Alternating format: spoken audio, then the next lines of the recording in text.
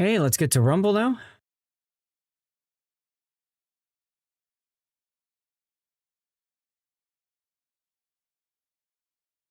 Okay, so I need to edit my title here.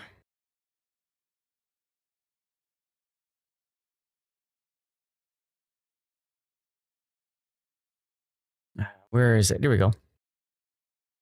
And my description, which I can do right here. Come on, copy and paste, dang it. Tags, categories, gaming, that's fine. Save. Okay, I think we're set up for Rumble. Okay, pop out chat. Yes, Rumble is good. Taro is over here. What's up, Taro? Taro, do I sound okay? I turned the volume up on the mic and I'm worried it might be too loud, but I felt like I was kind of quiet last time. Okay, so I think everything is ready to go. I sound like Lord Zath. Well, that's good. I hope I would sound like myself. I made changes that require a refresh. Okay, fine, Lumia. You do you, Lumia. I can close my Wavelink software now. I think we're okay there. Let's see. So this is Vert. And I don't see the HUD anywhere. And then this. Oh, there it is. Okay. I see it now. I see it now. And this is horizontal. Okay. Perfect. Okay, so those have been clued in. I think we're ready to start doing our posts and lighting our beacons. So that's excitement. Let's see, I can close this window. I can close this window, that one. I can also close. This one I can close. This one I need a post on here.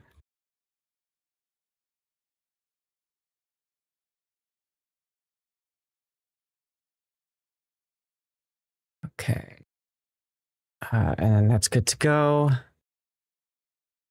All right, y'all. I think we're almost ready to go. I just need to light my beacons. And then I need to check the streaming PC. Need to make sure there's no big update or something I have to do. You know how that goes sometimes. All right, community links. Here we go. Posting to other Discords time. Did I do? Here we go. Big O's was the Asashio. Otherwise called the Sassy Ho. Seabear, thank you for arriving to quality control check everything. Really appreciate you, man. Really appreciate you. How was your last week? I feel like I missed you guys. Like I missed so much of everybody's life.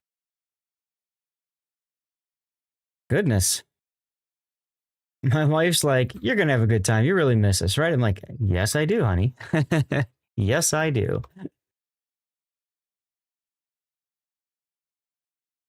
All right, there we go. That one. Go to that one.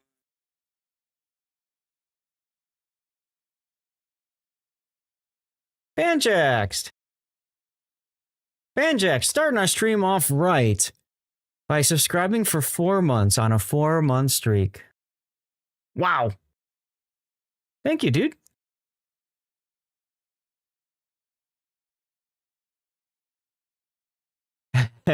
Howdy to you too. How have you been, Banjaxed? Thank you, as always, so much for subbing. Really appreciate you. Hey, Classic. Let's see. Ahoy, Banjax. Your ship has sailed through 4 months of subscription, anchoring your support in the seas of Lord Zath's World of Warships with a howdy as your flag. We know you're here for the long voyage. Oh, geez, you're sick as a dog? Well, I hope you can get some rest. Hope I don't keep you up too much. Oh, goodness. Hello, Sensuki. How are you? Oh my, what a stream, where replays gleam, Turo's ducks all in a row, but soon I must go. Fear not, for the fun's just begun. My replay theater reruns are second to none. So set sail and regale in tales from the seas, as Lord's S Encore streams aim to please. This thing. Whoa, Morkbork. Hi, Arrowhead. I'm doing fine, thank you. How are you? Things have been fine. I'll explain in a moment. Admiral Morkbork. Wow, thank you so much. Thank you so much. That takes us into a hype train already. Now, for some odd reason, I made a setting up, and now it's not playing the music. At least it doesn't sound like it to me.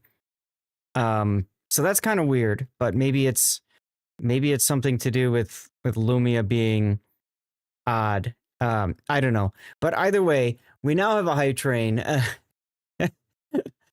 Morkbork says, oops. Not just an admiral in the high seas of our leader. Hold on. There's Rob with his blurb walk on.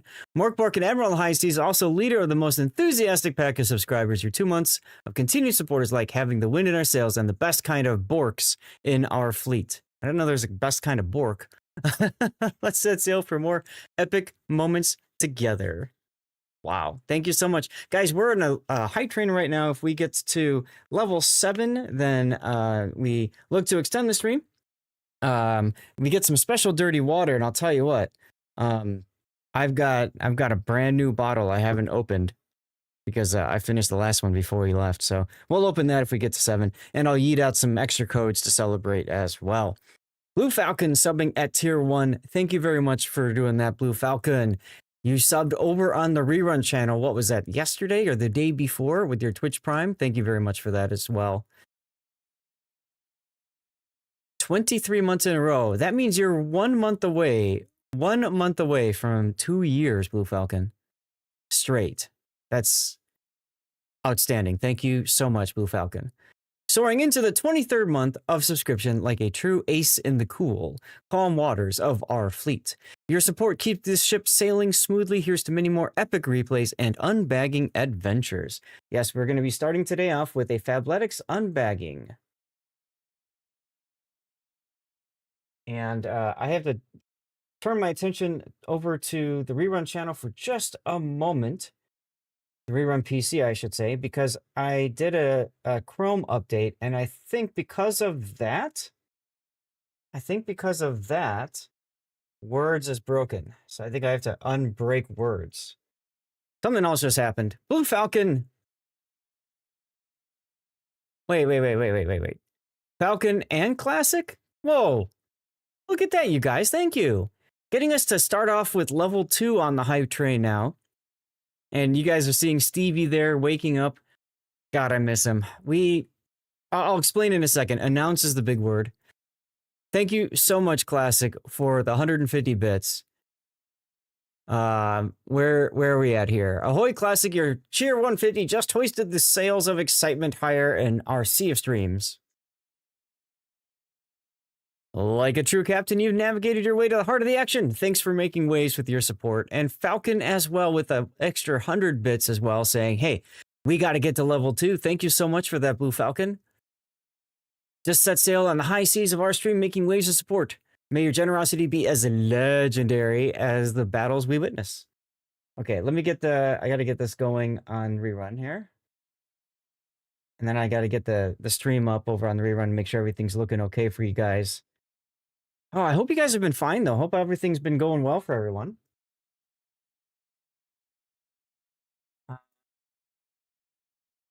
Yes, that's right. I do this, and then I do this down to here. Okay. It's going to take me just a moment, y'all. I'm going to be a little bit distracted. Good morning, Weekend Warrior. How are you? Can you believe it, Warrior? We're already at a level 2 hype train, thanks to some awesome support already. Some amazing support. We had a couple subs, kicked it off, and then Cedric just joined as one of the awesome people supporting the stream. Look at this with his 100 bits. Not only is he supporting us by just being here, he also just cheered 100 bits. Thank you so much, Cedric. You just gave our ship an extra boost as if you're shouting full speed ahead in the stormiest of seas. Our captain and the crew salute you for your support. Let's set sail with the wind in our sails and the bits in our pockets. The bits in our pockets? What the hell is this AI bot thinking? Oh my god. All right. I gotta open up over on the rerun channel. I'm gonna open my rerun PC. I gotta open up my Windows.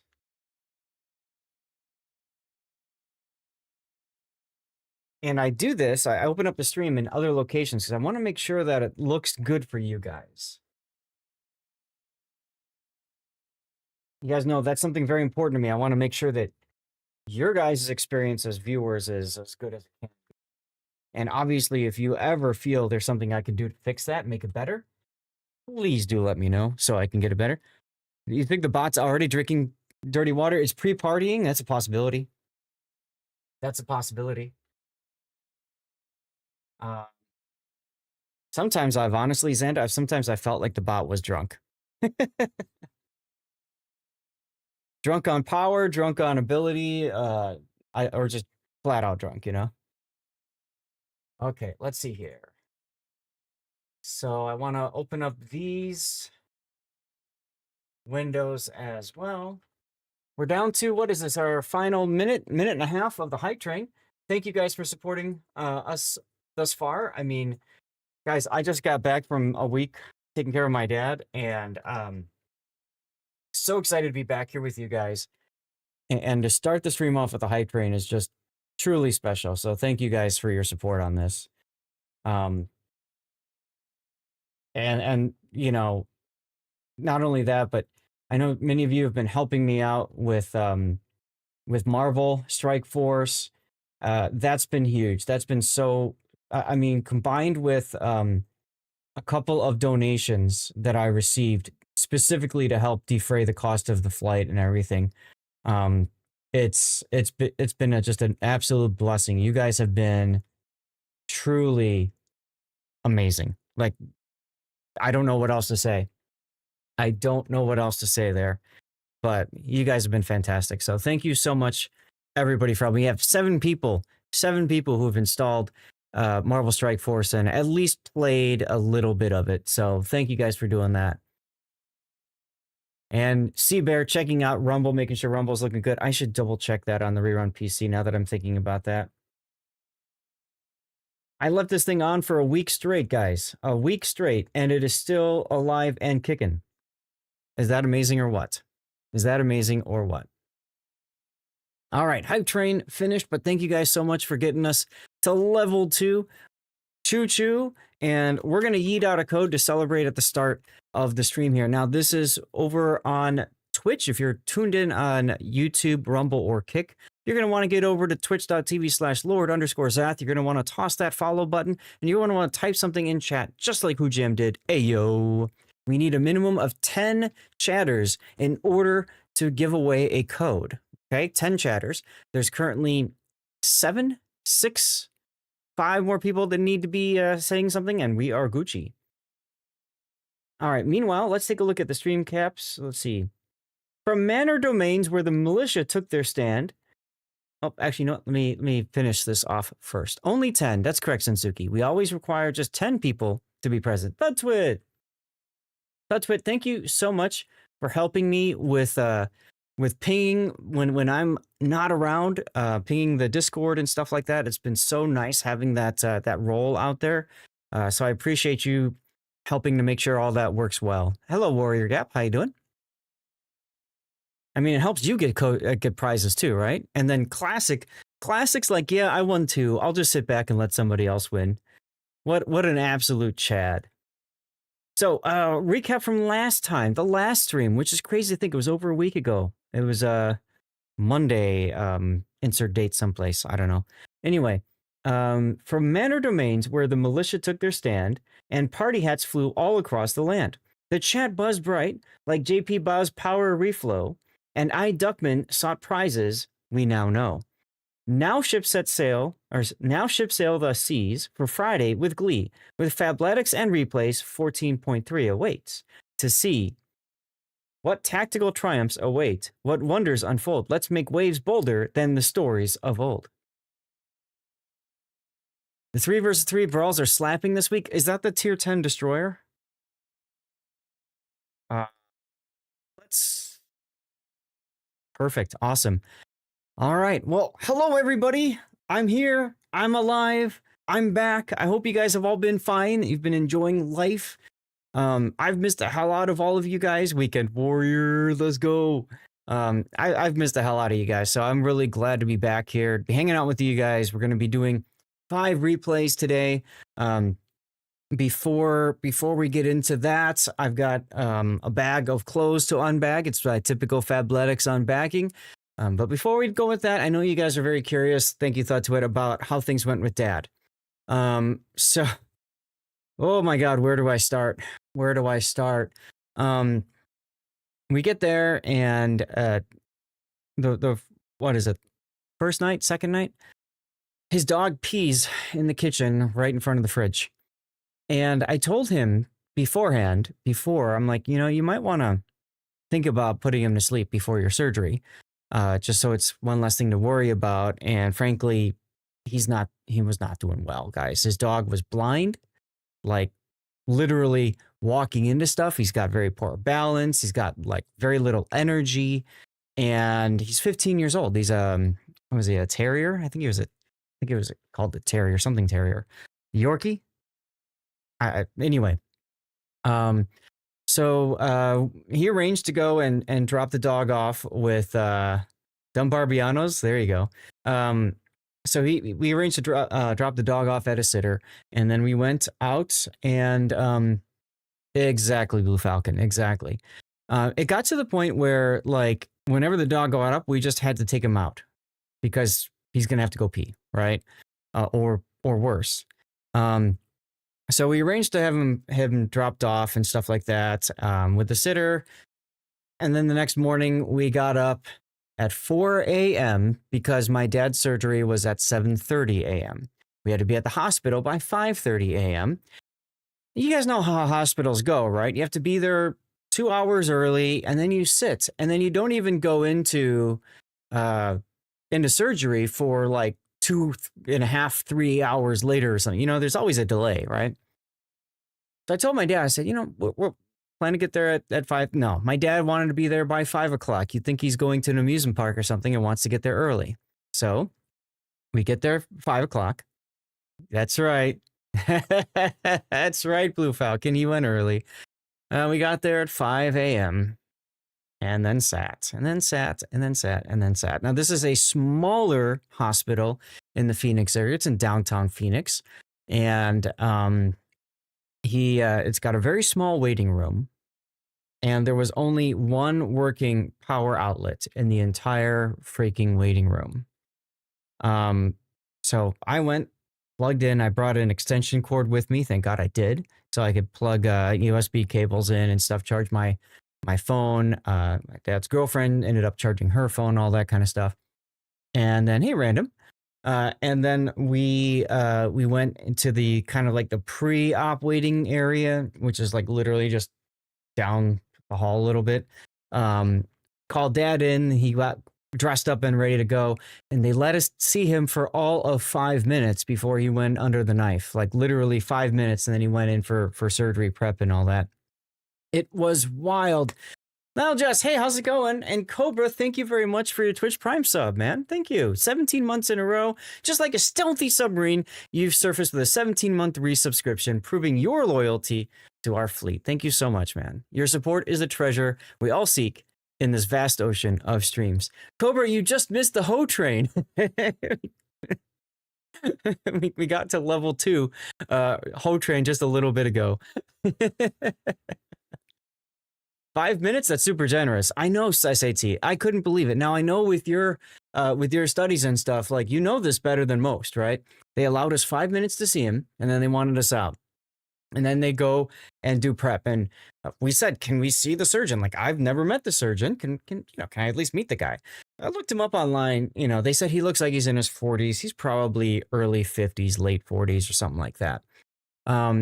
So he comes out and talks to us about what he's going to do and all that kind of stuff and give us an explanation. And of course, there's more complex things than he expected. So he's, for those of you guys who don't know the story of my dad, he had surgery here on his left carotid artery. He had surgery here on his right carotid artery. And he had another 2 surgeries again on his left carotid artery because it became infected and then became infected again. And the original surgeon that worked on him swore him off, said, "I am done working on you, sir. Good luck. Like, I will never touch you again, like cut you open or anything." Like, he doesn't want, he washed his hands of it. Like, that's something. I think the surgeon really thought my dad was going to die on the table. The second time, he lost a lot of blood and they were very concerned he was going to bleed out. So fast forward 6 months, they discover he's got an aneurysm. Ooh, do you guys want to see? I'll show you the picture. They discover he's got an aneurysm. So they're like, well, you're going to have to get that fixed, but you know, you have to go someplace else and find out. Yeah, exactly. If after 4 attempts, I wouldn't touch it either, right? So they told me he's got an aneurysm, fine.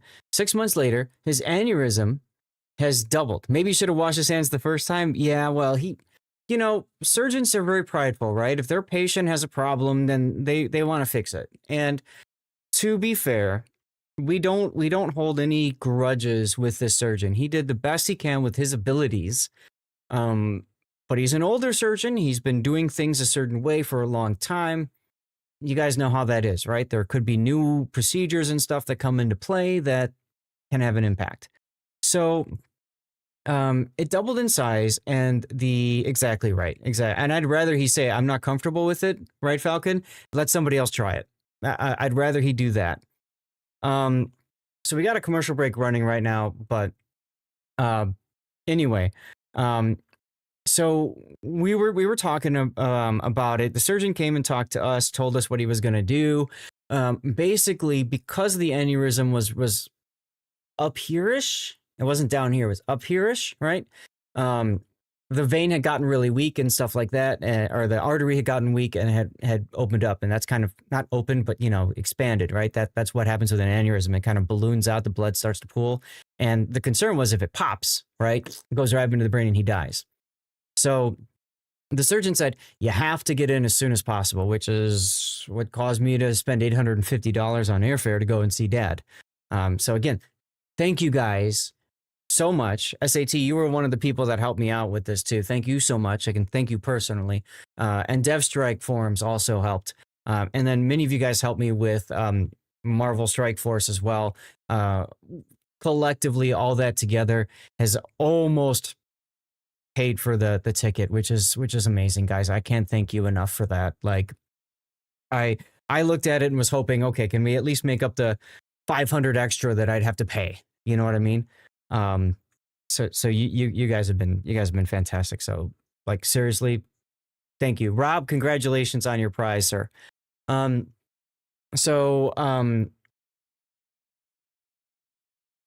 tells me because there's the artery splits off, he's going to put a coil up to block one of the artery split off so he can just work on this other one. And what he did was pretty awesome. So he goes in and he closes off the artery down here someplace, and then he puts a tube. He connects a tube from the artery to a vein in his groin. And he does that so that there's a closed loop so that any blood comes out, and it gets filtered too to prevent any clots and stuff. I think Rob is dead. And then it goes into his vein in his groin, and then it kind of recirculates into his body. So they literally made a bypass valve. Dad's biggest problem was when the surgeon cut into it the second and third time, blood kept backfilling from the brain. So the surgeon came in and finally talked to us afterwards. It was a 3.5 hour long surgery. Absolutely, man, random. Absolutely. This, if you don't like seeing medical stuff, look away, and I can tell you when it's safe. But if you want to see, this is his aneurysm. Look how big that is. And you can see the coil for the other artery branch off. That's the aneurysm. So the doctor showed this to me, and I said, can I take a picture of this? Because I don't know if my dad can see it or not. And So he said, sure. He was a really nice guy. And here's what it looks like now after the surgery. That is a problem, SAT. Yes, exactly. So that's how it looks now. So yeah, took 3.5 hours to go in there.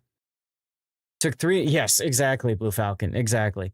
So it took 3.5 hours for the surgery. Surgeon came out, showed me this stuff, and then they got him all, through recovery. Now, you remember the part where I said you only had 5 minutes to see him before the surgery? Well, the guy at reception comes and talks to us and says, okay, one of you may go back for 5 minutes. Not both of us. One of you. So, of course, my girlfriend, or my dad's girlfriend, Jesus, she's 92. My dad's girlfriend said, I want to go see him. And I'm like, fine, go see him. With the understanding, of course, that I'm next. And the plan was, she'll see him for 5 minutes, make sure he's okay, talk to him a little bit, and then come on back, and we'll, he'll get into a room, and then we'll be able to both go see him. Arrowhead, thank you for the sub. Ever Sebastian, ¿cómo estás, Dad? Hablo un poquito español. See? Arrowhead, just like a true captain, you sailed into our crew with a Twitch sub, ensuring your ship stays afloat and ad-free. Your support is winning our sails, guiding us to victory. Let's set sail on this epic journey together. Thank you, Arrowhead, very much for your Twitch Prime sub. I really do appreciate you, man.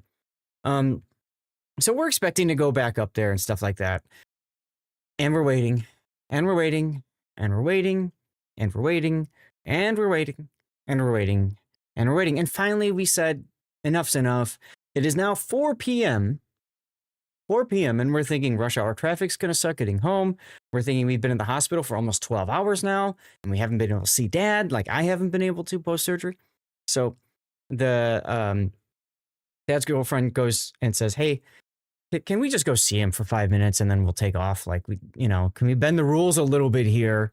And the guy comes and asks the nurses, comes back and says, okay, one of you can go see him for 5 minutes. So I looked at his girlfriend. I said, sorry, Nancy, it's my turn. Bye. And off I went to go see Dad. I talked to him for a bit. He was okay. And they had finally just got a room ready for him when I was seeing him. And I'm like, we're going to leave. Bye. We've been here for 12 hours now. So don't watch you a lot of times. Don't always watch you. But thank you, Airhead. That means a lot. That means a lot. So thank you. So he's all right. And then the next day he came home. So that was on Friday. Friday he came home. And slowly but surely worked on recovery. I went to go pick him up. The first thing he wants to do is go get his dog. So we go to the sitter, pick the dog up, bring him back to the house, and dog pees again in the kitchen. Dad pees in his pants. Because my dad, of course, he cares about the car more than anything else. He did not want his dog going all over the place, clawing and scratching things. So he held him in his lap the whole way back from the sitters. Anyway, long story short-ish, he's okay. It took him a while longer to recover than I think he was expecting. He's extremely tired. There's all kinds of things going on with the house. He drove for the first time yesterday. And when he went to see his cardiologist 2 days ago, the cardiologist said, I don't like how swollen your right arm and your right leg are. Now, he had a stroke like 15 years ago now, and his ability to use his right hand is pretty much minimal. And he can walk, but he kind of has real bad drop foot. And so they had an emergency ultrasound done yesterday for him. And now the doc says he has a blood clot. They think somewhere in one of the areas where the surgery was done. And they say, just let it be. It'll resolve itself over time. Sure. So Monday he goes to see the surgeon. So he's going to bring it up on Monday and make sure. Because in typical fashion, I come home only to find out that there's something else wrong with him. Yay! On the bright side, I will be seeing him again in a month. This is a planned trip to go see him for a couple weeks. Wife's coming out, so we already got airfare bought for that and paid for.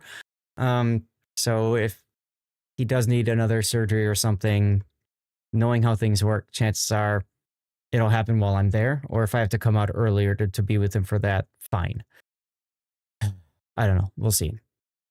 So yeah, hopefully not exactly SAT. Hopefully, I don't know. And you're in the medical field, so maybe you would know the answer to this. But you know, this the cardiologist said most likely the blood clot will just resolve itself. We'll just be done. So okay, I mean, you have to trust these guys know what they're talking about. But thank you, Airhead. But anyway, you know, I felt like I should share that with you guys. I know many of you were worried about it and stuff. Yeah, he's on blood thinners. He's definitely on blood thinners. 2 different kinds, maybe 3. You know, he takes the baby aspirin every day, for example. And I know he's on something else that's like an anticoagulant because of the stint that was put in and everything like that. Hey, NBA. So I have a strong feeling, yeah, that the blood thinners are hopefully working their way through. So yeah, I don't mind sharing with you guys. And then on Sunday, my dad decides it's time to put his dog to sleep. Like I said, it's 15 years old. It's like a terrier, Yorkie terrier. I don't know, whatever. And he says, you know, all he does is sleep all day. And then anytime I get up, he gets up and then he needs to go to the bathroom. And he's like, I don't want to deal with that when you're gone. And talking to me. And he also said, like, he's worried about the dog. Hi, Von Broy. How you doing? He's worried about the dog, like, walking up to him and, like, not getting out of his way, you know, not reacting, right? Because he can't see. And then dad tripping on the dog and hurting himself. So we decided, you know, he decided he was going to put him to sleep. And he called, and that was an ordeal. That was an ordeal because the earliest they had available was the exact same time, appointment wise, for putting him to sleep, the exact same day and time I was flying home. And so we called a whole bunch of other vets. All of them were either more expensive or unavailable. And so he called back to his vet and said, can you please find a way to get us in? My son's here and, you know, want to try to get this done before, you know, he leaves so he can help me. And so they squeezed him in. We got in on Tuesday morning and we put the doggy to sleep. It's a hard decision, Von Broek. And my dad commented to me, our family dog, he went alone to put that dog to sleep. And then when they went to Arizona the first time, my mom and my dad, my mom had to have this dog. And so, but she wouldn't go with when it was time for him to go to, you know, be put to sleep. So dad had to put that dog to sleep by himself. And so when he, you know, he wanted to not be alone the third time putting his dog to sleep. And I completely understood that. I even offered, I said, if you want, I'll go take him and you don't have to do anything. He said, nope, I want to be there. Said, okay. So yeah, your dog gets in your way all the time and he's healthy. It's a problem for you after surgery. Yes, it is. So yeah, I mean, it was a tough decision, but we put him to sleep. And, you know, he didn't want any pictures or anything like that. I took a few with his phone like the night before. I took a few myself. And I snapped one last picture of him before when we were putting him to sleep. Because I figured, you know what? He might decide at some point that he might decide at some point that he wants you know, he wants to see his dog again. So I'll share it with you guys real quick. That's him with the doggo. And then he's got a catheter in his arm, and they did the 2 drug method. If you don't know anything about how that works, is they put one drug in that completely makes the dog limp, or they do it for cats too, pretty much any animal. It's like this massive overdose of anesthesia, and then he just goes completely limp, and then they inject with something else that stops the heart really quick. So he went limp, and then they stopped the heart, and then they left and said we had as much time with him as we wanted, and then off we went. So it was a tough one for Dad, but it needed to happen. And I think it was important that it was able to happen, So anyway, I've been talking a lot. I hope you guys don't mind me sharing the events of the last week. If you guys have any events of your own to share from last week, please, by all means, share it away. It is heartbreaking, Classic.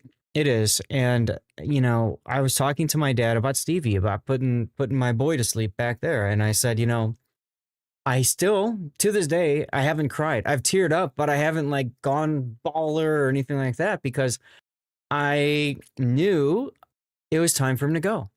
I had given him 19 and a half years of life, of a good life, for Dad, it was 15 years of a good life for that dog. And even the vet commented they rarely see any Yorkie Terrier that old surviving, because usually it's a small dog and usually they die pretty early, right? So I just told Dad, I said, you've given him a great life. Unfortunately, he's in the way, but more importantly, he's probably suffering. And Dad said, no, he's not suffering. I said, Dad, he's suffering. He's not telling you he's suffering. Dogs and cats are really good at hiding suffering. With those of you that are owners of pets, you know this. He had a big tumor in the right mouth area.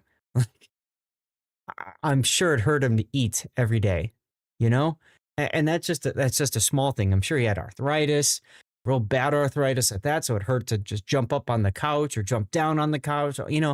All those little things. I'm sure he was in pain and suffering. So I was happy that suffering was over for him. That was number one. And number two, I was happy that my dad wasn't going to get up at 2 a.m. anymore to take the dog out, and at 4 a.m. and then at 6 a.m. He needs to recover from the surgery. He needs to sleep. And he's too cheap to leave the dog with the sitter for an extra week, so he could do that. So, okay. There you go. Done. It's unfortunate, but it has to happen. It has to be done. So it's done. That's it. And there's nothing wrong with it. It's his choice.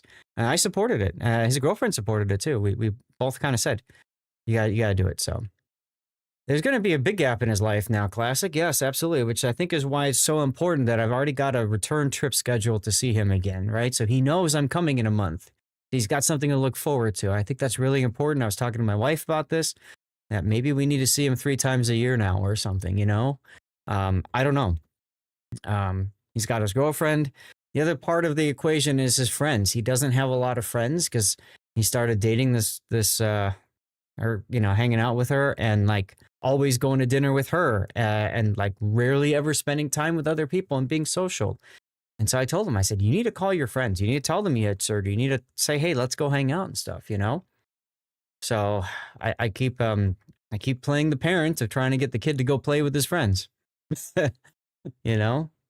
He's got to fill the gap. He's got to find something to do and somebody to hang out with. So anyway, that's him for now. We'll know more next week when he sees a surgeon, what's going on with the blood clot, what's going on with him in general. But I think it's okay.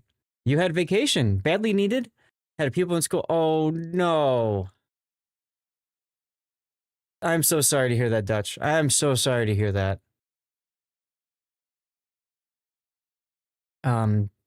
My last couple years of teaching, we had somebody at our sister school do that, which caused a huge ripple effect in the district. And then I found out recently one of my former students had done it too, just a few months ago. So it's never a good thing when something like that happens. I hope you were able to heal. I hope you were able to take some time and if I can give you some friendly advice, Dutch, talk to people about it. The school will typically put, at least over in the United States, they will typically have counselors on hand to talk and stuff with the students, don't be afraid to go up and say, I need to talk as an adult. First time I had to deal with a former student passing, it hit me like a ton of bricks, absolute ton of bricks. I was not okay. And there was no consideration from the school or the district about the teachers. All they cared about was the students. And I had to suffer through the rest of the day, frankly. But, you know, take the time for yourself, do your best to heal, because that's really important. Woof. Okay. Excuse me for a sec.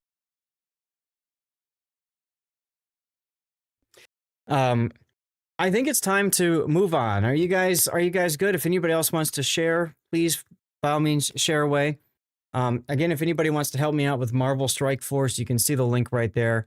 You know the talking part. Good. Okay, good. They've also done for teach that. That is so important. That is so important, and most people don't understand it. So I'm gonna put the code up again. It just so that it goes over to YouTube as well. If you want to help me out there, all you have to do is download the game. It's a mobile thing, so you just have to download the game, and then if you want to play it, play it. I get money. It's a sponsorship thing. For each level that you hit. I'm at myself level. Where am I at now? I have to take a look. I'm at 52 or 53, I think. The highest goal is 70. I don't even think I'm gonna hit that. I got 3 days left in the sponsorship, so if you want to help me out, fine. If you don't, that's okay too. Please don't feel like this is a requirement, guys. I only take sponsorships that have a base payout. In other words, you stream the game for a certain amount of time, and then you get a certain amount of money, period. And then anything on top of that is gravy. And the reason I do that is because I don't like having to hound people. Hey, can you do this? Hey, can you do this? Hey, can you do, like, I don't like having to do that. Let's see, I'm a level 52. 52. So that's not too bad, right? 52. So yeah. So anyway. Oh, I've unlocked the next stages. That's exciting. I'll have to do that after the stream. Always never a dull moment. That's right, Dogman. Oh, by the way, I stopped playing Raid again, finally. For now. Well, now that Duckman is here, we can move on to Fabletics Unbagging, okay? So, guys, speaking of sponsorships, this is something that I do once a month. And obviously with my trip to take care of Dad and all that, that kind of got a little bit delayed. So here we are. We've got our May shipment of Fabletics goodies. I've already taken them out of the big bag so we can save some time. We're going to open them up. We're going to take a look at them. And I'll comment on them. And then from there, we'll go over to Warships. I'm going to turn the stream room lights up all the way. And I'm going to do something I don't think I've ever done before. I'm going to turn oh my God, my key lights all the way max. I can't even look straight. I can't even look straight at them. They're that bright. It's like looking into the sun. Oh my God. Okay. So what we're going to do is we're going to take a look at the clothes. We're going to, I'll talk through them with you guys, and then we'll go from there. Okay. Chat, you guys, your job is to comment if you like something or not. If there's something that looks silly, tell me what you think, and be honest, because to be quite honest, this is going to go out to YouTube, and when it goes out to YouTube later, of course, YouTube, tell me what you think too. If there's something you want to see me try wearing at some point or whatnot, we'll find a way to make it happen. So I always like to say, of course, these are provided to me from Fabletics so that I can check them out, show them off to you guys, and that sort of thing. It's one of the best sponsorships I've ever had as a streamer. I've been doing this with them for going on 3 years now. This is year 3, I think, of the sponsorship, and they've been such a great company to work with. So I don't, with these lights, I do. And I sometimes watch a fellow streamer, Bonzinator. She puts on makeup, and I'm like, I'm taking notes, guys, seriously. Anyway, so these guys are great, and the product is great, so I don't mind supporting them. Ultimately, it's your decision if you want to support them yourself or not, okay? There's the link. You have Eskimo as the first random gold bundle, tempting to get it. Dude, Seabear for 1,000 doubloons? Get the damn ship, come on. All right, this is the one short, the 7-inch one short.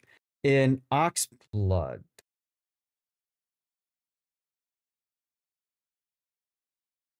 Interesting. Okay. So this is my favorite short. It's an interesting color though. It's kind of a weird color. I don't know if I'd look good in it or not. But this is the 7-inch short. This is one of my favorite shorts because it's got 2 zipper pockets, one on either side. So here's the left, nice deep cavernous pocket. And then on the right side, another nice deep cavernous pocket. And then inside of there is their famous cell phone pocket. Yeah, $4 to get a tier 8 Eskimo premium. Anyway, cell phone pockets are great. It holds them nicely and securely. Actually, what I did most recently when I was flying to see my dad, I put my ID in this pocket at the airport because it's obviously much more secure than just leaving it loose in the big pocket. It just helps prevent it from falling out, and I always know where it is. So that comes in very handy. It's got a nice elastic stretch to it, and then it's got these fun little ties on there.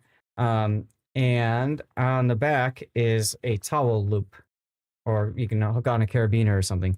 So these are great. These are my go-to shorts anytime I go travel or anything like that.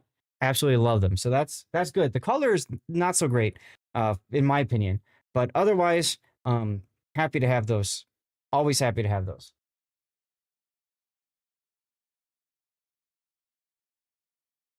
Okay, moving on to the next one. We've got the Effortless Tee in black. So this is a t-shirt. Now, I always tell people if you're looking, yeah, it is kind of weird. And hopefully, I think the color reproduction is pretty good now because I put the lights up on the maximum brightness. But I always tell people t-shirts are nice from Fabletics, but you don't typically want to start with a t-shirt. If you're going to start someplace with Fabletics, I would honestly start with the one short. This is black. It might look charcoal because it's it's reflecting a little bit off of the lights, but this is definitely black. It's a thicker black too. I don't think I've ever had one of these kinds of shirts. This is the Effortless Tee. Yeah, I don't think I've ever had one of their Effortless Tees before, but it's definitely a thicker material. To be honest, this would be good for flying. This would be good for going to a hospital, any like a movie theater, anything where you get there and then it gets cold because air conditioning. This would be nice because it's a thicker shirt. Cotton or synthetic?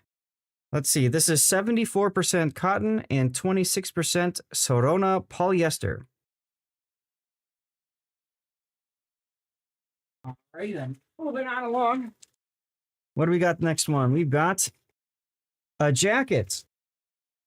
This is the one jacket in the same color as those shorts. In the same color as those shorts. Now, the one jacket is awesome. I love this. It fits me better than most other jackets, but it's the same color as the shorts. Okay. It's a thinner jacket. What I like about it, though, now, I am 5'9" for height, but I have short arms. But what I love about this jacket is take a look. Take a look. You can see it already. Most jackets, my arms are too short for the jacket. But I'll put this on real quick here. Here's some ASMR. I zip it up. But it fits me perfectly, like a glove. So that's one of the things that I love about it. What about the thicker one? What do you mean the thicker one, Duckman? Anyways, so it's got a pocket on the right side. And of course, there's a cell phone pocket inside, which I love. Okay. Got a pocket on the left as well. And I'm so glad. I love zipper pockets. I don't think it's got a pocket inside. No, there's no pocket on the inside. And it is pretty darn stretchy as well. So I'm pretty happy with this jacket. It's just a question of color. But the jacket itself is great. Moving on. What do we have next? This is the 24/7 in Brutalist Khaki. I get so many Brutalist Khaki shirts. As a matter of fact, I gave my dad, when I came down to see him, I gave my dad one of my shirts. Right, exactly right, Duckman. I think it's not good with my skin color. Now that's not a it's not a racism thing. It just doesn't look good, I think, on me. But it might be good looking on others. I don't know. So this is Brutalist Khaki. I got this for my my dad. I got a jacket. Some of you guys may recall a few months ago in this color, and it was too big for me. So I brought it down to my dad. He loves it. He's in Arizona. This is a great Arizona color, right? You're out in the desert and stuff like that. This is a nice thinner t-shirt. It's very stretchy material. These shirts I like to wear. It's 57% cotton, 38% modal, 5% spandex. Interesting. These I like to wear like a lounging around the house shirt or even sleeping in. They're very comfortable. But like I said, generally speaking, yes, it makes it hard for the predators to find you, right? You blend in so well in Arizona in the desert. Generally speaking, like I said, t-shirts are nice. But I'd say if you're gonna start in their catalog, start sampling with their pants, especially the shorts. The one short, like I told you, is great. And then look at their pants and maybe their hoodies. Their hoodies are great. Speaking of which, I have a hoodie. How's that for a segue? All right, this is the year-round Terry full zip hoodie in classic gray heather. The year-round Terry full zip hoodie, classic gray heather. All right. So I'll show you guys here. It's a gray hoodie. Now this one doesn't have the interior that I like. Some of them have like a fleece. Oh my God, there's a lot of things flying around right now. The interior on this isn't as nice as what I like. I like the ones that have like a fleece interior better. But these are still very comfortable. Let's go ahead and put it on so you can see like how it fits on me. Again, see what I'm talking about with the sleeve link? This sleeve is, if I were to pull it straight, okay, I've got, shorter arms.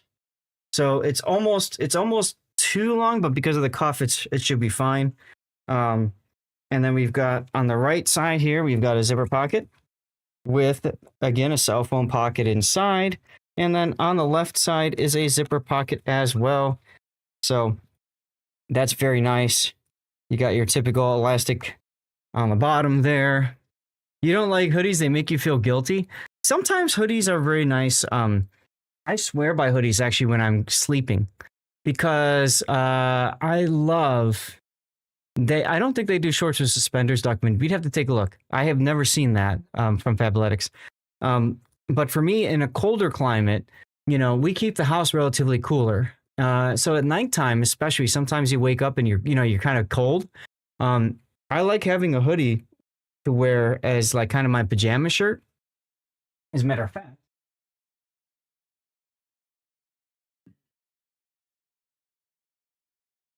I'll show you guys. This is the pajama shirt that I'm wearing when I sleep.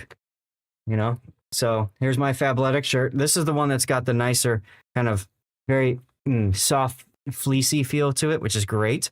And then it's got the hood. And so if I'm cold, I just pop the hood over my head, and it just helps me stay warmer. I keep my hair cut short. Part of that is because I'm getting older. I'm getting more gray, and it looks like less gray when you cut your hair short. Those of you that are older understand where I'm going with that. So for me, I lose a lot of body heat through my head. So having a nice hoodie really helps me with that, All right. What just happened? Oh, Daytona, you're changing the lights to yellow behind me. All right. There we go. Okay, just a couple more items to look at, and then we are Gucci. What do you have left? You let it grow long. My dad does the same thing. He always cares about his hair, and he's got like 10 of them. So he's always like trying to part his hair properly, and Dad, what are you so worried about? You know? But whatever. Whatever. Okay, so up next here is shorts. The year-round Terry sweatshort, classic gray heather. These are going to be really nice shorts for lounging around the house. I could tell they're going to be warmer shorts because they're the same material actually of the sweatshirt that I'm still wearing. It's got the zipper pocket in the left, and then over on the right, it's got a zipper pocket as well. Does it have a cell phone pocket inside? Let's find out. Let's find out. That's what it does. This is their trademark thing, guys. They always do cell phone pockets. Okay. And then in the back, they've got a butt pocket over here with a nice little thing up on the top so you can see it. That adds a little bit of visibility to your rear end. Everyone, do what Von Broik does, and please make sure you type something in chat. There is a giveaway going. You have to be a follower of the Twitch channel. So if you're watching on YouTube, Rumble, or Kick, go over to twitch.tv/Lord_Zath. Pause that follow button or click that follow button. It's the heart icon. It's free over on Twitch, of course, and type something in chat. All right, that brings us to our final item. Look at how big this thing is.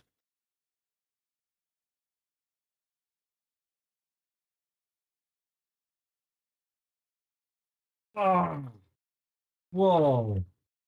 Whoa. Okay, I've never seen this before. This is the convertible travel bag, black. My hoodie looks nice. Well, thank you. This is the, I'm getting kind of warm. I'm going to have to take it off soon. It's not a tablecloth. The convertible travel bag in black. First of all, what strikes me the most, what the heck, is it's got a zipper down the front here, and it looks to me like, here, let me get the chair out of here. And I'm going to stand put the chair up and standing, but it's got a spot here so that you can clip on a hanger up here, or if you're doing something, and it's got a full zipper, so you can put like really nice clothes in there, right? And then on the other side, okay. And then it's set, so let me zip this up here. So let's say you were to put something in there, and it's even got like a nice little cover here for it. It's got a hanger, so you can hang it up if you need to, a little loop there.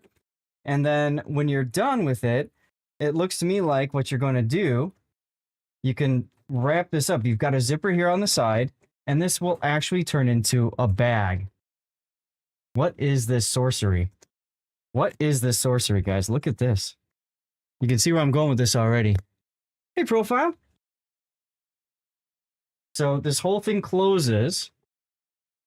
So if you've got like a nice piece of clothing that you want to travel with, but you don't want to deal with having to hang it up or something, this might be really good for that. It's a little bit of a struggle with the zipper here, but that's just because I'm not too used to it. But check it out. Now you've got a full-size bag. So you've got it wrapped with whatever clothes that you're trying to keep nice. And then in the inside of it, would probably want to move both of the zippers like this. And then now I can open it up, and now I've got this big cavernous bag inside. This is really cool. Yeah, it's very clever, Weekend Warrior. And then on the inside, there's a pocket here. There's a little pouch. If you guys can see that. There's a pouch right here.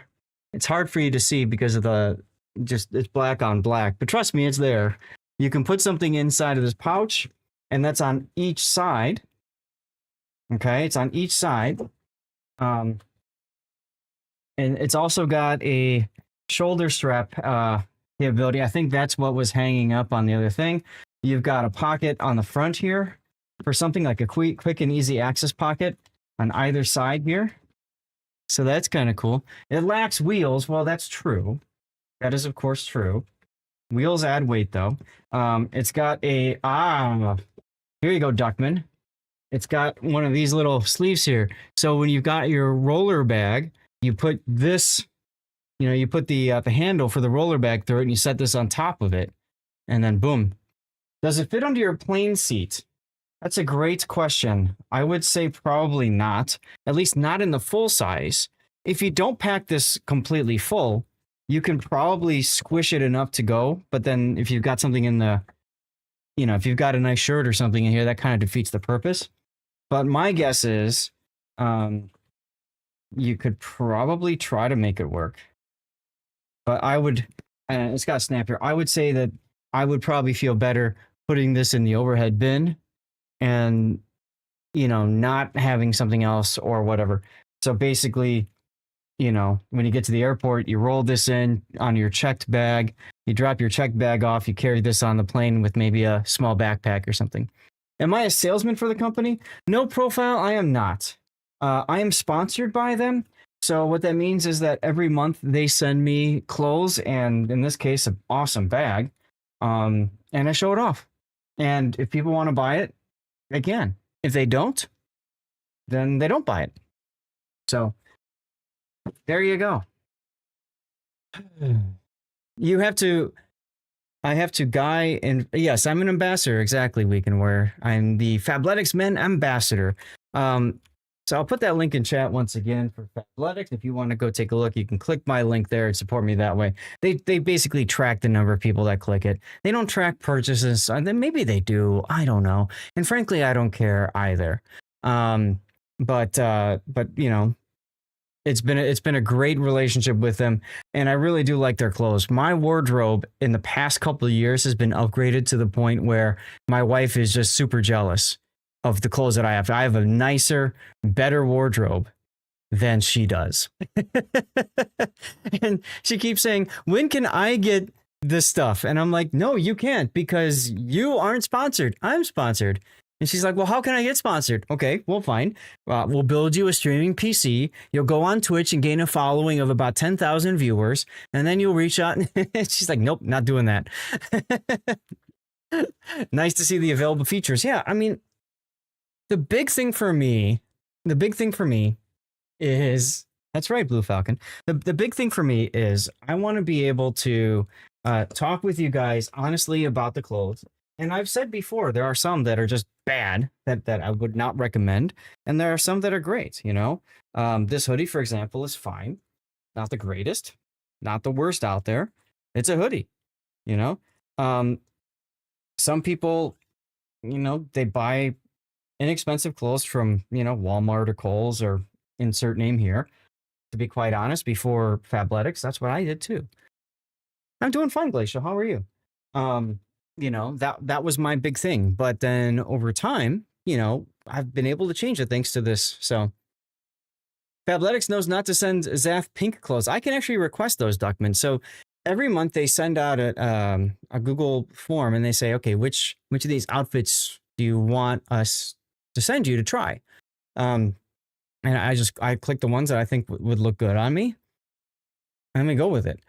Sometimes I don't really know what the color is. Part of the problem is I'm colorblind, and part of the problem is they don't specifically state what the color is, and they also don't state what the exact product is. So I just look at it and I'm like, oh, that looks cool. I don't know any better one way or another. So when I do these unbaggings, like, they are incredibly unscripted. I have no idea what I'm going to get, And I think that's half the fun, right? Because I get to share that excitement with you guys. So let's take a look at the clothes. We've got our gray hoodie matching our gray shorts. The gray shorts are nice. I like the shorts. And we got that bag that we were just talking about. We got another nice lounging around shirt for me. And what better shirt for Arizona than this, right? I can lounge around in that and blend in with all the houses and work out and sweat in it, and that should be fine. I went on my dad's, he's got an exercise bike, a recumbent. I went on that a few times, but guys, he keeps the house at 83 degrees. I mean, like you start pedaling and you're sweating. So, um, shirts like this get soaked pretty quick because I sweat a lot, but it is what it is. Um, and we got our black t-shirt, nice thicker shirt. And then we've got our blood, whatever color, our one shorts, and then our one jacket. I was talking about the clothes that are great. The one short is fantastic.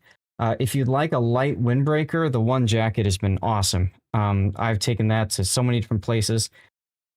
Not this specific one, but I've had other colors and patterns that I've done.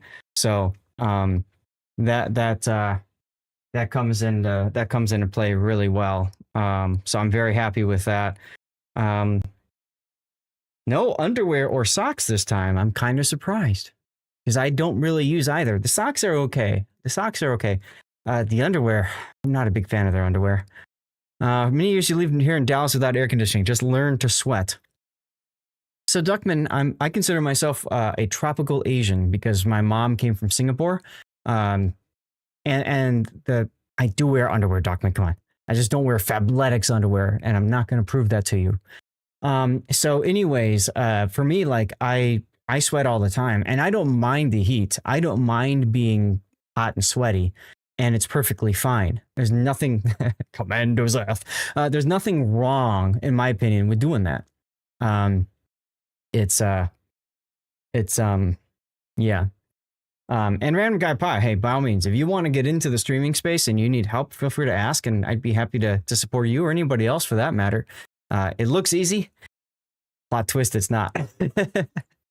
Anyway, once again, guys, thank you for sitting through this little thing. Like I said, it's not a sales pitch, but it's something that I do need to do every month and show off the clothes and the fashions and stuff like that. If you think, I'm going to give you a little bit of a suggestion from my experience working with Fabletics. If you think you like any of these things and you think this might be something that you want to investigate, I would recommend shopping earlier in the month than later, because at the beginning of the month is typically, I believe, when they get all their new clothes, their new fashion colors and stuff like that. And if you wait till the end of the month, a lot of times what's left are the off sizes, like the double extra larges and like the smalls,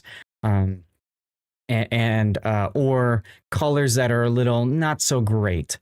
So it comes down to, if you like it, look into it. You can buy a pair and see if it's great for you.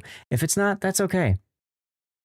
I'm not 100% sure about Fabletics return policy, but even if it's like one of those things, I believe right now when you sign up for VIP, they have different deals and stuff like that. Let me see if I can click the link myself and get to it. So their VIP offer is the $19 pants. They used to do shorts, but my guess is they're going to move to shorts in the springtime or in the summertime. So, you can always buy a pair of pants for $19 when you sign up as VIP. VIP is like their, it's like a subscription based thing. And so you basically sign up for that and then you get a discount on clothes. It's kind of like when you buy a membership for Costco. It's the same idea. Then you get access to their stuff and their deals. Just keep in mind that if you're going to do that, try it, buy something, and then turn it off. Pause the subscription so it doesn't keep charging you, and then decide if you like the clothes or not. If you like the clothes, by all means, keep trying it. If you don't, well, okay, that was a bad idea, and yell at me, I guess, if you want. I don't know. But I've been, like I said, I've been very happy with the one short. I've been very happy with the one pant. The only short, the only pants, I don't like those. I hate that they both start with the letter O. I don't know why they do it, but they do. Their one jacket's been great. And like the hoodies, like I said, that have the fleece on the inside are perfect. Ooh, do I have? I think it got put away. I don't know where my wife put it. I wore a pair. I meant to, oh well. I meant to show you guys. I wore a pair of the sweatpants on the flight. I was like Captain Sweatpants from Big Bang Theory. And they have whatchamacallit, they got pockets inside of it on the legs. So it's like cargo pants. Brilliant. Brilliant. Tarot. Whoa. All right, guys. On that note, I think Tarot is saying it's time to move on. So again, thank you guys for sticking through this. And it's time to get into our replay stuff. So let's shift gears. Tarot, thank you for the 20 gifted subs, man. Yeah, seriously, guys, if you got a gift sub just now, make sure you say thanks to Tarot for that. Let me get these clothes out of here. That bag is awesome.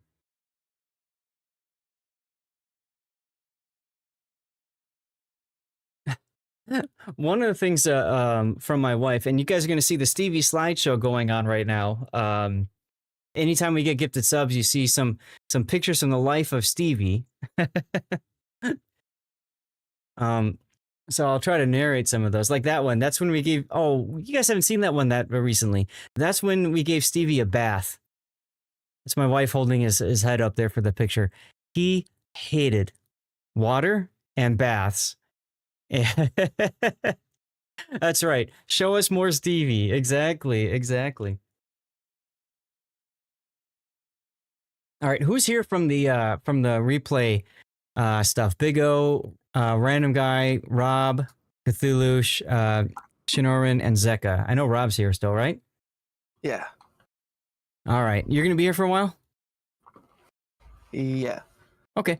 Hey Taco, let's get then some of the other replays going, like random. We'll get randoms going here. There's a Victoria game. And let's see here. Victoria. Put you a bit later. Okay, fine. Anybody else here from the prioritized replay stack? So that would be, I know Rob's here, of course. Shinoran, Zeka, Big O, or Cthulhu. You want to walk back to your dorm. Fair enough. If nobody else is here, that's fine. We'll go into Rob's game next, okay? Let's see here. Let me pull up Rob's thing there. That's Stevie with my college tassel. That's Stevie with my college tassel. My sister took my tassel, put it on the end of a yardstick so that Stevie could play with it, and she didn't tell me about it.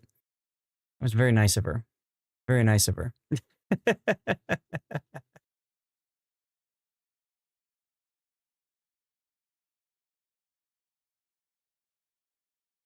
Dutch.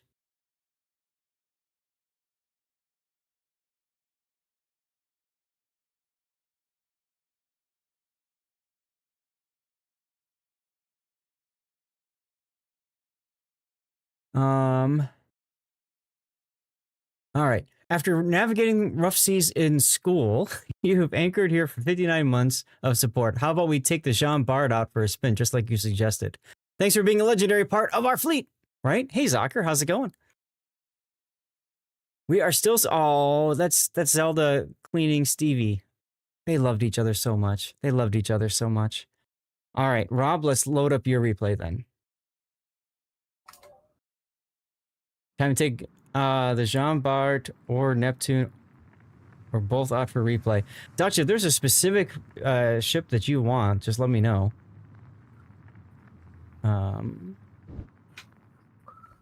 There is a death deck in this one, by the way. Let's see, at Ensign, Cthulhu specifically, and who else do we have here? Cthulhu, Big O, Zeka, Shin. Okay, let me pause that for a second there.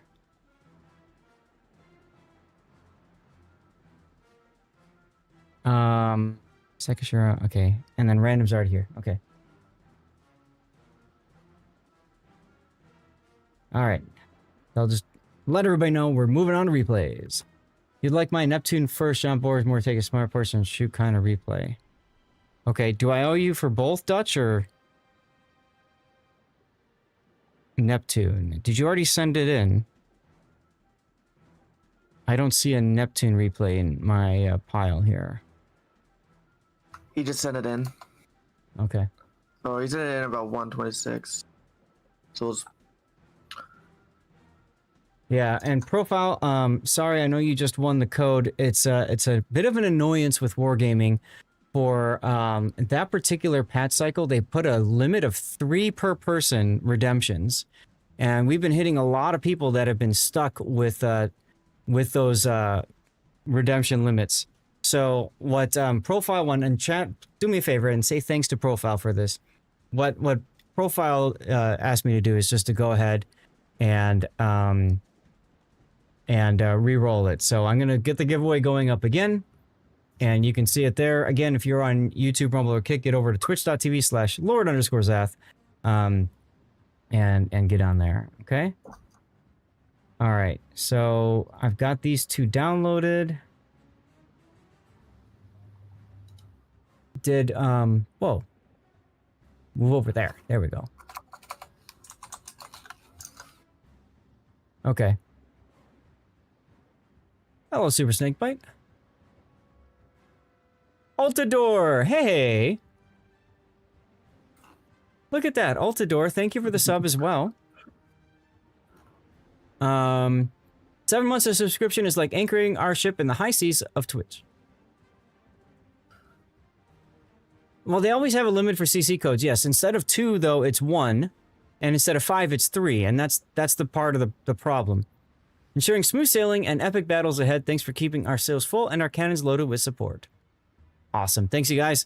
So, Dutch, do I owe you for both of these, or are you saying just do this one first and then we'll see if we get time for the other one? And you said Neptune first.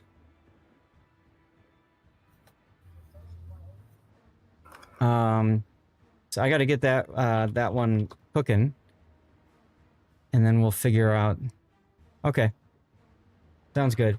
At this point, I think that leaves us with a total of 3 replays available for Sunday, yeah, and that'll be it. So we'll see. Yeah, I know. It's a pain in the butt. I'm just trying to get rid of them. I've got new codes, but I want to get rid of these first because otherwise they'll expire and then nobody gets anything. You know what I mean? So I'd rather we get those new ones out to people and then we can go from there. All right. So next thing I need to do is I need to open the replay file for Dutch.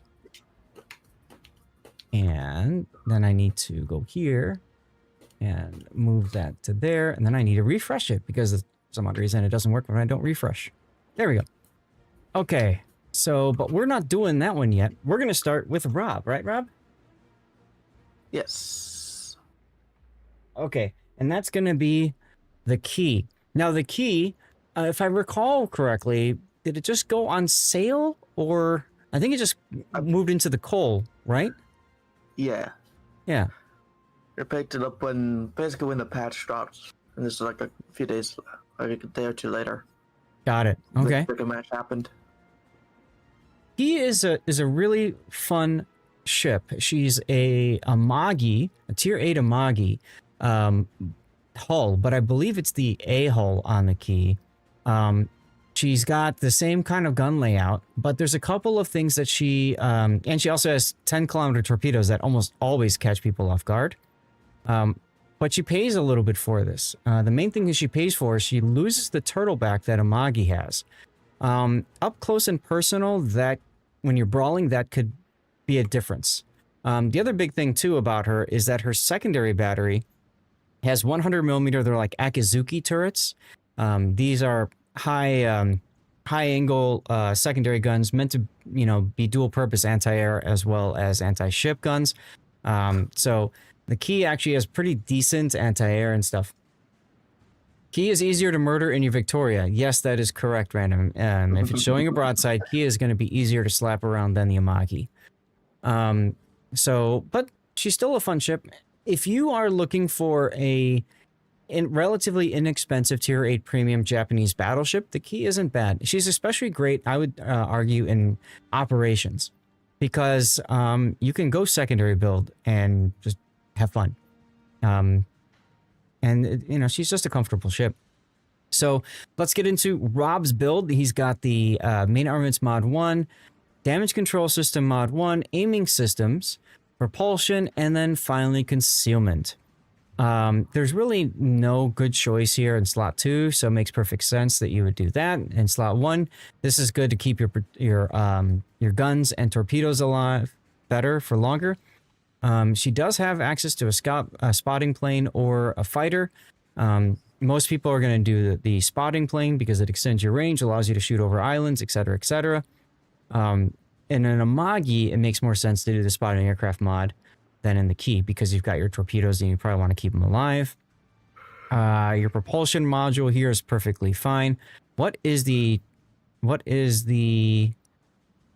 maneuverability? Here we go. Rudder shift time is 15.86 seconds. Little on the sluggish side of things. So if you find yourself getting involved in close combat and stuff like that a lot, you may do better with steering gears because that drops it down from 15 and change to 12.8 seconds. And you have to remember that this is 180 degree, or this is from center to hard over, if I recall correctly.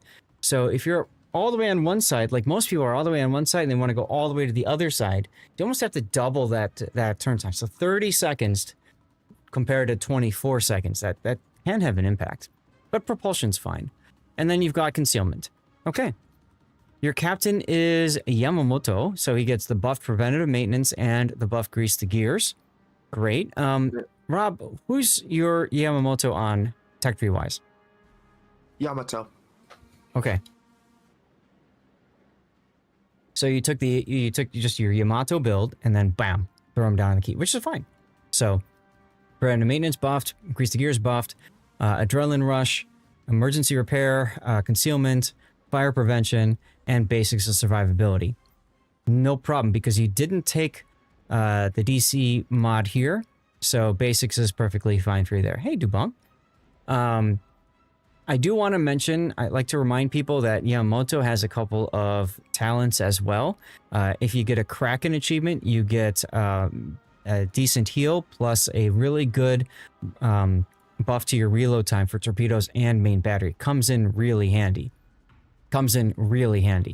And then of course, if you get first blood, you get one extra consumable, which also comes in handy. That's an extra heal. It's probably the most important thing for a battleship. I will remind people that Yamamoto can be obtained for free by completing the campaign. You can get Yamamoto for free by completing the campaign. And then there's also Halsey for free by completing campaign. If you haven't completed that campaign yet, do it. Okay? Do it. And I have a Zach chat about campaigns with some tips and hints that can help you figure your way through it. For flags, you've got ramming flag, HP, fire reduction, flood reduction, heal boosting, ship speed, and consumable reload. Okay. Now, why didn't you take a full, like an 8th flag, for example? I think I just clicked not recommended or something. I don't know. Okay, It's no problem. Near the beginning of the month, so I don't actually remember. No worries. Anti-air would be fine here because you probably don't need to worry about anything else. If you had a secondary build, then obviously the secondary flag would be fine too. But, all right. Yes, exactly. You can redo the missions, and if you're a co-op main, you can absolutely make that work. All right, let's get into the battle then. Now, this is a random battle. Did they change how they display the clock? That looked weird to me. Maybe it's a mod I'm using. Anyway, your top tier, there's a carrier and there's a sub. Mets is going to be a problem if you show it broadside. You have to be very careful around the Mets. Cleveland just burns you down. Uganda burns you down. Dallas burns you down. Cherokee torps you to death. Arizona don't show broadside. Sinop, ouch. Tennessee, big ouch. Bismarck could be painful. And Indomitable, well, it's a carrier, so there you go. So looking at the model, you can see how this is absolutely just a key. But you can see the 100mm secondaries in the middle there, plus your 140 casemates. And then in the rear, kind of hiding, you've got this wonderful little torpedo tube. Now, because it's hiding. It's a little bit harder for your torpedoes to be damaged or destroyed compared to ships like turpits, where their torpedoes are midships and on the deck. So that comes in handy. You love this ship, Thutwit? I've been having a lot of fun with this ship. She's a fun boat, and I'm so glad that they brought her in as a coal ship because, you know, that means more players get to enjoy the key. Unless if they're back. Yeah, well.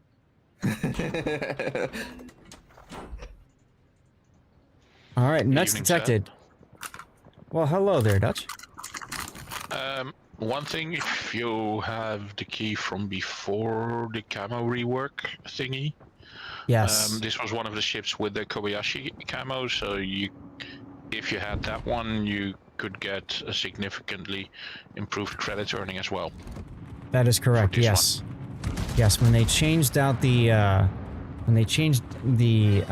camos in the economy rework, they put a better permanent booster on the key if you already had the key and the Kobayashi camo. That's right.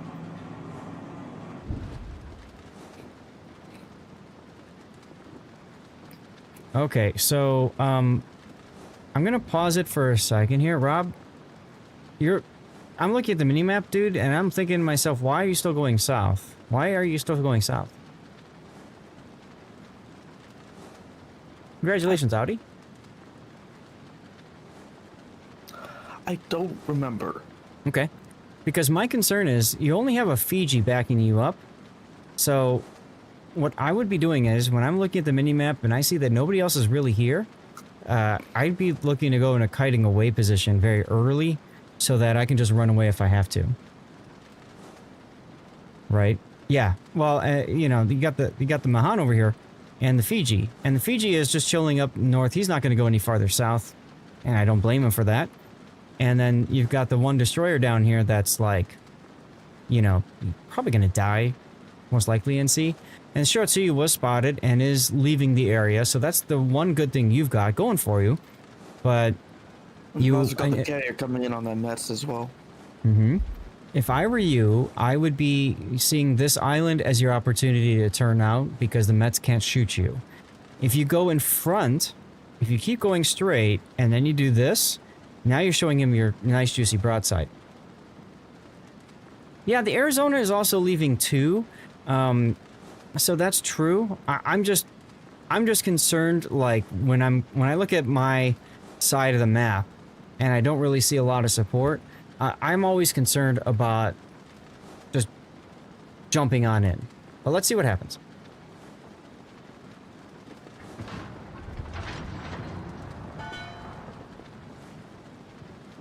You're gonna let the fire burn.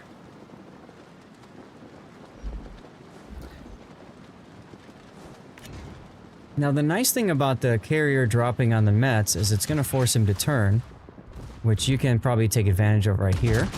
Yep, that should be a dead Mets. Yep.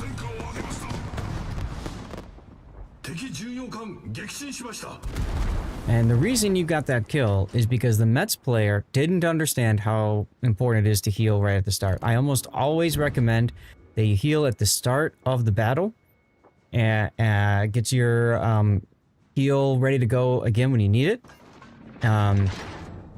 Yeah, exactly. Experimental ships are getting buffed now. You should be healing yourself. There you go. I think I was waiting for to be unspotted or something. I don't know. To heal?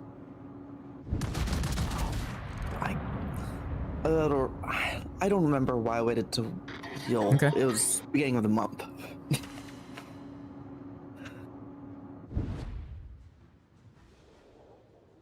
Okay. Well, fortunately for you, it looks like the bulk of the enemy has decided to go to the other side of the map. Ooh, Dallas. You're like, yes, please.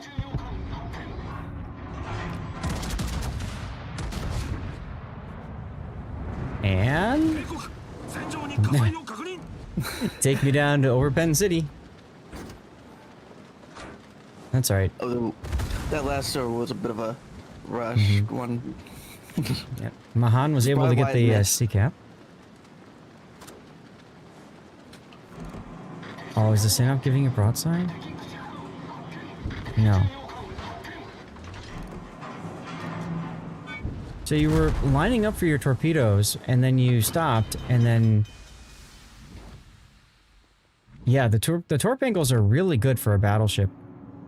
So, I think I would have liked to have seen you just fire them off, because you know you're gonna have to turn in. Oh, dude. And of course he sets a fire on you. Parting gift. See, if you had fired off your torpedoes earlier, you might have shot on hitting him. But now the Synop is... So what I would do here, if the Synop is going to go behind the island, I would just heal.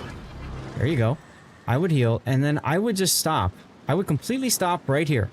Let the Synop take forever to come around the island, because you need to get your heal back again as soon as possible. Look at your health pool. It's quite low. I don't like the fact that you're just rushing in now.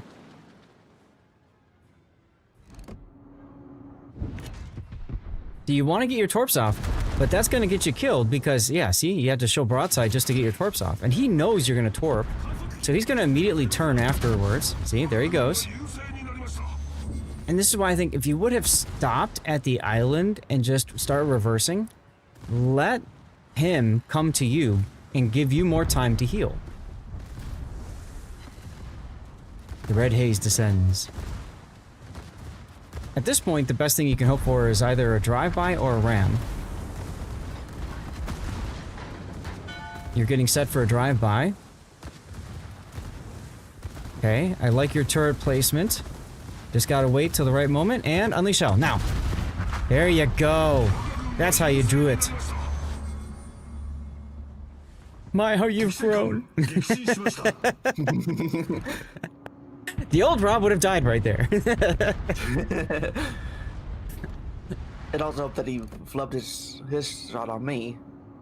Yeah, well, he shot early trying to get you broadside. And the thing about Synop is that the reload on that ship is abysmal. So, once he shot, you know you're pretty safe. So I loved our Massachusetts comments at that Cleveland. Yeah, I didn't catch it. Good use of heal right away. He was basically telling him to buy a lottery ticket because he apparently got lucky a number of times. Now, I've seen you do this before on replays. You're not really getting ready to shoot before your shots are ready. And I'd like to see you get in the habit of scoping in and aiming in the final, like, 5 seconds. If you want to look all around right now and stuff, do it. But keep an eye on the reload down here. And when you get to between 10 to 5 seconds, this is what you should be doing every time. Right here. You're scoped in, you're ready to go. I'd have my left mouse button clicked, like, held down, so it just fires immediately. And just go. You know? Because you're missing out on DPM opportunities, you're missing out on, you know, whatever. Like, you're watching him. I'm guessing you're waiting to see if he's gonna turn, but I'm with SAT. You might as well just shoot him. You absolutely do. His rear is flat, and actually it's a very good it's a good profile for you to whack. I don't know about your decision to kill Mr. Spank Me 4 times. I mean, he's got a great name for it, but if the Arizona pays attention, that could be problematic for you. Tennessee was even paying attention, but he missed. I think he was also shooting HE. Okay. So you spanked him once. Will you spank him a second time? You're turning... Why are you turning right now? Because bombers are coming? Yeah, I think I was trying to make it harder for him to hit me. You made it easier. That's why I'm asking you. He's got level bombers. So for level bombers, you want to be sideways to them. You don't want to be bow into it, okay? As a matter of fact, because you hesitated for that shot, because you were dodging, it gave the Indomitable enough time to fire off a rocket strike and try to revenge strike you. In this case, it didn't matter, but it could have, right? He could get a fire on you, a sticky fire, and your DCP is down.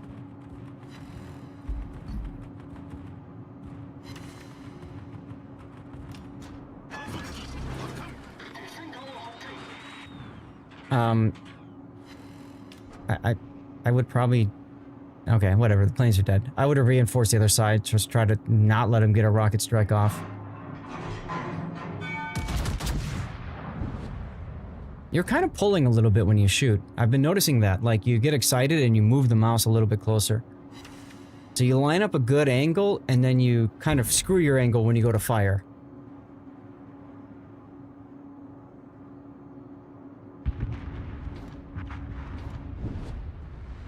How you doing, Dubong? Happy Friday to you and everybody else here.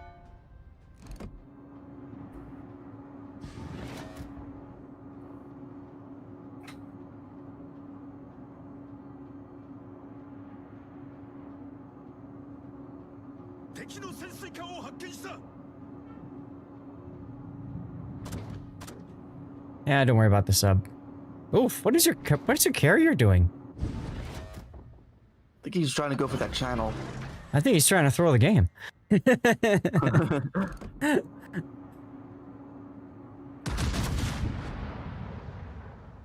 Now that's a Uganda, so he's probably going to be crawling forward or backward in his smoke, not sitting. Probably. But it's a good idea to take a shot anyway. You got nothing else to do.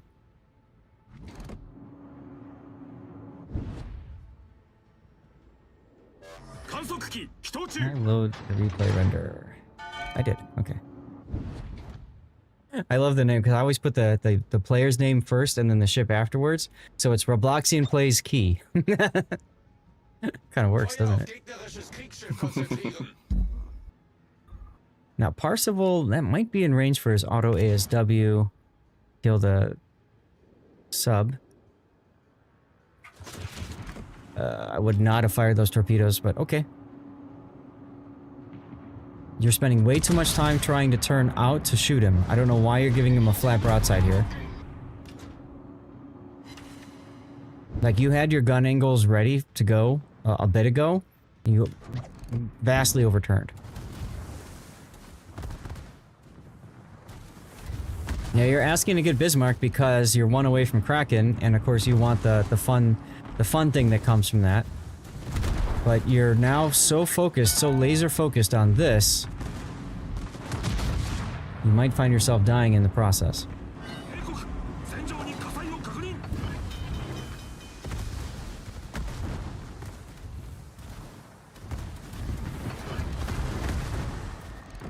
Your last heal. Your bonus heal I would add from your first blood. And there's the fire that will kill you.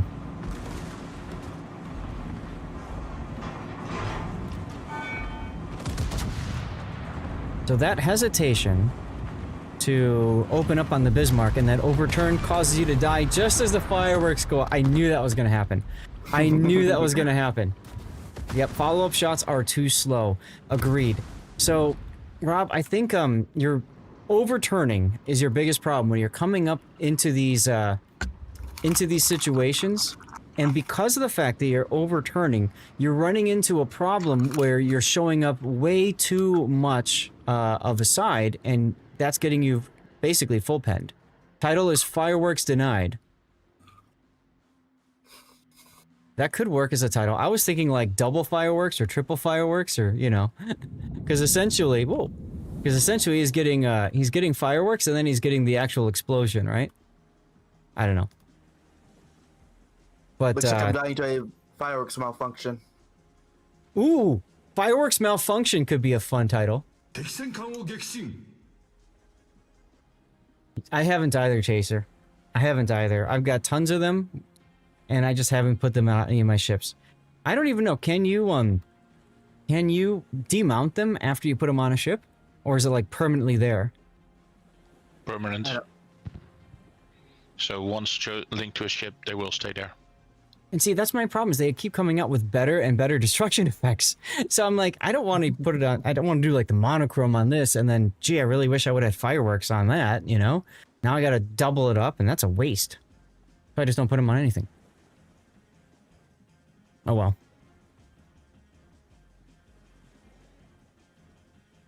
Look at, are those birds flying in the smoke? I think it is.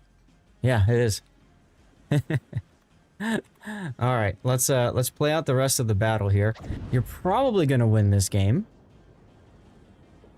Very relatable analysis paralysis, yes.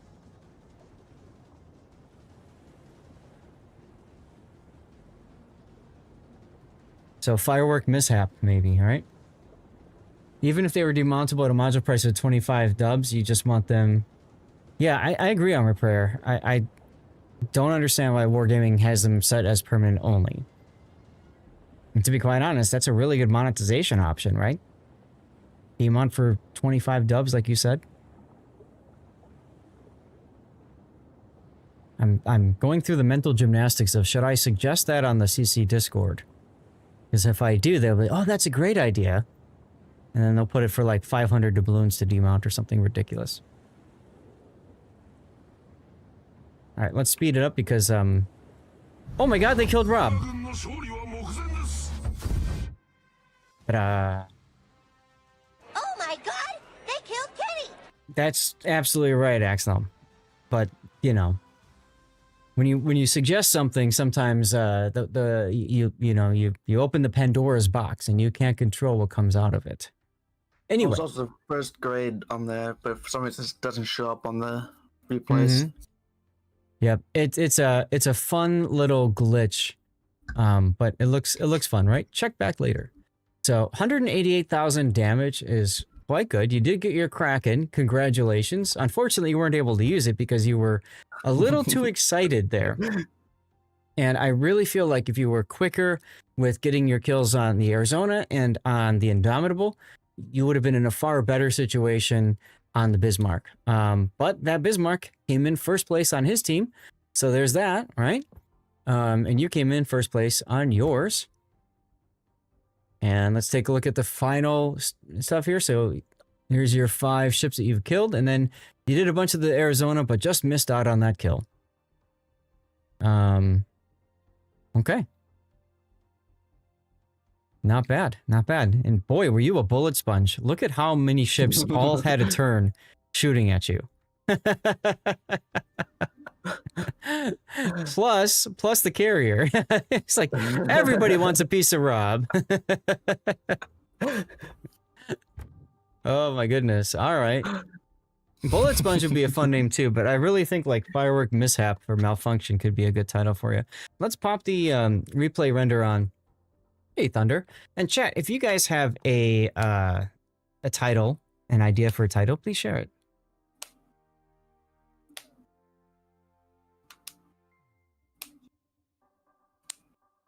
Rob, are you clicking something? Oh no, it's popping my fingers. Oh, okay. I didn't realize my microphone was that sensitive. It is.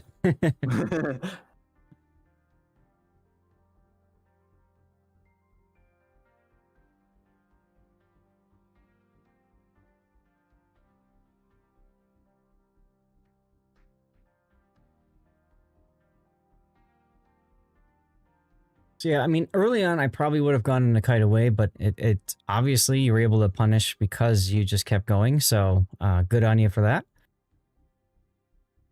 I don't know why the Arizona decided to leave, because if the Arizona stayed, actually, there's a good chance that he and the Synop could have taken you down. Right here, I think I would have slowed down to get the heal up again, but again, you were able to take advantage of him firing way too early.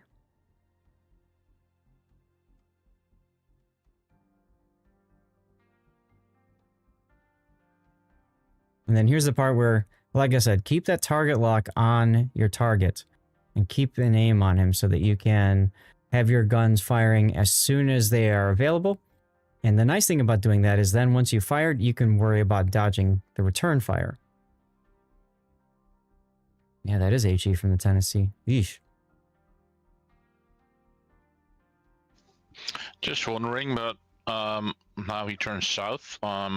Probably I would have turned a little bit north. It would have meant my back guns had to turn around if they wanted to get to the Indomitable, but it would be more nose in towards Arizona, Tennessee, etc.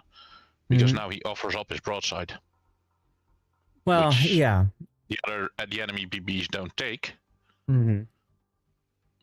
I don't like that he full turn to essentially smack the carrier. I get the thought process there, but I don't like it either. He would have been better just turning his guns left and waiting the extra time to get them turned. Carrier wasn't moving, so you know.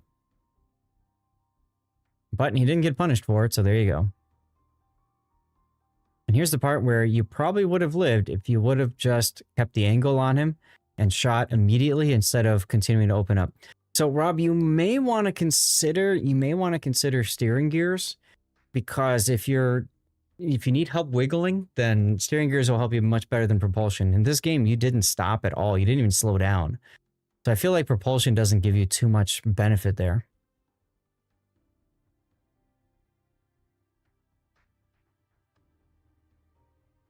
All right. There we go. Well, there's our first replay of the day. So, Rob, once again, thank you for supporting the channel, for your sub and all that good stuff, and being a mod. And I'm looking forward to the next one. Let's see. All right. So, we're going to go to the Be Right Back screen. Full W is the way to go. It can be. It can be. I'm going to get autopilot on off here, and we're going to get some words going.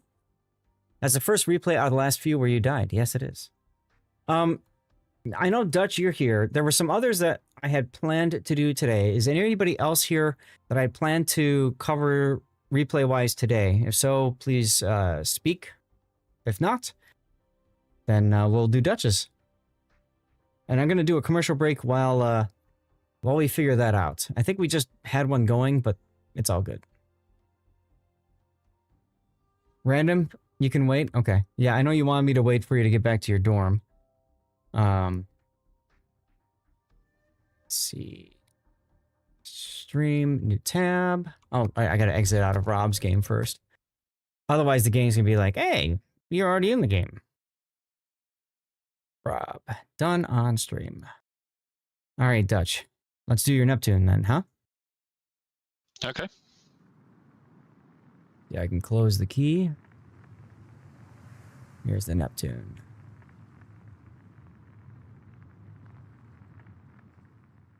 Yeah, Chaser, it was really nice of Taro, huh? He gifted out 20 today. Now, a lot of people in chat actually got those gifted subs, which is great. And Duckman didn't, which is even greater. Is there a death pick in this one? Yep. All right. Well, I'll take a quickie then, and then we'll not worry about that as much.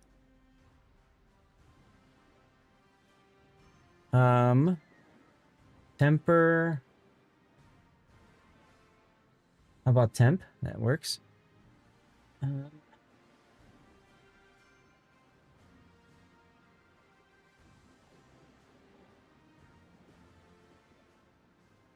about the other form of meter? There we go. Term. Perfect. There we go. Now we got it. Let's go. All right. So this is Neptune. Audio check. Do I sound okay, guys? Do I sound too loud specifically? Is there any sort of crushing or anything going on? Sound fine to you? Okay. I kicked up the gain a little bit because I felt like it was too quiet last time I streamed. Polite. There you go. Pole works. Pile works. Light.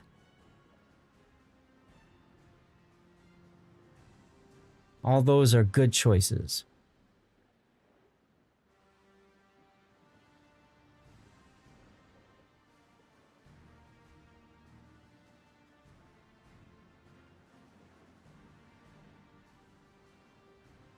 Ooh, Poet is a good one too. I'll probably do that one next. Plot. Ooh, I like that one, Taro. 2 more points to go and we beat this one already.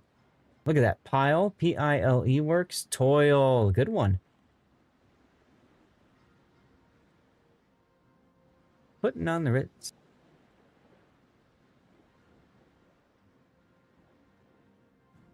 There's Pile.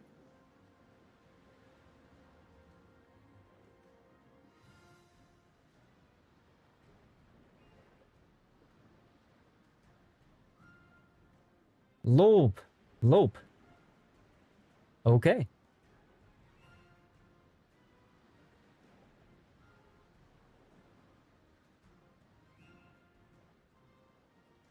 Hmm.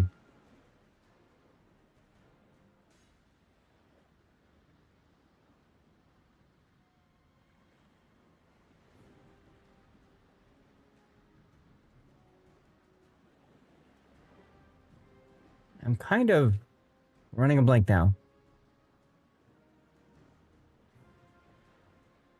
Pilot. Let's go. Got that one. I say I'm coming up with nothing, and then I get the second largest word. Go figure. All right, let's get back to the game. Right, exactly. Last minute shot here. Okay, ladies and gentlemen.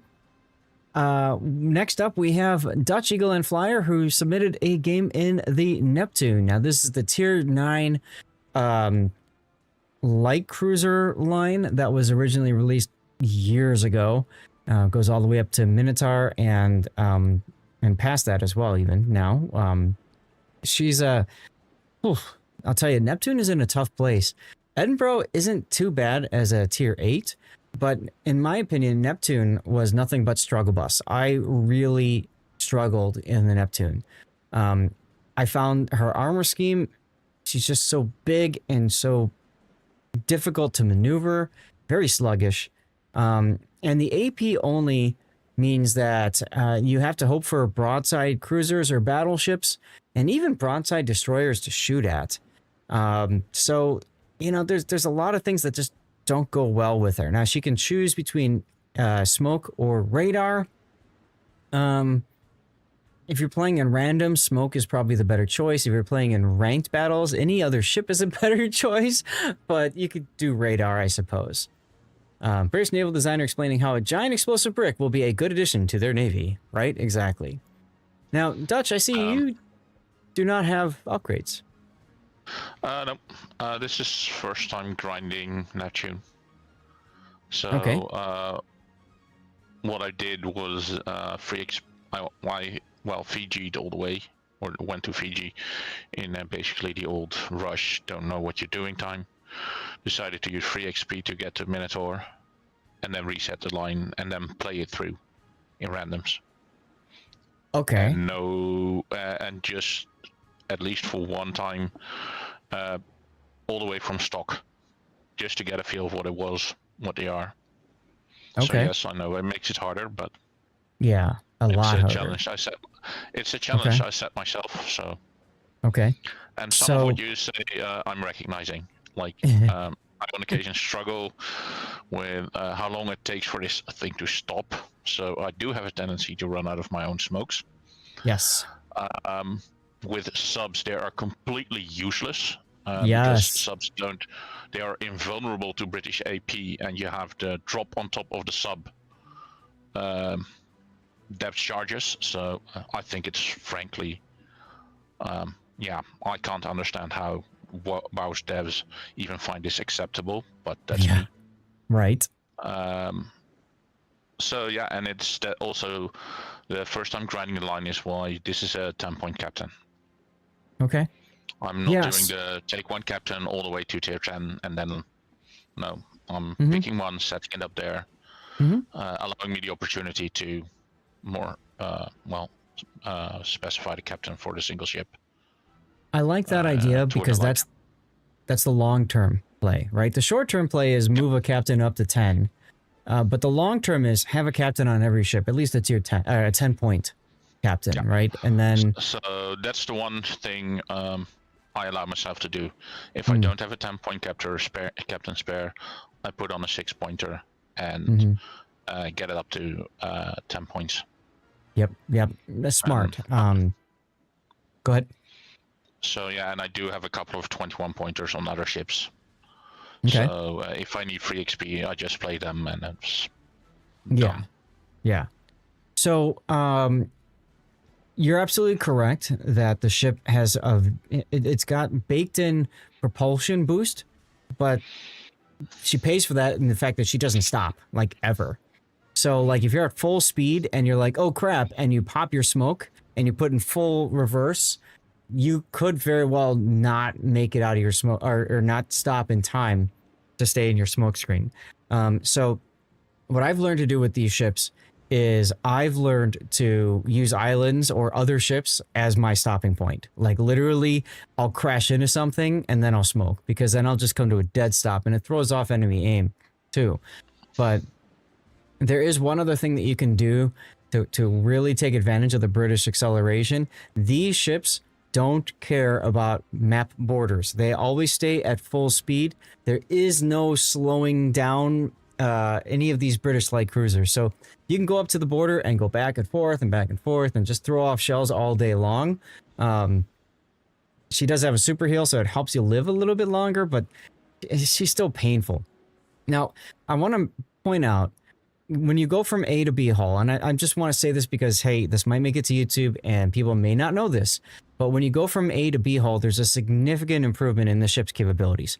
One is you typically get a buff to the rudder shift time. So this is 12 seconds. You go to the B hull, look at that, 9 seconds, almost 8.5. So, would you say some sort of armor strake or something to buff her? I don't know what you're asking, Chaser, there.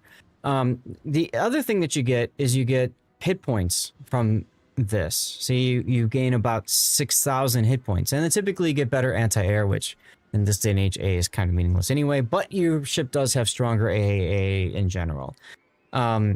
The big thing is the hit points and the rudder shift. The hit points, because you've got a super heal and that keeps you like alive longer. And then, of course, the rudder shift to help you angling incoming shells when you're not prepared for them and stuff. A strip of armor on her bow that's more than 26. No, I don't think that's going to be enough. I don't think that's going to be enough. I think what would really help the Neptune is if they gave that line of ships like the fuel smoke. I think that would help, but then in that case, the problem is that these ships really, if you're running smoke, they really shine when you sit in smoke and you use them, especially Minotaur, like a machine gunner, and you just shoot anything that's spotted and you just get good damage out of it.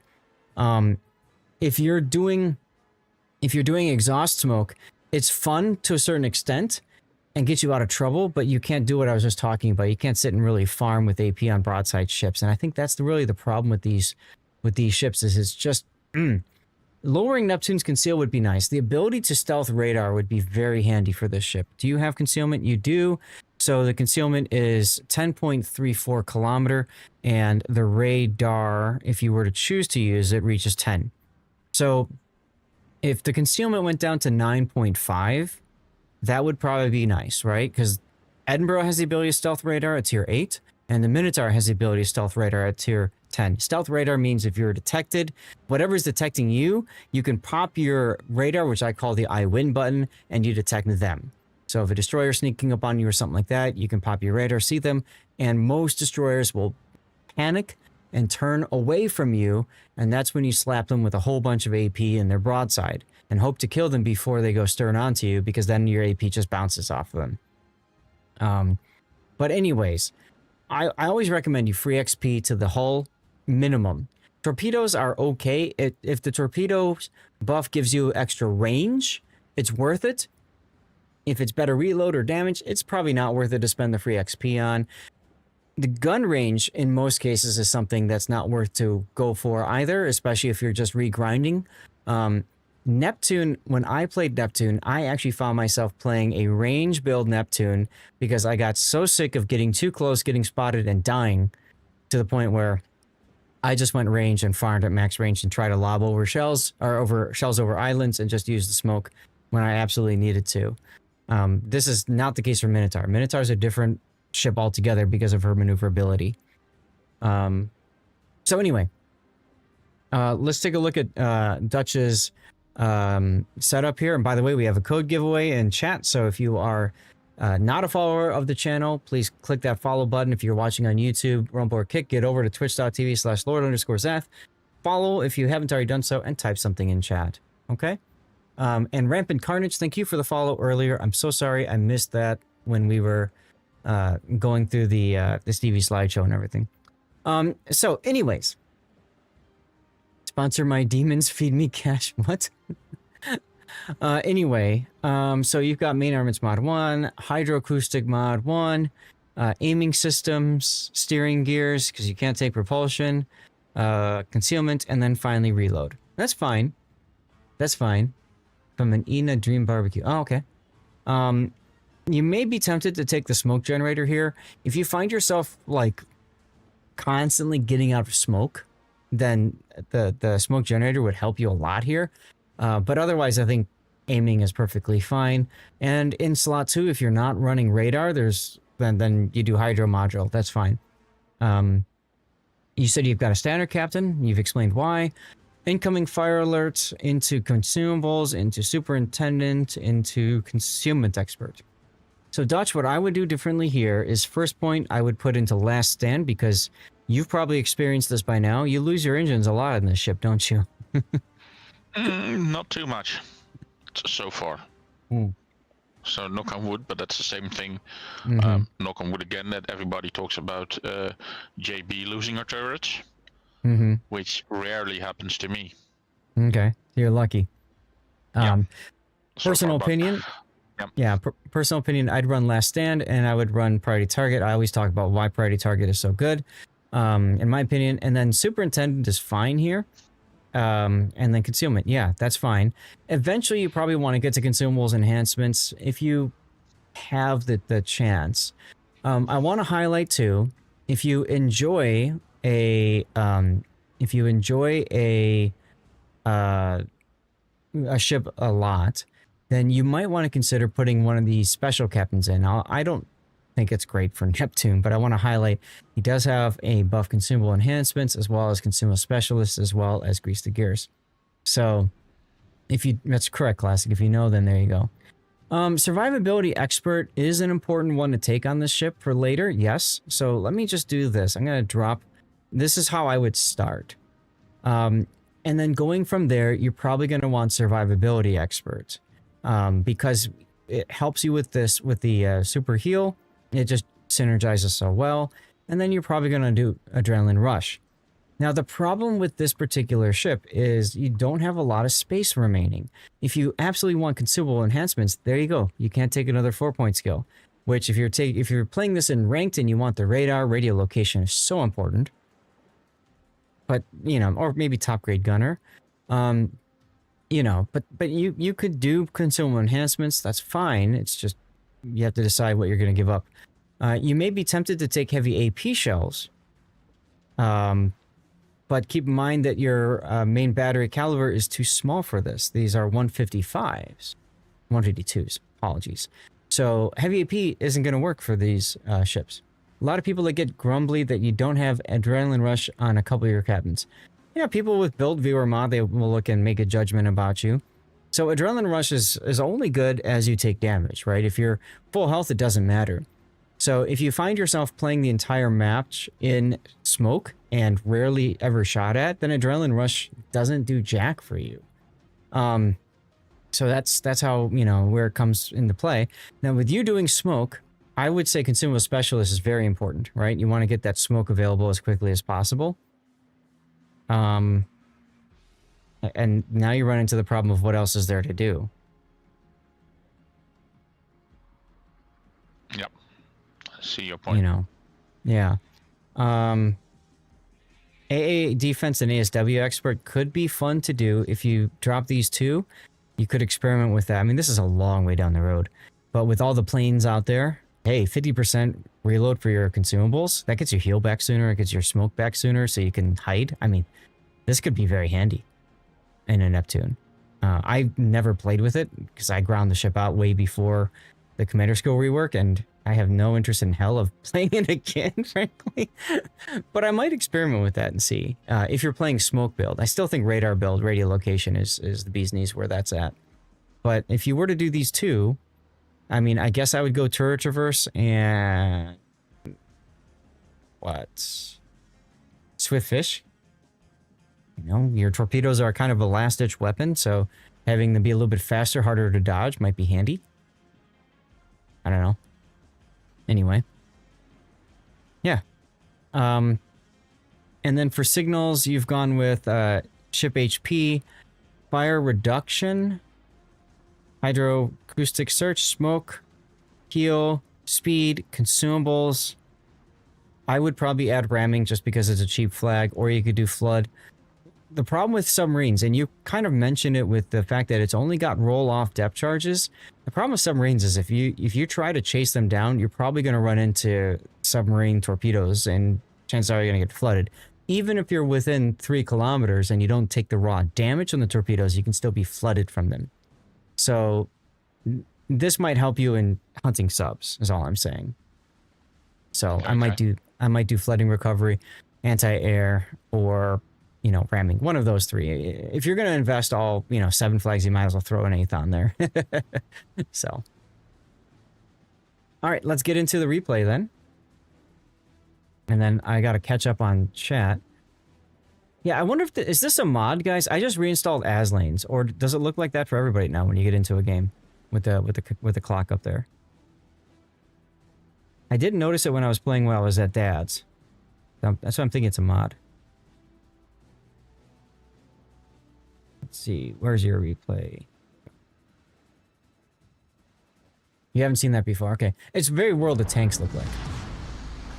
Yes, Chaser, he's got the extra heal flag. It's probably, yeah, it's there was an update to T-Taro's mods in the latest Aslanes, so it's probably one of those. Alright, let's catch up on chat. Certain ships also kind of diminish returns. Ships that have really short reloads. Actually, ships with short reloads benefit greatly from Adrenaline Rush as they take damage, Chaser, because you have a better chance of getting that kill shot on something. And that's true, Random. That's right. Neptune does not exist in the state of between 100% HP and dead. One of the things I'm trying to do, especially at the start, is not go full speed. Good idea. For two reasons. Unless I've got a pretty good idea of what I want to do, I here have full speed going because I think here I wanted to cross over the Amagi and get to the outside. Mm-hmm. But on the other hand, if I'm at full speed, the potential of running out of smoke is not what. Yeah. If at half speed, you tend to slow down in time. Yep. So yeah, think of yourself if you're going to be cruising, you're cruising at 3/4 instead of full speed, right? Full speed is only to relocate or maybe speed up in a hurry. So no carriers, you've got a tier 8 sub and your middle tier essentially. Okay. Yeah, and here I was waiting. I slowed down just to see what got spotted. Mm-hmm. And here with where the Kita was and how he smoked. Mm-hmm. And what the others were doing, I was gambling on making it to that island. Yeah. Now, speaking of islands, initial position, I would have gone right where the Napoli is. Because you being out in the open here, I mean, anybody within this range on the south can take a shot at you.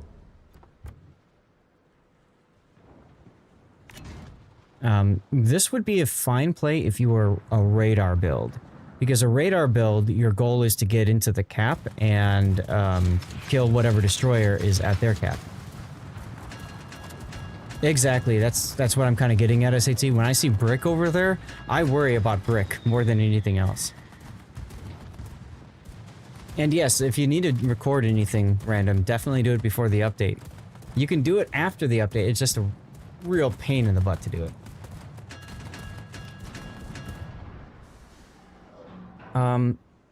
Hydro might be a good idea soon. You're coming up on the position of the Jutland.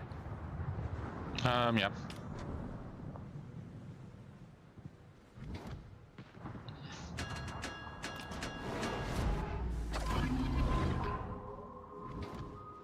There it is. Yeah, because it's a percentage. Yes, the raw number looks a lot smaller when you apply Adrenaline Rush, but you have to keep in mind the overall DPM of any ship increases with Adrenaline Rush. That's why everybody uses it if they can, for the most part. Okay, I like that you're not chasing too far here. This is a really good use of your speed here to ensure that you have a shot on the Jutland, but you're not risking your entire ship for this kill. Yeah, I was aware of that Vermont, and I was like, okay, gamble, get the island, and then go from there. Okay, now there's a Vermont coming this way. Smoke here would be a good idea. Smoke generator activated. Yeah, I'm going to do that. And this is where I think I can farm. If the Vermont turns out, yes. If the Vermont turns in, probably not. Really depends on what he does. Yeah, true. But at that point I can withdraw behind the island. Of course. I just mean if he turns in, there's less profile for you to farm him. You know, it'd be different if you've got HE, because you can set fires. But you're wholly dependent on, you know, penetration and over-penetration. You can see 17 ricochets and 11 shatters and only 10 penetrations so far. Yeah, and all my focus here was try not to run out of my smoke, so... Because that's another problem, like sitting still in your smoke and then pushing the the W button and forgetting to put the... Your smoke area is also extremely small. So one thing you might want to think about doing too is when you're setting your smoke screen, keep yourself at a quarter speed for, you know, until you're at like 10 seconds to go or something. That just gives you a larger area, because if the Vermont wanted to, he could absolutely smack you right now. Put the plane up, watch your shots. It's such a small area, he can absolutely wreck you. Okay. I mean, it's good to be moving in it, but it's just, you have such a small area, you're not moving much.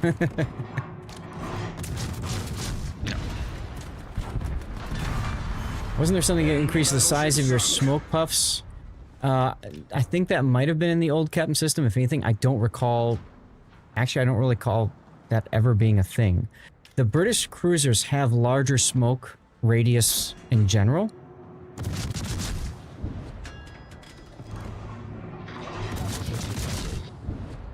Bit risky here, but I mean, you've got Wisconsin and Iowa that are playing with each other, so I'm sure you're gonna not have to worry about it. Yep, and that's also part of the reason why I'm now diving those in. Just to make my profile smaller. Yep. But it was like the Harlem, it was offering its broadside, and I was taking it off the board if possible.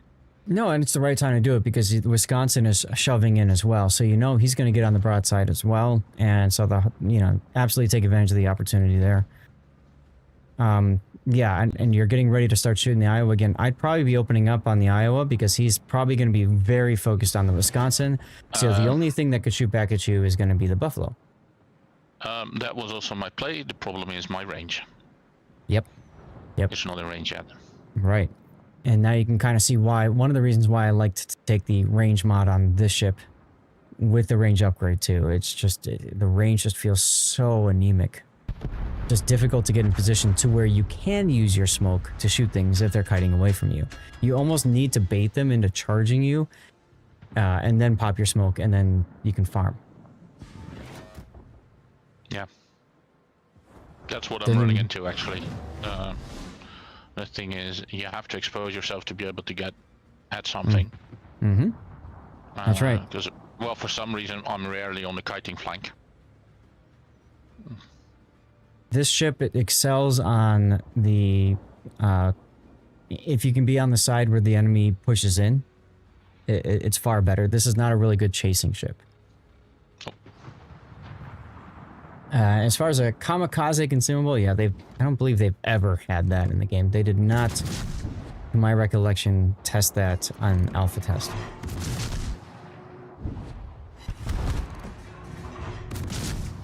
There goes the Iowa.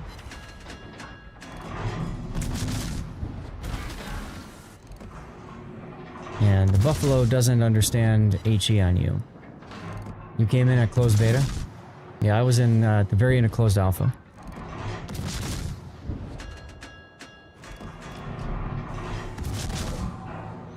Yeah, this is a bit of a game of, well, turn in, turn out. See Yeah, you're trying to bait him to turn to hit you, and you did. And we're playing pretty much the same game. He seems to be doing it as well. Mm-hmm. Jacer, I was actually invited to join the alpha, and I responded I'd love to, and then I never heard back from them.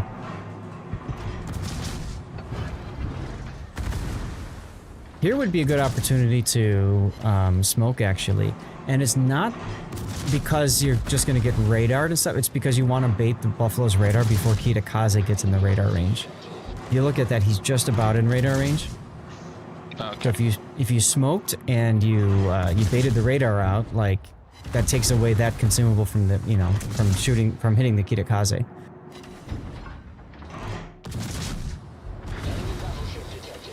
Fire.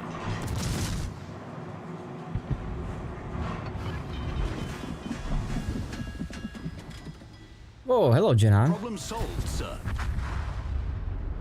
Well, Jinan took, Kitakaze took himself out anyway. Yep.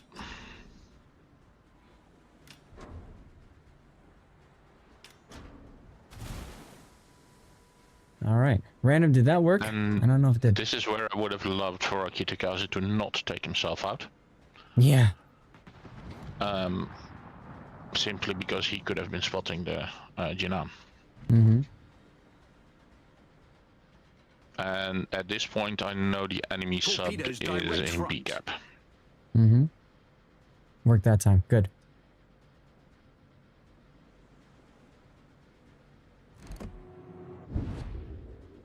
Now, what's the range of Jinan torpedoes? 10. So if you're within 10, you may want to consider using your Hydro right now. I mean, nothing else is really in range except maybe the sub. Ah, yeah, the sub is in B, isn't it? Yep. Torpedoes direct I don't like front. your use of heal here. You didn't need it. But see, look, Hydro would have detected those before. Is it 13.5? Oh, you're right. It is 13.5. Even more reason to use your Hydro.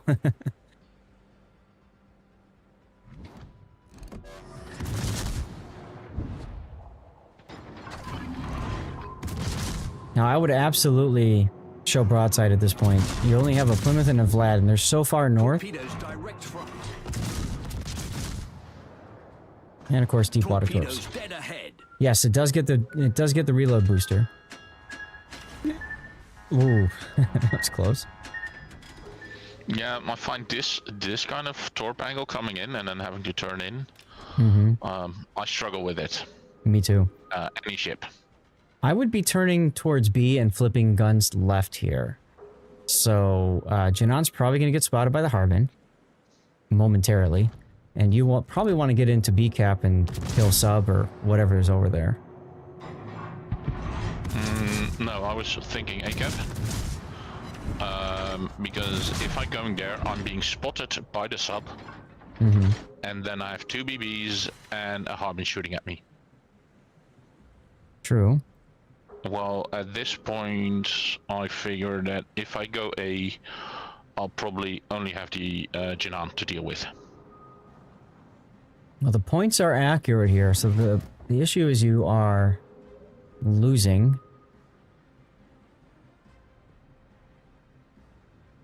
So part of my reasoning is, in personal opinion, I trust myself better than I trust a teammate to kill the sub.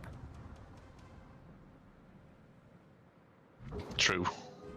But you're right, the Vlad obviously is a big I was problem. thinking of keeping myself alive, Yeah. rather than putting myself in the crossfire of 3 ships. Mm-hmm. And here I'm taking the opportunity to fire because 1, I know the island is coming, and Vlad had his guns the other way. Right. The big thing is, you tell Jinan where you are. And so you may open yourself up to another torpedo strike. Full torpedo strike, like one side, other side, reload booster, both sides again, kind of a torpedo strike.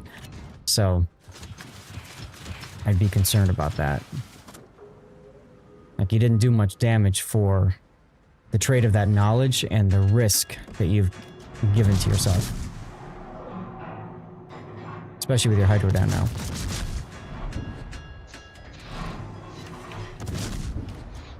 This Plymouth shows up later. Yeah, I mean, you know, he's doing what you'd expect him to do. Yep. He was lucky to live here. Because I think I left him on 8 HP or something like that. Hmm. The enemy is about to win. So the sub continued on to C-Cap. Yeah, and I know Jinan is somewhere in D5 probably, because those are Jinan shells. Mm-hmm.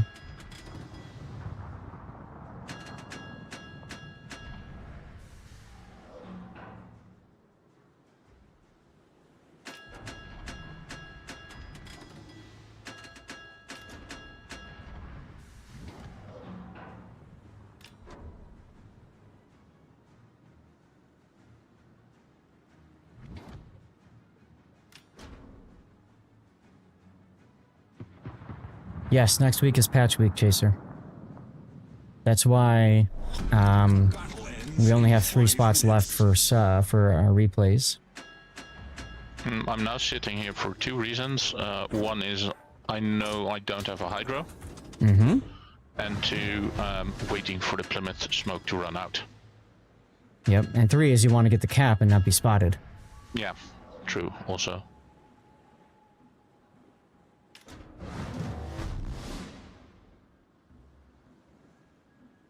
But with the Vlad running away, I might be a little bit more aggressive here. Your Hydro's up. I might have been moving earlier just so that I'm at the edge or corner of the island when the Hydro's available. Instead of as far back as you are. Like, I want to get... Essentially, I want to get here as quickly as possible, right? Torpedoes dead ahead. Where are these torps coming from? Aha. Torpedoes dead ahead.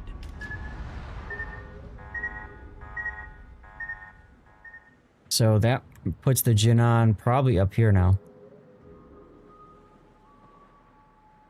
Yeah, that's this is where I was wrong in guessing where he was. Hmm. Because I figured he was further south. So he's right inside your... Probably like right here. Sorry, go ahead. Yeah, I was thinking he would be closer there. That was a bit of my mistake of where he later pops up. Yep, and see, there's the submarine torpedoes.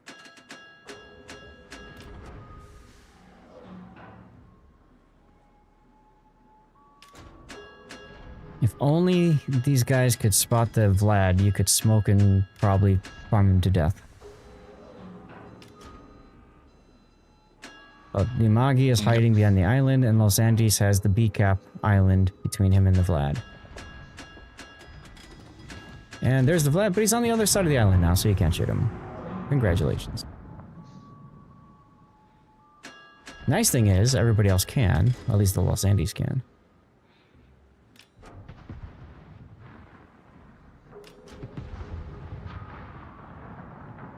Yeah, Magi gets the kill. Oh, hello, Jinan. Oh, look, he healed. What do you know? This is where I made, I guess, wrong. Otherwise, I would have had my guns on the other side. Smoke generator activated. Guess wrong as in... Where he would be. Fire. I thought he might have continued more towards D3, D4, trying to back-cap A. Or catch the Amagi. So... Set. Problem solved. Okay, so you put out a smoke screen. You're trying to get as much area as possible. Okay. Yeah, that's what I'm also curious about. You spend a lot of time just taking hits and not really shooting. Yeah. And the issue is, Right, he can win the fight, but now he can't. He both healed and DCP'd. And now, because the Janon's in his smoke and the sub is spotting him in B, I mean, that's the perfect setup for the Janon, really. And your Hydro's down, so you can't kill the sub. Unless the sub wants to sit on the surface like that. That's nice of him. He has to if he wants to cap. Right. Because at this point, it's who gets to cap. So right. And so that's why, and well, everybody's paying attention, so he's gone. Yeah, that was a big mistake on the sub's part because he saw you coming in and he got greedy, tried to get the cap before he got spotted. Yep. Yeah, exactly, SAT. If he was a better sub, he would have been sitting over here getting the cap. Torpedoes But instead, Torpedoes he got a bit on the greedy side. Speaking of greedy side, boom, baby. Them deep waters, I heard. And those were focused on the Amagi, I'm sure. But you found them instead. Or the Andes. Yep. Yeah. Anyway, at this point it was a win for us because Janelle was never going to kill the other ships. No, and if this was ranked, he would have saved his star because he did his part. You know, he kept kiting away and everything. He's got 3 kills, right? But the problem is the enemy sub. If the enemy sub was a little smarter with his positioning, you guys probably could have been farmed out. Like if he was able to stay behind the island, grabs the cap, even though you guys are getting into it to stop the point gain, like it still prevents you guys from getting the point gain anyways. And then he can just spot for Janan. Well, time is also running out, so there's that. What a game. Yep, and this was a fun one. Yeah, I can imagine. And enough, well, with this grind, I am using the blue boosters for tier 8 and 9 ships, so this one was good enough to get me the B-hole. Yeah. I almost wonder if you had the B-hull, would this have been a different battle for you? Maybe. I mean, it certainly would have, you would have felt more comfortable maneuvering. So there's that. You'd have more hit points too, although towards the end it didn't seem to matter too much for that. But, I mean, it's still a good game, and yeah, you got some really good XP gains out of it, so. But you... Yeah, it was a fun game. Yeah, but you really kind of... You made it hard for yourself. Probably harder than it needed to be. Oh, he didn't save a star. The Buffalo did. Interesting. Anyway, let's put the replay render up.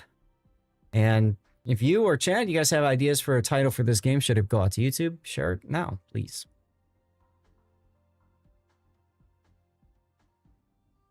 You want to play the Soviet subline? Okay.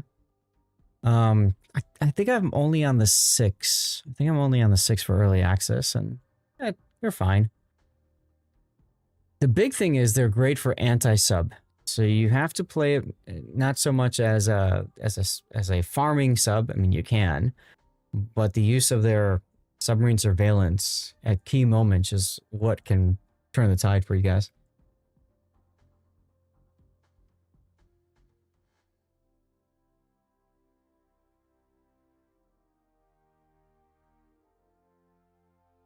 Well, yeah, here at this point with the island and the enemy DD, I was like, get behind the island, Hydro, and then I have both Kita in his smoke and the Amagi there to kill off the DD. And well, maybe if I peek out my nose a little bit, I have my front guns, but sure, that was the way I wanted to play it.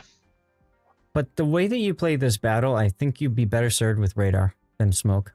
I didn't feel like smoke was really that helpful for you. The only time it was really that good was farming the Vermont, and that was it. Okay.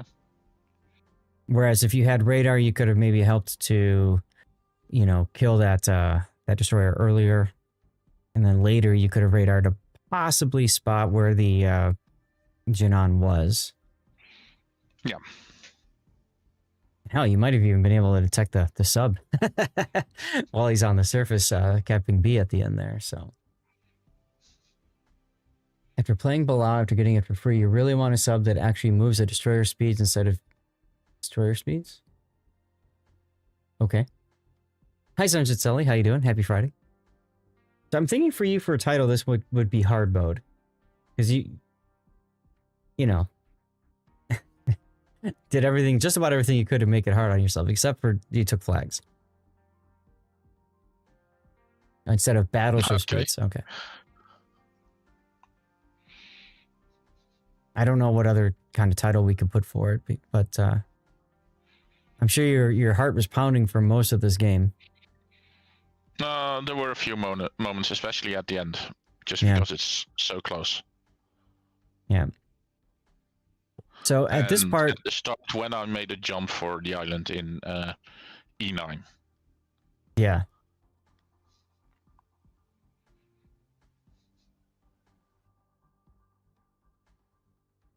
Imagine if you just had one more shot on that Plymouth. Yep. One more salvo would have done it. But I mean, the Plymouth really couldn't do much anyway. He's in smoke and he's shooting at the Amagi, which is taking some damage, but whatever. Sure, but it would have been nice to have him off the board. Oh, of course. Absolutely. Because I think the Plymouth being there makes the Amagi turn south around the island rather than push in. Hmm.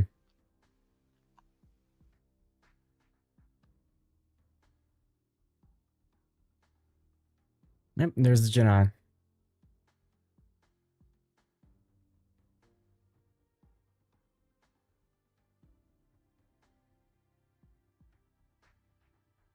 And then there's the sun.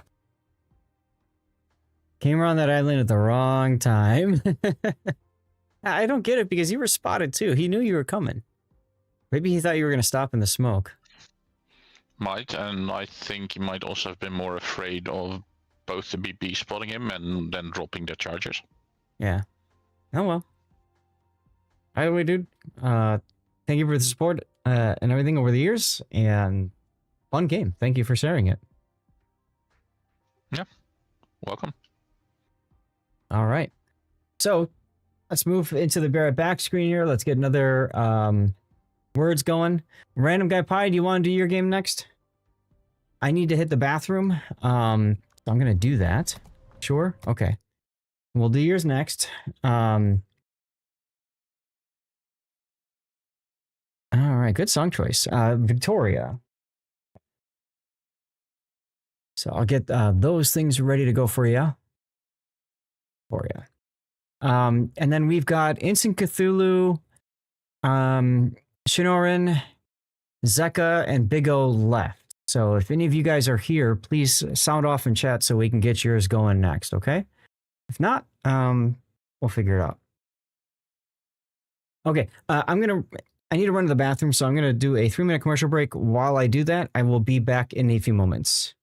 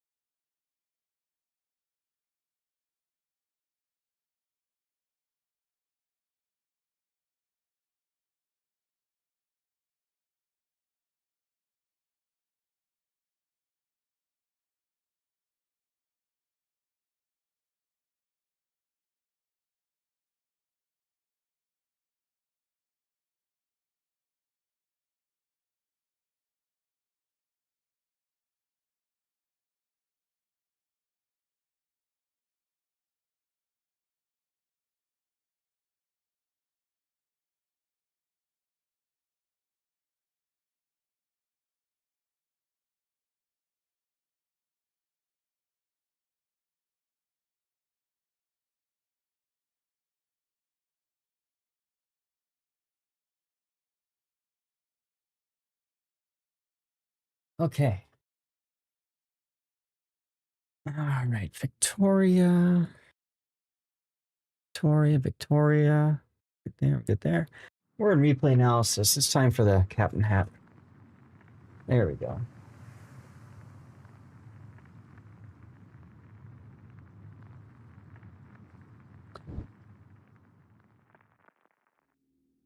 Ooh, a ranked game. Random, is there a death pick in this? Do you die?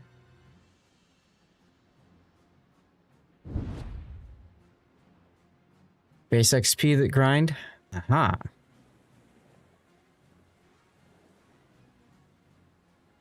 If you're doing base XP, highly recommend you consider doing the unbreakable line or whatever. Yes, exactly, Dutch. All right, I got my screenshot to start. Get all that up and running.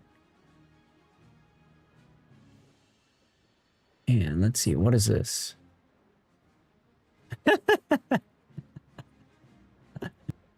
I got a message. A new Marvel Strike Force sponsorship is available through Stream Elements. Dude, I'm doing that right now. How you finally ground out the damage done for last week's that you were behind on. Okay. Just go full Stupid Pommern or Aegir in Unbreakable Line. Yes. Ooh, I'm gonna grab a quick snack while commercials are finishing.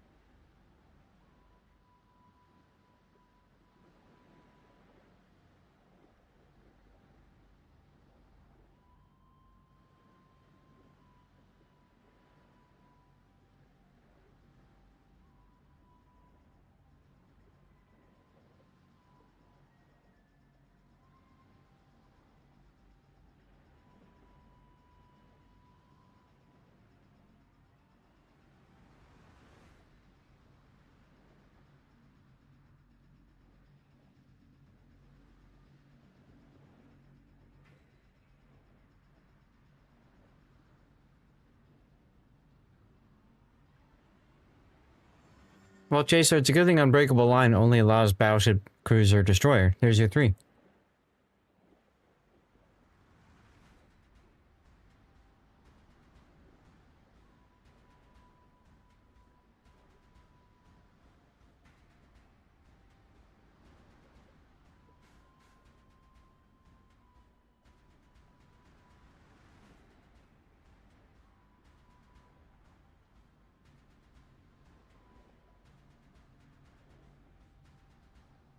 Yeah, Kitakaze would be pretty easy, I think, Ujam. I agree.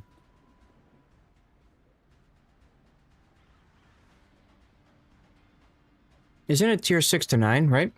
I mean, you can do torpedo reload shot to you and just go all ham.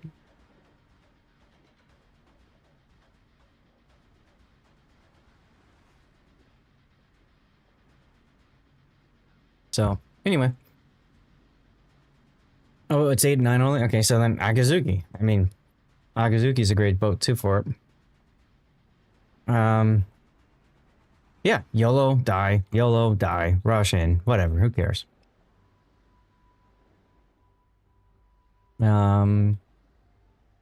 It's such a breath of fresh air, by the way.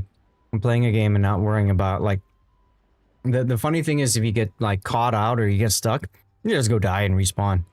Just great. Okay. I think we're ready to go. Well, yeah. That could be an issue random, but, I mean, you know, the thing is you can also just smoke. You can shoot behind islands until your corpse are done, you know? Well, there's lack of toxicity because everybody's playing the game, right? You don't have the keyboard warriors because they haven't died and then, like, you know, yell at their teammates. So. Okay, ladies and gentlemen, this is our third replay of the day. This is Random Guy Pie using a subscriber replay to cover his game in the Victoria. The Victoria is a tier 9 Spanish battleship, which, frankly, I was surprised at when I played it. I thought it wasn't going to be that great, and I was frankly wrong. She's a very fun ship to play. She's based off of if I remember right, a Roma hull. Isn't this a Roma, or is it is it the Lepanto hull? I don't recall off the top of my head. It is Roma? Okay. So what that means is she's got really good side plate armor, which is great for bouncing shells at a decent angle. So it is a Veneto class. Okay, so it's Roma, yeah. But if you show your broadside, you get punished. So you keep that in mind. Now she's got 2 things going for her. One, is that she's got main battery reload booster, which allows her to load up those AP shells for the perfect moments. If you've ever fired a shot in Roma and you did good damage, but you wish you could have done more, main battery reload booster helps you quite a bit. It also has a funny button. Now, I'm not sure if it shows on the sheet or not, so I'll just read to you what it does. So you got a burst fire mode. Now, in the burst fire mode, it increases main battery gun rate of fire by allowing you to shoot a series of quick salvos. Each series is followed by a longer reload. For Victoria, that's 2 bursts. So she fires again. And then you can use main battery reload booster to get that back again quicker, so you can burst fire again if you want to. Okay? Now you lose 25% main battery damage, but you get a whole nother salvo in at something. And I found this ship to be fantastic in ranked. Exactly, random. I find it to be fantastic in ranked because ranked is all about finding the right moment to unleash hell on something. And in ranked battles, more than any other, if you catch a cruiser or enemy battleship off guard, you can spank them. And it's great. It's great. So she's got AP and HE main battery shells. So that could make her useful for dealing with destroyers.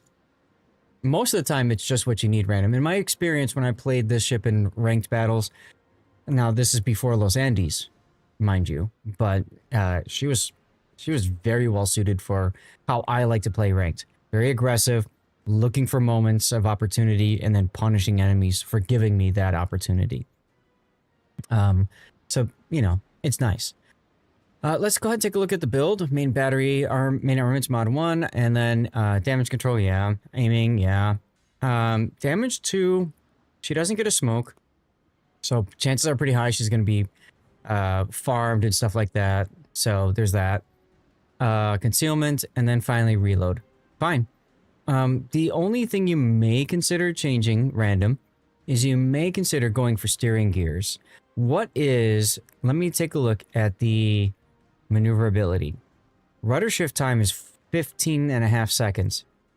If you find yourself in situations where you need to dodge incoming fire a lot more, then maybe consider steering gears to make the ship a little bit more nimble. Otherwise, you know, if you're constantly being farmed by HE spammers, damage 2 is fine. This is actually probably helpful for dealing with Lepantos, Valparaisos, and stuff like that in ranked. You've got a 10-point captain. The guns have pretty good pen because of it, despite their caliber, great for killing Yeah, so the thing about Roma is that the initial shell velocity is quite high at 850. So they're 381mm guns, which means they don't really overmatch as much as obviously 406s do, which can be important in ranked. But what Roma teaches you to do is actually look for cruisers that are not flat broadside to shoot. You have to wait until they turn a little bit, because if you hit them flat broadside, most of the time the shell velocity is so high, it'll go through both sides of the hull before it explodes, and then just full overpens. You need fire protection expert. It definitely helps you for dealing with stuff. Now, let's take a look at your build. You've gone with consumable specialist. I'm guessing that's so that you get your main battery reload booster back quicker. You only have 2 charges of it though. Grease the gears is fine. Adrenaline rush and concealment. Okay. I might go priority target for the second point, but I can understand grease the gears. I think turret traverse is 28 seconds with grease the gears. Okay. And this is a standard captain because there's no special Spanish captains. Yeah. Adrenaline rush is fine. And then you've got your concealment expert. Okay. Now, if you were doing this specifically for ranked random, I might even say I'd go for fire prevention first over concealment, just because, yeah, the concealment is good in the ship, but in ranked battles and many times that's only useful for initial positioning. And that's about it. Maybe in late game, the ability to disengage, but I would find fire prevention much more valuable through the majority of a ranked battle. You've considered if expert marksman is better for the first point up here. What? Since your ammo, I think you're talking about gun feeder? Yeah. You're building off the recommended captain build dock. Yeah, I mean, I think it's... HE is okay for shooting at destroyers, but quite frankly, the AP, because of the shell velocity, is quite comfortable for shooting destroyers. I would have no problem just constantly spamming AP shells into destroyers. HE, actually, the shell velocity is even higher. But I don't think you need to worry about gun feeder. And consumable specialist makes a lot of sense to get your main battery reload booster back quicker. So I think that's fine. Increase the gears. It's okay. I think priority target might be a better play, but that's how I play it, and that's just me. Adrenaline rush is fine. Like I said, I might change to this, but you've already said this is you're going to go to the next one anyway as soon as you can. Yeah, prioritize getting the shot off rather than reloading to a different animal type. Right, exactly. Exactly. Now, from there, you have a couple of options that are interesting. One is you could go fireproof. Or not fireproof, sorry, furious. So if you're on fire, hey, you become deadlier. You could do that. Alternately, you could do something like close quarters combat and buff the secondaries if you want to get your reload up as well. Or you can go the traditional tank build and you can go for emergency repair and either improved repair party or basics.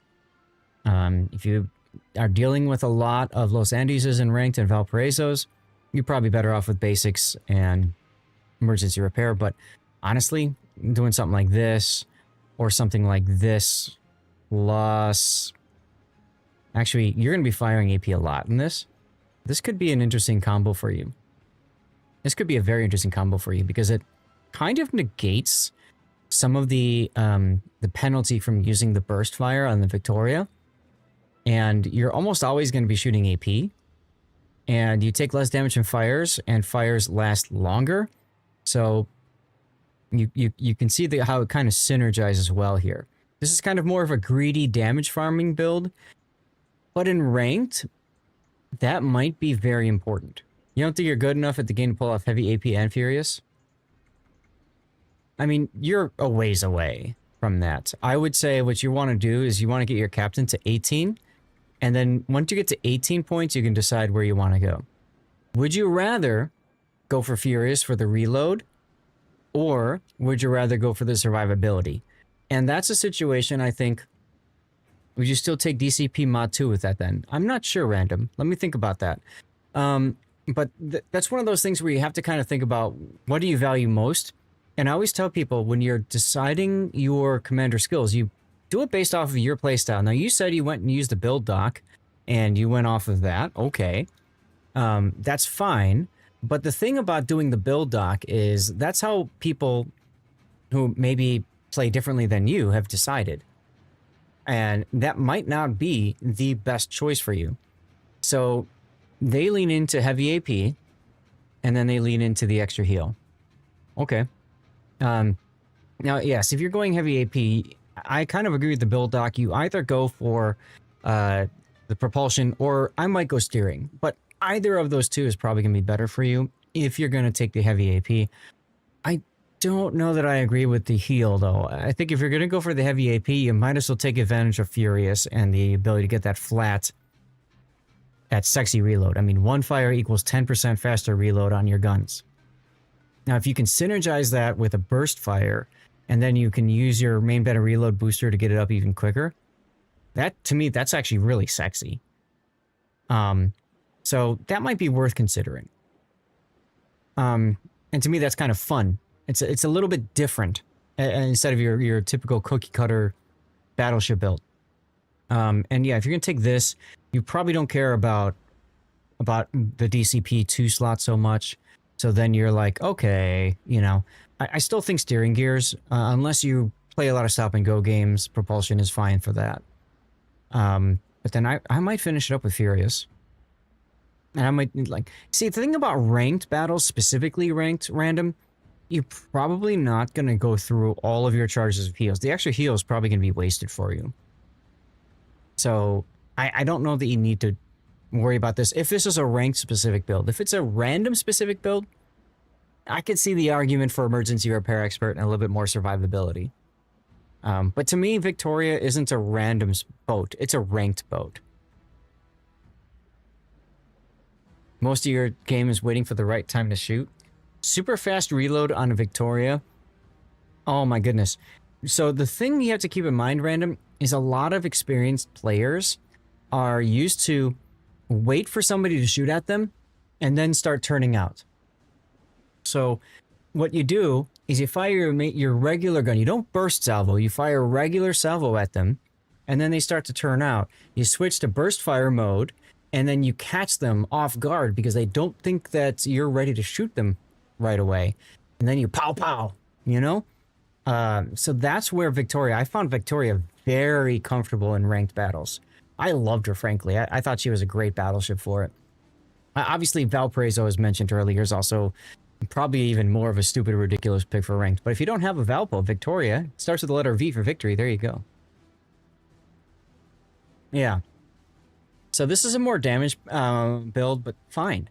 By the way, this build would be chef's kiss in the current Unbreakable line as well. She's a great Valparaiso hunter, yes. You can do the same with the traditional reload boost. Yeah, absolutely you can. Absolutely you can. But you know, what you want to do is you want to catch them off guard with the funny button, because that's when they really, you spank them, and then you reload boost to get the spanking up earlier. You end up fighting one in this game. There you go. So Unbreakable line she's good at with this build. If you're playing operations, maybe Emergency Repair Expert is better. If you're playing randoms, Emergency Repair Expert is probably better too. But to me, there are better ships for me to play in randoms or operations than this ship. So I'd probably play those instead. You know what I mean? Like, I've got so many ships to choose from at this point. It's getting to the point where I'm starting to kind of specialize. Okay, this ship I only play in this game mode because it's best for here, or I enjoy it best here. So. And then for flags, you've got heal boost, fire reduction. You should really take flood reduction, in my opinion. HP restoration, yeah, okay. You don't have speed? You should take speed. Consumables, I would not take secondaries. You don't have any reason to take secondaries up here. That's a wasted flag. Anti-air can be useful. It helps you ward off carriers. Exactly, random. See, there's better ships to play in random. So, you know, I don't know that many people are like, I'm gonna play random, and the first thing I want to do is play Victoria. Wait, what? You don't have secondary build, so you don't need secondary flags. You know? What's wrong? The flags? What do you mean? Like, you've got different flags on than you remember you running? Well, there's an easy way to tell, and that's going to be to zoom in and take a look. And yeah, you don't have the speed flag. Very interesting. Very interesting.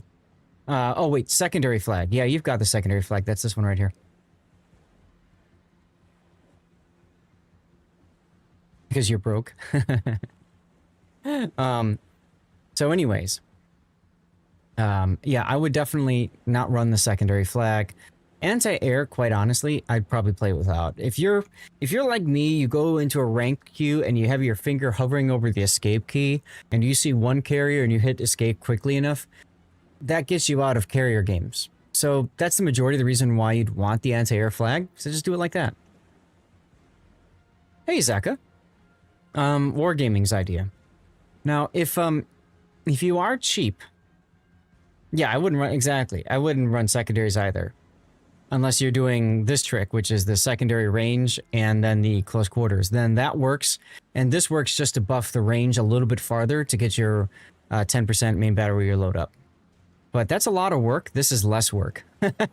So I would just do it this way. Why do I have the secondary flag? What then that I don't know. So what I would be doing is, I mean, you said you're cheaping out on Seer Mike. That's fine, but this ship is really good with speed flag. I think anti-flood would be great for dealing with subs or just A. And then ramming flag would be good. I always say go ramming if you don't know what to take. Is it cheap? It's like the cheapest flag in the game. Go ramming and just go ram something. You never know when you need to ram something in ranked. So I would do like that for flags. You can't take it off because something's wrong with the servers? Interesting. After we're done with replays, we're gonna probably hopefully do some live play. We'll see. Okay, let's take a look at your lineup here. So you and a Los Andes versus a Valparaiso and a Missouri. That's a toss-up in my opinion. Missouri is a very strong boat with its radar and the 406s. For cruisers, you've got 2 Vijayjays and a Tulsa versus a Kronstadt, a Vijayjay of their own, and an Aegir. I would say you probably have the advantage here. And then for destroyers, Black versus Fletcher, I would say you have the advantage unless the Fletcher guy really knows what he's doing. You put ramming flags on destroyers now because the amount of subs that rage ram you when you run them down. Yeah, exactly. This is actually a game that would have been a lot easier to win if one of your allies did a ram. Yeah. Zeka, are you here to do your replay? Are you available to do your replay today? You can say no if you want. I'm just trying to... I got 2 more to do today, and I just don't know who else I'm going to hit up.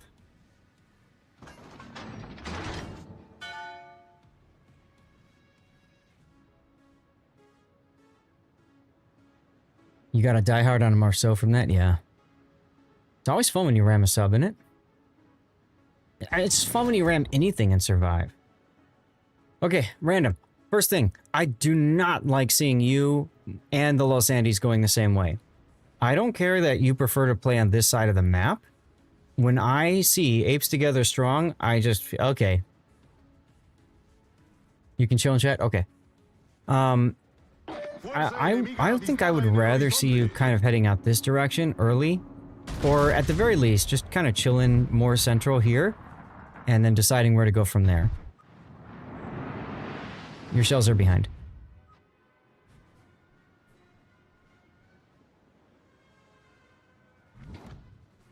I don't like that one of your Vijayjays is going here. I would have liked to have seen a ship go this way. And since he's going this way, that's another reason why you go in this direction would be so important right now. Okay, yeah, no problem, Zaka. One thing you can also do is change the view quality, right? You can change it from 1080p to 360 or something. As long as you can hear me, then you can hear the cues as to when we're making the change and stuff. Okay, Los Andes is turning in, so if that's the case, you just keep going this way.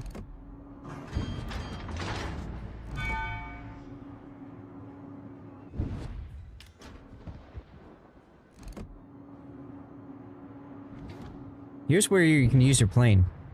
Use your plane to aim over the island on the Vijayjay, and you might be able to clear him. Actually, the Aegir is coming up for you, so that works. Let's clear this. Oh, Kronstadt.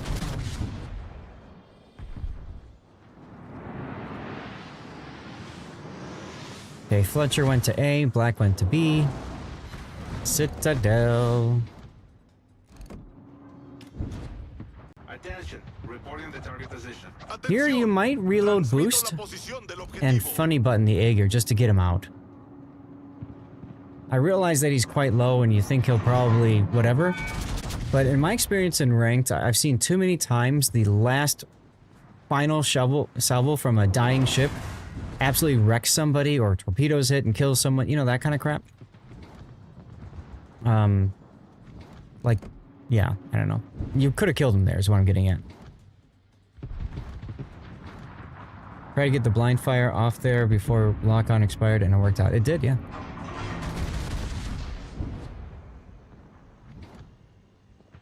Alright, so you have what we like to call the Puss Los Andes. Those are the ones that have great secondaries and are perfect for brawling, but they are afraid to do said thing. And he is currently running away from everything. Rip your Missouri radar. See what I was talking about with the radar? Mm-hmm. You got 2 Citadels on the Missouri though, so that's kind of fun.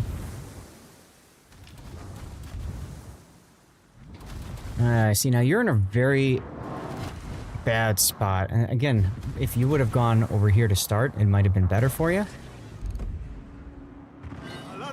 Burst has a lot lower DPM than normal fire, so you try. Yeah, but you don't. You gotta stop thinking of DPM. That number, it's not DPM. Burst is burst damage, and burst damage gets the kill. So you have to think about that as. Here was not in a. I know I can. Yes, he was. If you burst fired him, I'm pretty damn sure you could have, but that's okay. He had an HE sniper sleeping. Oof, that is annoying. Well, at some point, Los Andes is going to be forced to get into the game. Playing up here to line up your shot. Funny button armed because he's coming in. That's what I would do here. Funny button. Bam. Bam. Get him down.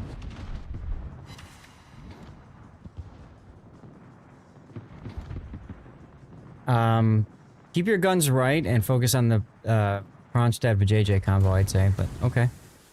Or just, yeah, kill the Missouri, because he doesn't seem to care that you're showing broadside, or he doesn't care showing broadside at you all the time, so. Get back. I disagree, Random. Because you don't look at it as the particular salvo, you look at it as the type of shell hit. You'd have to go back and see, were they overpens, pens, whatever. All it takes is a random shell to hit the Citadel, and boom, you've done bonus damage if you think about it that way.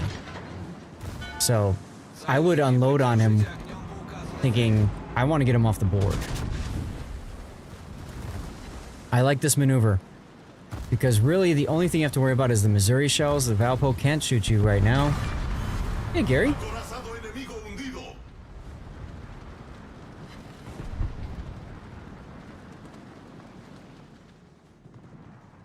Oh, like I said, that's what I would have done. Ooh. Yeah, because the Fletcher took the B cap since the Black died. And look, Los Andes is running away from another fight. Can't make this up, you know.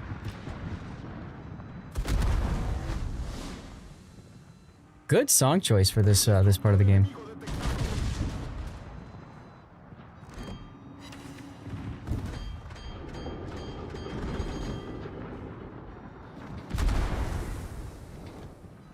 Well, that ram would have been nice there. That's the ram you're talking about, but guy got greedy. And to be quite honest, right now, it's not about greedy, it's about getting the kill.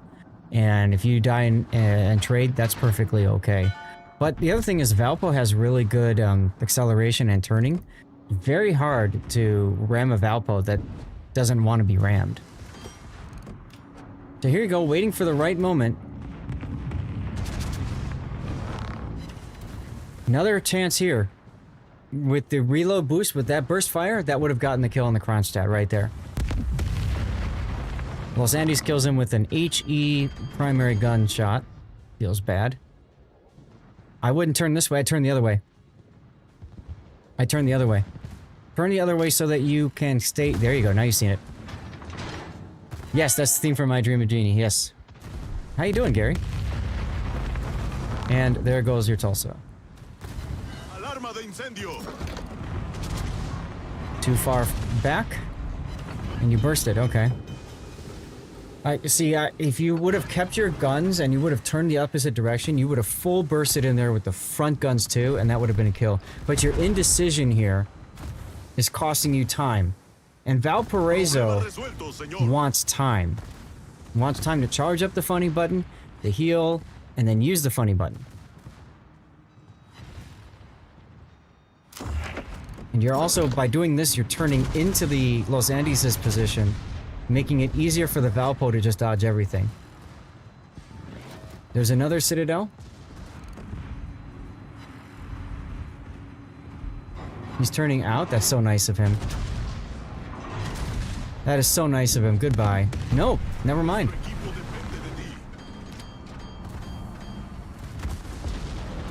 See what I mean about that wrong turn? Also, if you would have waited to burst fire until you had all your turrets up instead of just the rear, you would have been far better off. But he gets to use his funny button, and now he gets to charge up his funny button on you for free. Yep, he got the zombie heal. I would probably aim right here. You're looking for turrets.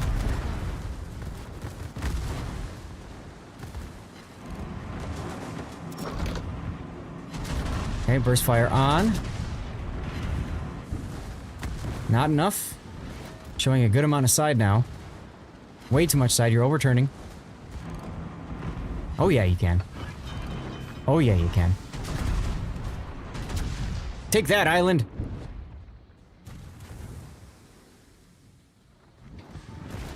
Last heal. Make it count.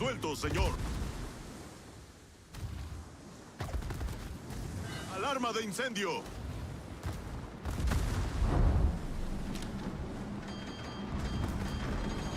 And now you're too busy engaging in chat than focusing on the game. Torpedos al frente. You're focused on getting island cover. Yeah, you could have. Absolutely. But now the problem is you're just... I don't know, frankly. You're giving... The big thing is you're giving Valpo the chance to heal up and not use his funny button. So you give him the chance to choose when he wants to fight you. Now, if you want to know what he's doing, pop your plane so you can at least see if he's coming your way or not. Like, you keep looking like you're waiting for him to come, but you don't know. Okay, well, there's the, oof. And he shoots too far forward into your bow, and that's gonna allow you to kill him.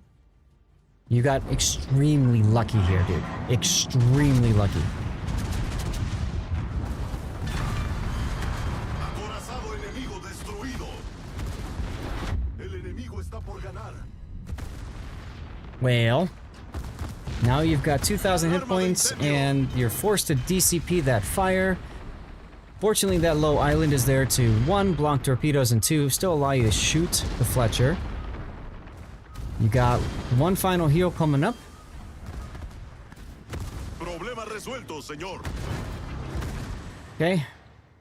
So your DCP is off. This is the part where you get set on fire immediately after. Scope in. Get ready. Scope in. There you go. Shoot her! Shoot her! You switch to HE. Wow. Okie dokie. You, yes! Alright. We got ourselves a double with fireworks. Now that's an ending, ladies and gentlemen. That is an ending. Fletch heal at 125 HP, right? Seriously. Alright, I'm not gonna bother trying to get the fireworks in. I'm gonna instead... Well, this isn't gonna work too well. I'll get the fireworks in. You were definitely panicking at the end there. Well, yeah. I could see that happening. The burst fire saved your life, yes. So I would say it like this, Random. Don't be afraid to use your burst fire more frequently. Especially if you're in a situation where you probably won't have another shot out for a while. Would Fletcher AP into the, from the Fletcher's perspective? Yes. Absolutely. He was counting on another fire and it never happened.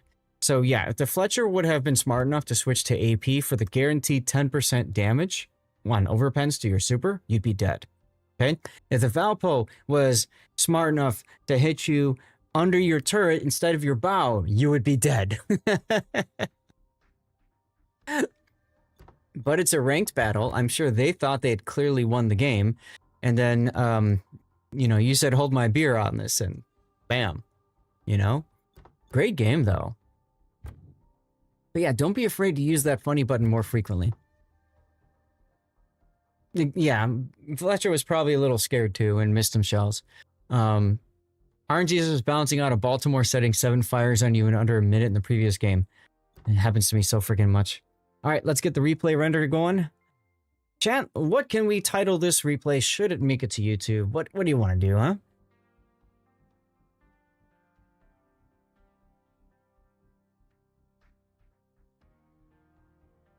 Burst clutch?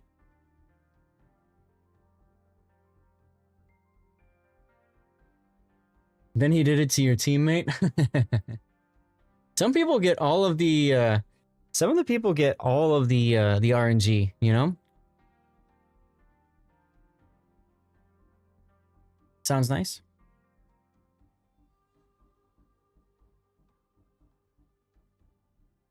Or burst it. Burst it can mean a lot of things. Always spec survivability expert. Kappa. Was that a non-survivability expert Fletcher? I didn't catch that. And yes, never interrupt your enemy when they are making a mistake. That's a good point. Let's see. Open replay file, random. Fletcher. I cannot open his build? I thought I could.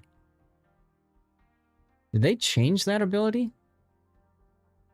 Yeah, they changed that ability. Okay. Maybe it's still available. I don't think it is. No. Okay. Oh well.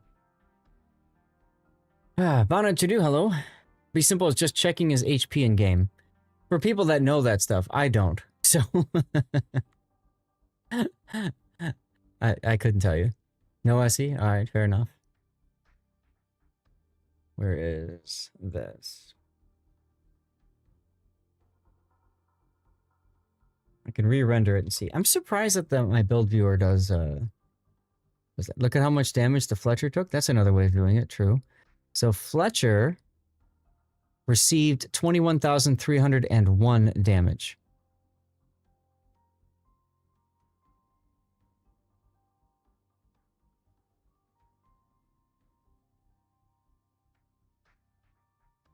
$21,301. SE Fletcher is 20k. Okay. Plus you add the flag onto it probably, right? So, cool. All right. Well, hey. Random, thank you very much for sending in the replay. Appreciate you for doing that. And that was a lot of fun to look at. Hopefully we gave you some good ideas for your future games, and just enjoy the ship, because I can tell you are. All right. Guys, we're going to get another commercial break going. And Zeka, you're next, right? Is that good for you? Writer. Ladies and gentlemen, we have a giveaway going, by the way, in chat. You have to be a follower of the channel and active. So if you're on YouTube, Rumble, or Kick, head on over to twitch.tv/Lord_Zath. Make sure you're a follower. Type something in the chat.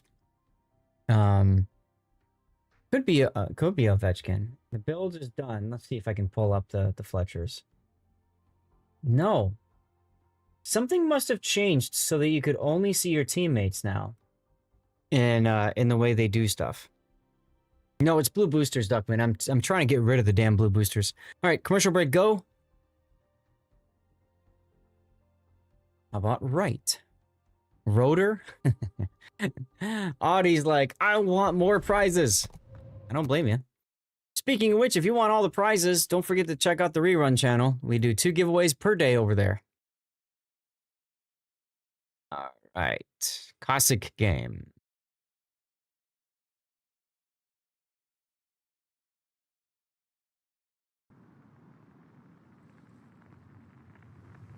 Thumbs instead of fingers. Yes, more wins. Yeah.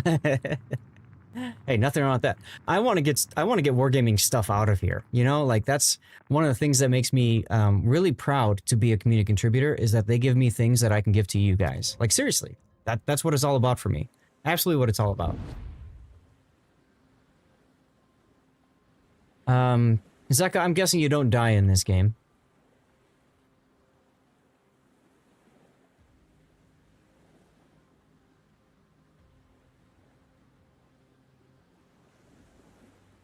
This is the side on the sun, so that's better.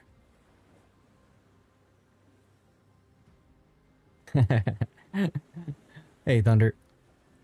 All right. That should be good like that. Ooh, 8 words out of 10. Let's go. Get the next one going. You want to follow along during the commercial break? That's a really sharp thing to do. See what I did there? All right, next up is... How are we doing on time? Oh, okay.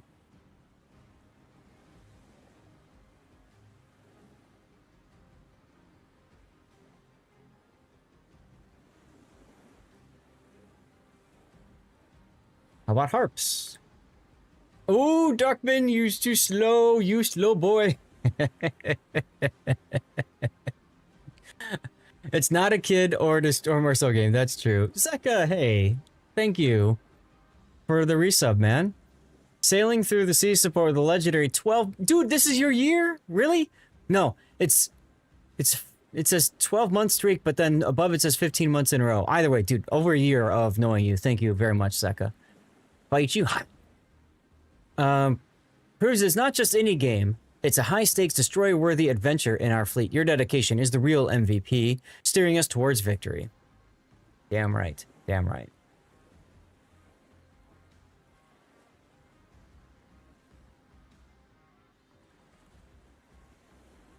Okay. Well, we finished that level. We've got 22 seconds left in the commercial break.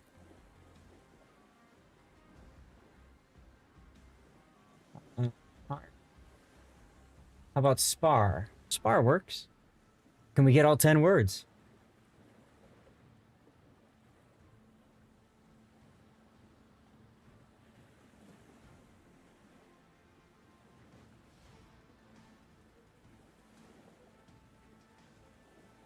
Hmm.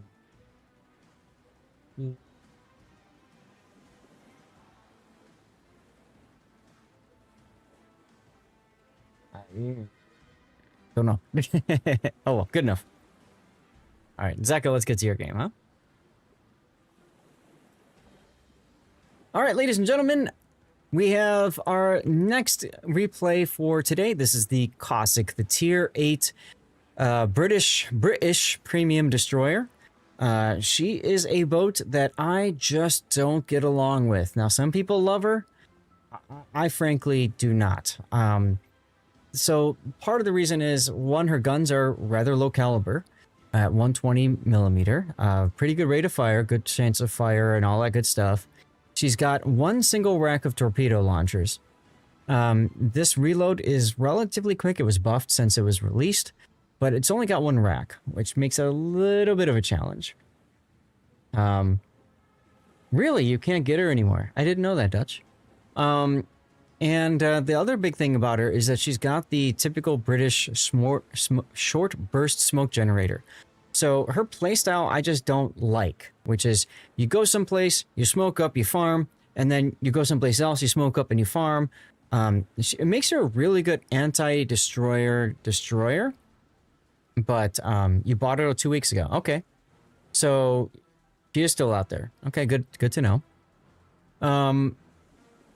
And that's true. There is also the Cossack Black. I almost said classic. The Cossack Black, right? She does have the engine boost, and she's got her nice little personal defense hydroacoustic search, which is great for when she's either hunting submarines, hunting other destroyers, or sitting in smoke and stuff like that. I've seen players do really well with her. I can do okay with her, but it is what it is. Now, Zeka is playing, this is your reroll account, I believe, Zeka, right? So he's playing with a account with low battle count, and he's basically just trying to farm people that use matchmaking monitor and stuff to think that he's a bad player or something, because he's at tier 8 with a low battle count, or he hides his stats. So he's got a 10-point captain, which is really all you need to start out most of these ships. And he's doing the core build, which is preventative maintenance, last stand, survivability expert, and concealment. Yeah, this is your new player one. Right. Yeah, trust. Right. Okay, and then I didn't look at your upgrades here. So main armaments mod 1, engine room protection, aiming systems, steering gears, and concealment is fine, because you can't do propulsion because it's got the baked-in propulsion. In slot 2, if you weren't a new player, you could do engine boost modification or hydro mod if you wanted to, but keeping the engines alive is fine. And then for flags, you just have HP flag. Cool. Let's get into the game then.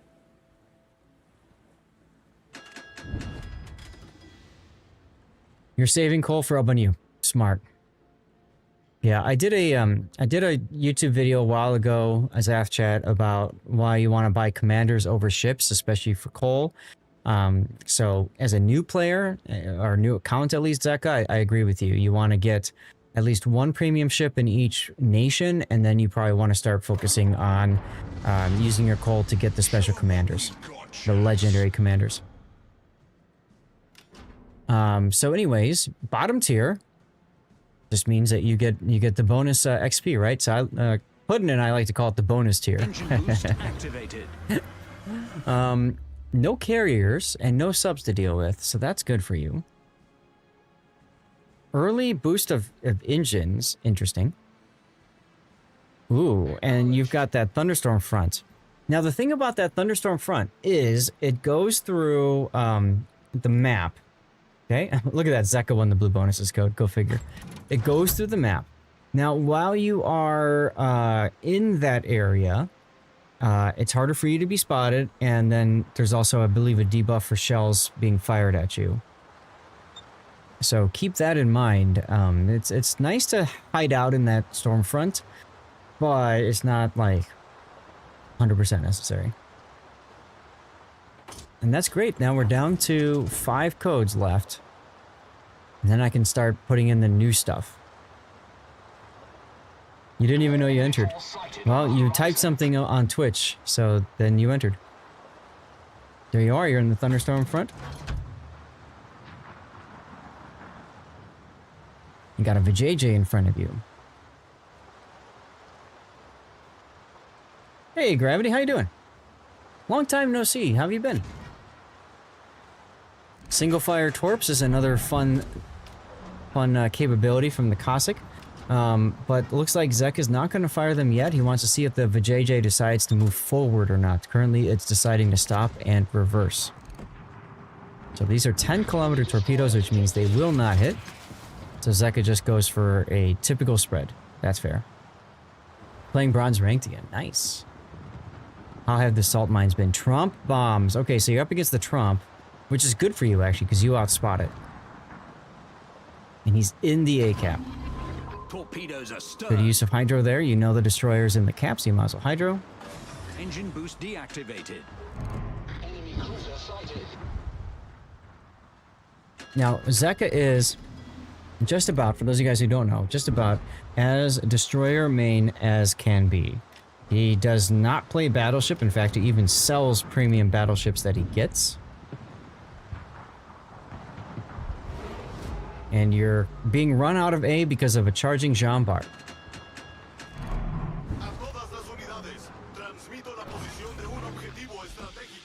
But that's nice because you can just sit there and farm base decaps. At least until the Trump gets the full cap. Nice torpedo on the Veneto. Hey, your torps are available. Wonder if you're going to use them. Ooh, insta DCP on the Jean Bart. Punish. Why over there? I would have shot him at the Jean Bart, but okay. You're figuring where the, you're doing the big braining where the Trump is, huh? Oh, you thought he was gonna bow tank reverse. Okay, gotcha. And of course he does the opposite, right? He's... Naturally, he did not. Well, this is why we always talk about, in random battles especially, and ranked battles, you never discount bad players. You never discount players that have a very low win rate. Because a lot of times, those players don't do what you expect them to do. It catches you off guard. He is a Jean Bart after all, right? So I don't know why he charged in like that, but okay. If he charged him with a VJJ, that's a different story, but he didn't. And look, your smoke is available just in time. Look, it's the Trump. What do you know? Now, he does not have a smoke, so as long as you get him to shoot at you, then he's constantly spotted, and you can smoke and farm. Yay! Smoke screen set. Problem solved, sir. Torps are back up. You can always luck chuck up with the JJ if you want. Engine boost activated. That's what you're doing. I like it. Trump has left. You could probably want to get out of this smoke because Trump will just Dutch oven you. Although it looks like he's been working down the Missouri. Torpedoes direct front. Or Musashi, I mean, sorry, Musashi. Reporting a target's position. All stations reporting the Yeah, you position want to of a spot the strategic JJ for your target. team. And you can see now he's spamming F3. I always like to do that as a player too, in ranked or randoms. You want to get, yeah, you want to get stuff killed. You want to do the teamwork thing, right? Teamwork is overpowered.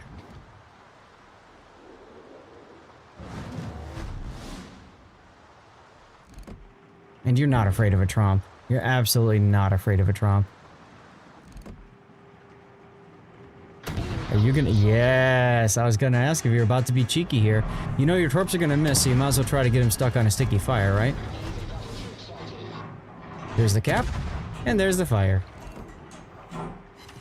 Yes, if you have a team that pays attention to the F3, it's very handy.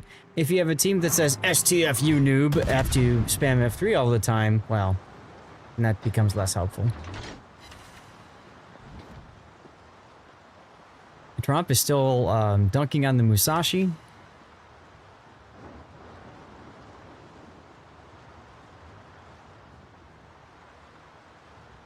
Zeton and an Iowa are pushing a Shimakaze in the B cap.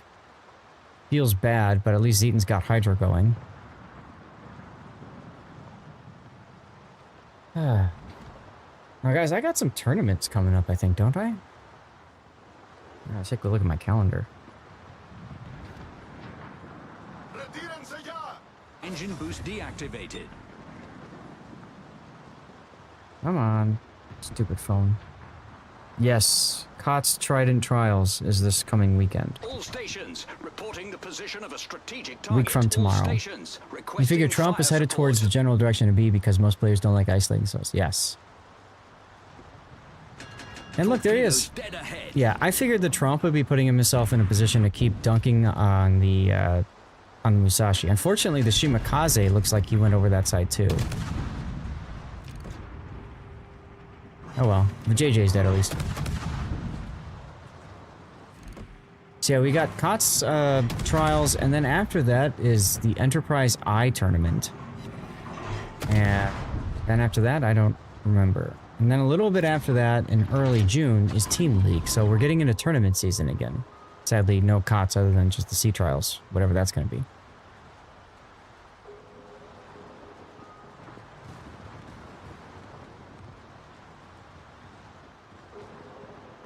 And you figure Shimakaze's just sitting in a smoke, so you're just going to charge him, huh?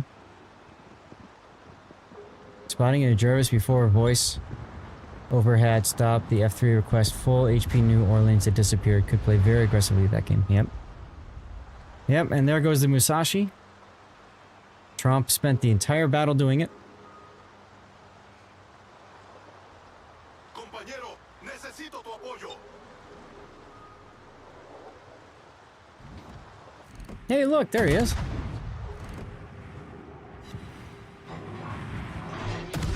Well, you guys had an advantage for a while. You probably still do, but your team is all spread out like crazy. And theirs is kind of contained in the center, so... it might work out for you. Enemy destroyer sunk. Engine boost activated. Yeah, Dutch. SCCC stands for the SEAL Club... What? I can't remember what exactly. But SEAL Club is in there.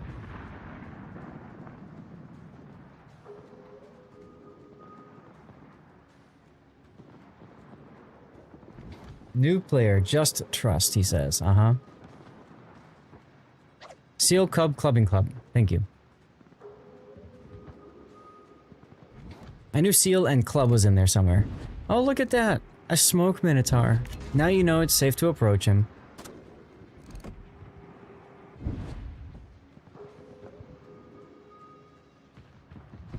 The Iowa and, we missed it, but at least I missed it, but the Iowa and Zeton... Oh, no, there's the Zeton. He's Ah, there you go. It's like they disappeared. There's Trump torpedoes. Oh, absolutely. I'm same with you, Zaka. But as soon as you see him pop out that inky behind him, hey, now you can play, you know?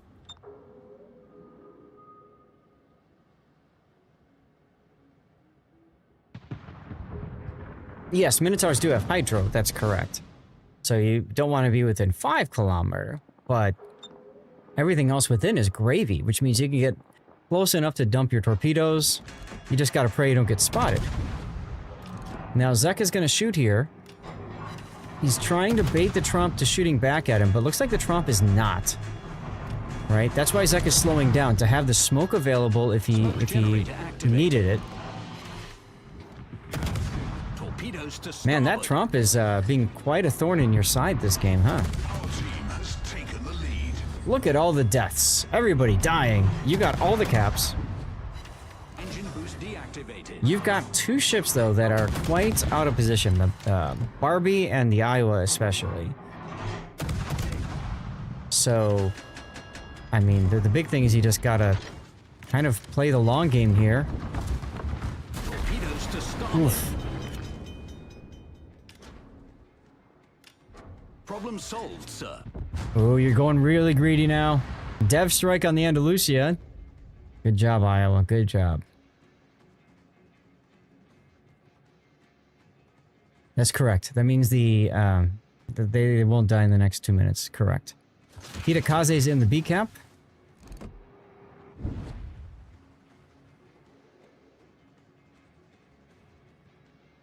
But there's not much Zeka can do about that right now. He's got to hope that the Barbie can handle it. Minotaur's there.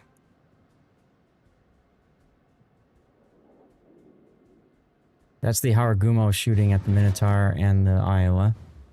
Great, so he's just going to sit there until he gets run down by the Minotaur. That's going to feel good.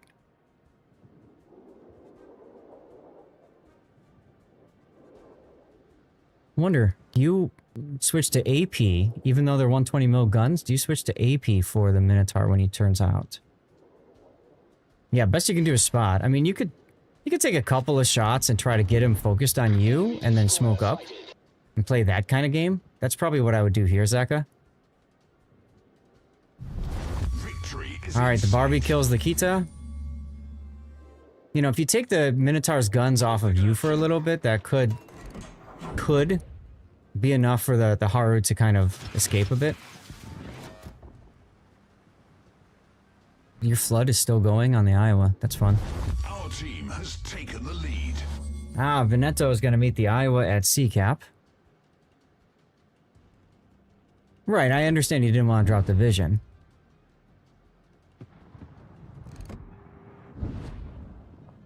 But my concern was that he was shooting at the Haru in smoke.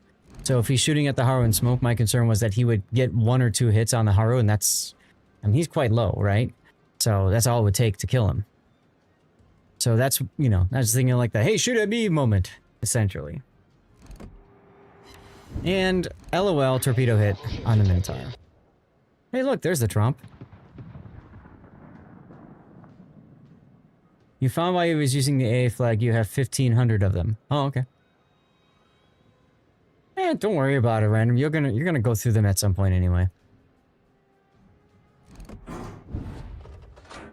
Hey, look, your torps are available again.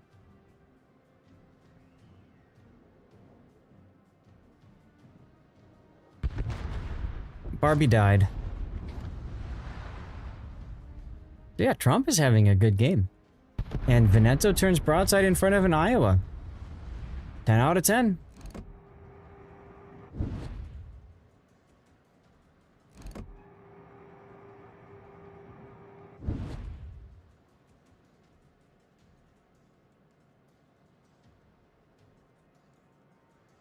Well, now you're just going to chase. I mean, you could open up here and be greedy because you're going to win anyways in like 40 seconds.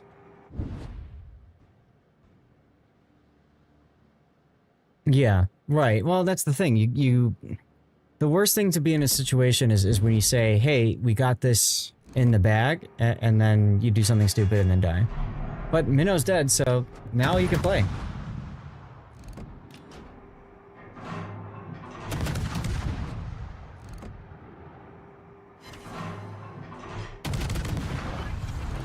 Smoke generator activated. I don't know that it would smoke, but okay. I guess he's still being detected. Smoke screen set. Battle ends in 5 minutes. Like, honestly, I would have just kept charging him and not cared. If he shoots his AP at you, you're probably not going to get the kill. Come on, Zeka, you left damage on the table. What kind of unicum are you?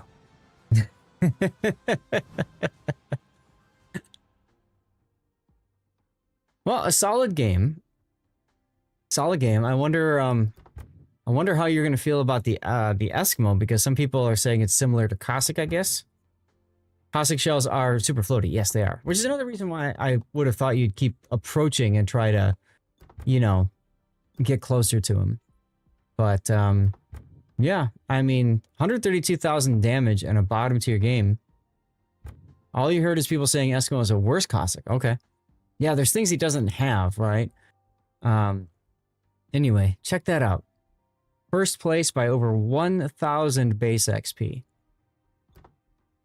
Wild. Yeah, Dutch. Maybe that's another reason I don't like the UK destroyers. The only one I really like is the Druid at the Tier 10 Research Bureau.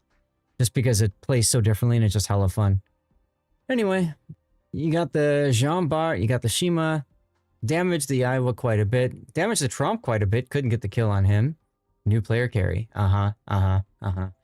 Veneto, Minotaur. We're onto your games here, Zeka. And then you got some damage on the Vijay as well. Almost 100,000 spotting damage. That was your first game in Cossack for that account. There you go. Immediate E. I'm not surprised. Like I said, you are the probably one of the most destroyer mains I've ever seen. So I can understand that you and expect you to just. I mean, if I started a new account, I could probably get a Kaze and get an E if I played that in, you know, randoms. I could probably do that too. So whatever. Nice game either way. So let's go ahead and put the replay render up. And what are we gonna title this one? I kind of feel like new player carry. Could be a fun title. You guys have a different title you want to go for?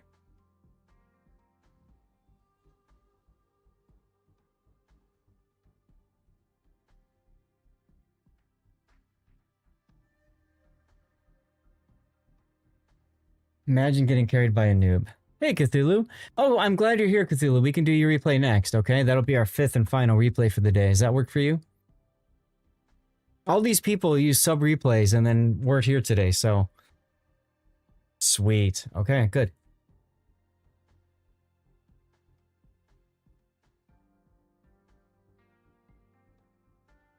I like, though, and if this makes it to YouTube, I want to highlight that Zaka did a really nice job in his destroyer of not overcommitting. A lot of destroyers would have chased after the Tromp early on, and possibly gotten wrecked.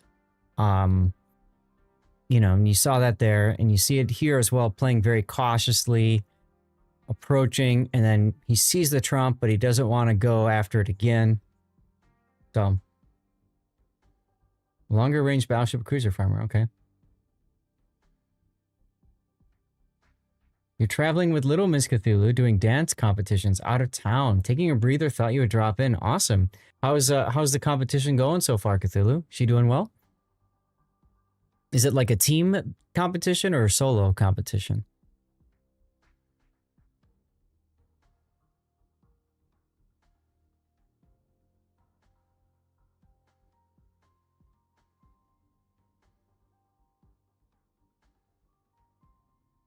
She's done her bit, all team stuff, and she's done astonishingly well. That's awesome.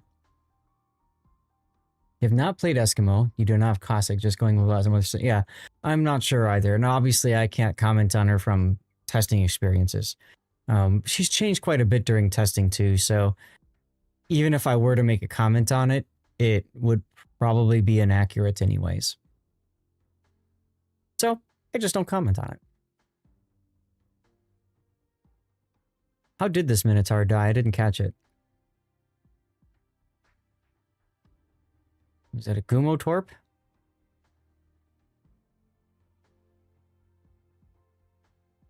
Yeah. Okay. Gumo Torp. Well, I guess new player carry is what I'll title it. I mean, come on, and like if you're gonna be in SCCC, I mean, already the more competitive players know what you're doing. Yeah, exactly. That's why nobody takes the bait. Either way, Zeka, it's a strong game. It's a great showcase of Cossack and what a Unicum, Super Unicum, Destroyer main can do in a Cossack, in a bottom tier game. So thanks for the support, thank you for subbing, and thanks for sharing the game. And not sending in another freaking Marceau game. Or kid. Jesus. Alright, let's go. Alright, one final replay for today, guys. It's gonna be a, what was this? Charleston? Tier 3 Charleston? Let me get that ready. And was a 10-point captain, that's right. You all need to join an absolute garbage clan and merc for SCCC. See, now that is the big brain, Cthulhu. That is the big brain right there.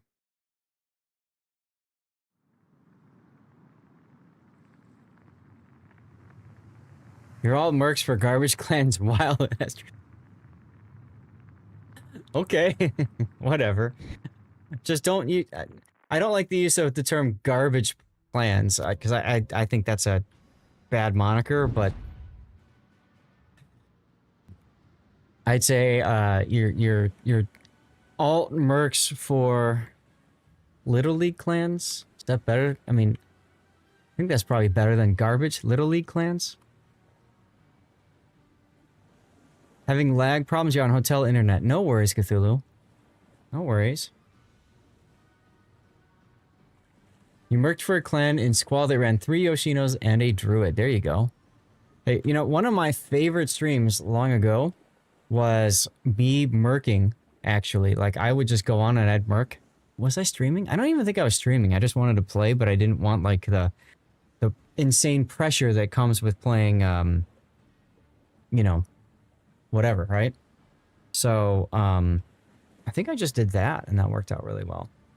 Had a lot of fun meeting a lot of new people that way. Found Under to do that might have been how I met you, maybe? I don't remember. I just put myself in looking for div, and I had people say, hey, come join us, and then they're like, hey, careful, watch out, Zaz, just so you know, we've had aiming fluid. I'm like, cool, I'll go get mine. And they're like, what? You know? Gunfight with a Salem and a Svea and a Marceau. I can actually see you winning that one. I can totally see you winning that one. And it just has to do with your, you know, your capabilities, right? I could totally see you winning it. One more.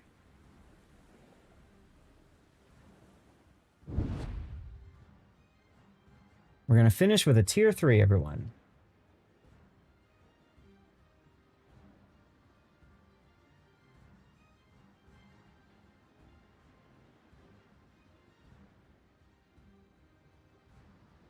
What do we got here?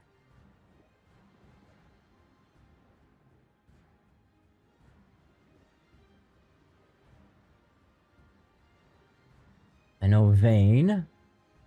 Oh, I got the word. It's native. So this was a casual game he played trying to get a Wither or Arsonist. Failed to do that, but he had to send it in. Okay. Wither or Arsonist. So you can get an Arsonist in this pretty easily. I don't know that you can get a Witherer in this that easily. Just because it's low tier. So there's just not a lot of hit points for you to burn, essentially. But, hey, you know, go for it.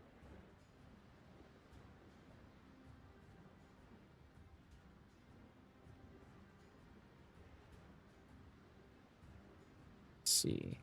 Don't mind me, guys. I'm just working real quick on some of my Marvel Strike Force count here, because I'm trying to get it up to 60 for my sponsorship. So I'm doing that a little bit on the side here. If you want to help me out with this, there's still time. We got 3 days left in the sponsorship. You just have, even downloading the game helps. And then if you enjoy it or want to keep playing it to help me out, just go as far as you can. You don't have to spend any money, of course. I always tell people, only spend money on a game if you enjoy it. And that includes World of Warships. If you don't enjoy it, or you don't want to spend money, that's fine. I never spent money on this game, except one time. And here I am, you know? So, you can do it. We can help. Home Depot. Let's see, do I have anything else I need to do right now? No? Okay.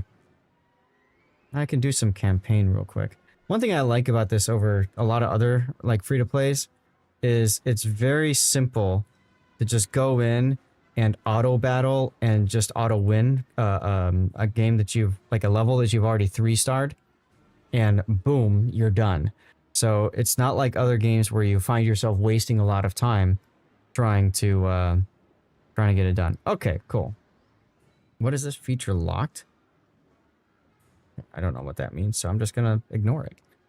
You have several ideas for what to call this, but no spoilers. Fair enough. Let's get to the game then.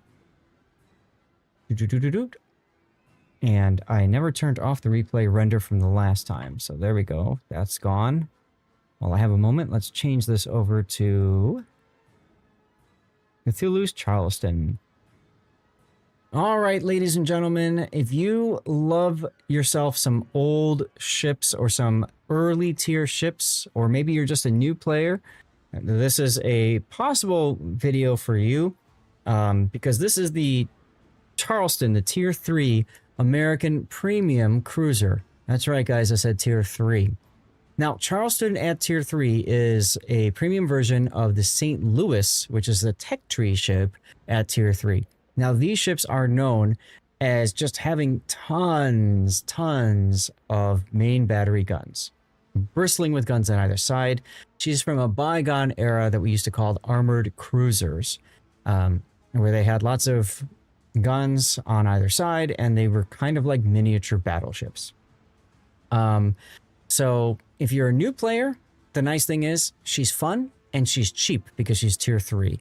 And sometimes, I don't know if it's the current situation, but sometimes you can get this as a free ship, freebie ship, if you use somebody's invite code or an affiliate link or anything like that. So it really depends. They've done that in the past. Yes, you can get her for coal. You can also, I think, outright buy her. At least once upon a time, you could outright buy her in the premium shop. So she's fantastic just because of the number of guns. Great at starting fires. Her AP is actually pretty good too, but a lot of people sleep on it or forget about it. Actually, really hard to Citadel Charleston too. I don't know what it is about the armor scheme. It's just really hard to Citadel it. Your biggest threat is really just torpedoes and burning down. So Cthulhu said he was playing this because he wanted a Witherer or an Arsonist achievement, which means he's playing maximum HE DACA, set all the fires, and hopefully he can burn a ship down to the waterline. That's what he's going for in this one. And he said he's doing a mission that had tier 3 as an option, so he's going into this. Got it. Note, it's got a turtleback. Got it. This is from a time when Armor Viewer was not a part of the game, and so I never really looked at the tier 3 St. Louis armor scheme. But that's good to know. Thank you very much, Memnote. Hey, Chromoa, thank you for the sub. 63 months, guys. Just over 5 years of supporting me. Thank you so much, Chromoa.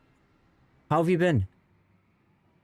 By subscribing, you've officially set sail on the SS Lord Zath, where every stream is a new adventure in the vast seas of World of Warships. Your support keeps our cannons loaded and our sails full. Welcome aboard, and may your journey be as epic as a 7-ship torpedo spread. Don't even know how that works, but okay.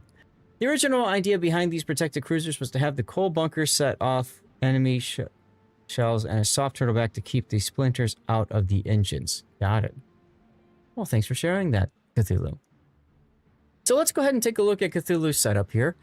No upgrades to start here in either slot. Now, Cthulhu, these are really cheap, and I know you like to keep credits up, but come on. And by the way, Charleston with, well, this probably doesn't matter. What is it, 5 second? Yeah, so you don't want to put the extra. So you could do main battery. That'd be kind of nice. Now imagine those 7 ships being even key to commies. That's true. You completely forgot she was unequipped. Yeah, you probably just jumped on in and went for it. But for those of you guys wondering, main battery is absolutely what you'd want to go in slot 1. And in slot 2, like I said, she rarely gets Citadel and stuff. So you don't really see her losing engines that much for engine room protection. So I'd probably just go damage control systems here. Now, slot 2 rudder for co-op and bots. Yeah, you could do that, right? Engine room protection is okay too. But you've already got last stand. So if you've got last stand, you could probably get away with doing less risk of catching fire. And at tier 3, I gotta say, at tier 3, that 5% means a lot more at tier 3 for catching fire than it does at tier 10. Yeah, and yeah, I know Halsey's set up for higher tier ships and not set up for this because you probably don't want radio location in a St. Louis or St. Louis clone. So yeah, I get you there. So your build is last stand, priority target, superintendent, concealment, radio location, adrenaline rush, consumables enhancements, and grease the gears. You wanted radio location? Okay. Okay. Usually in these games, people just jump right on in, especially bots. But towards the end game, it can be difficult, especially for bots, to figure out where the heck they are. And this map is Solomon Islands. So yeah, I could see that being important because if you play Ring Around the Island, the ship is slow.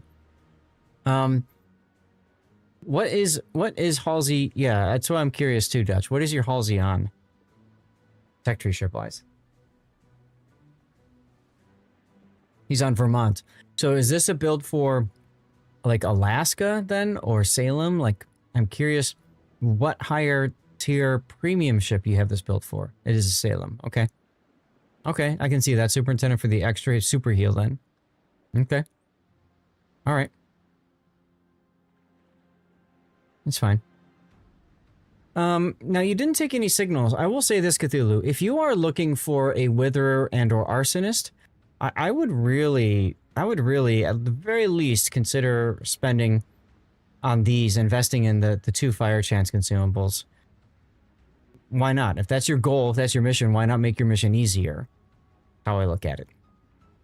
But running no signals is fine. It's tier 3 for God's sake, so that's fine. All right, let's get into the game.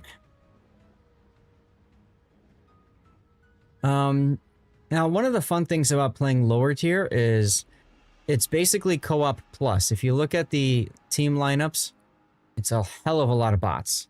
And what's nice about that is it gives you the ability to farm, baby farm. And if you're a good enough player and you can handle the enemy players, the enemy humans, I mean, usually it's an easy win.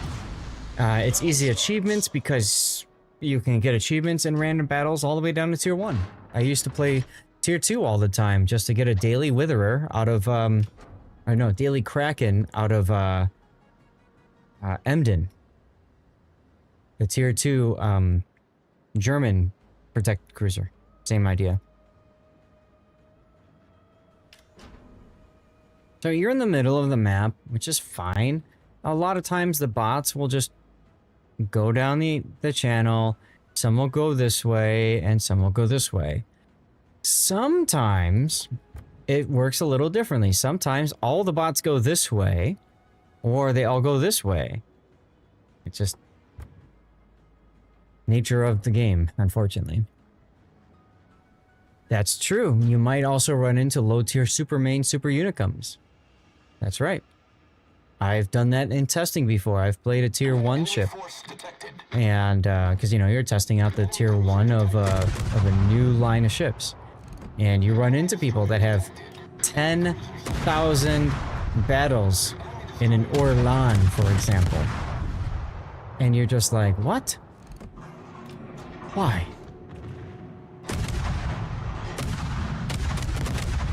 Why you do this? Anyway. I like that you're focusing on the Medea. I would honestly be slowing down and even reversing here, Cthulhu.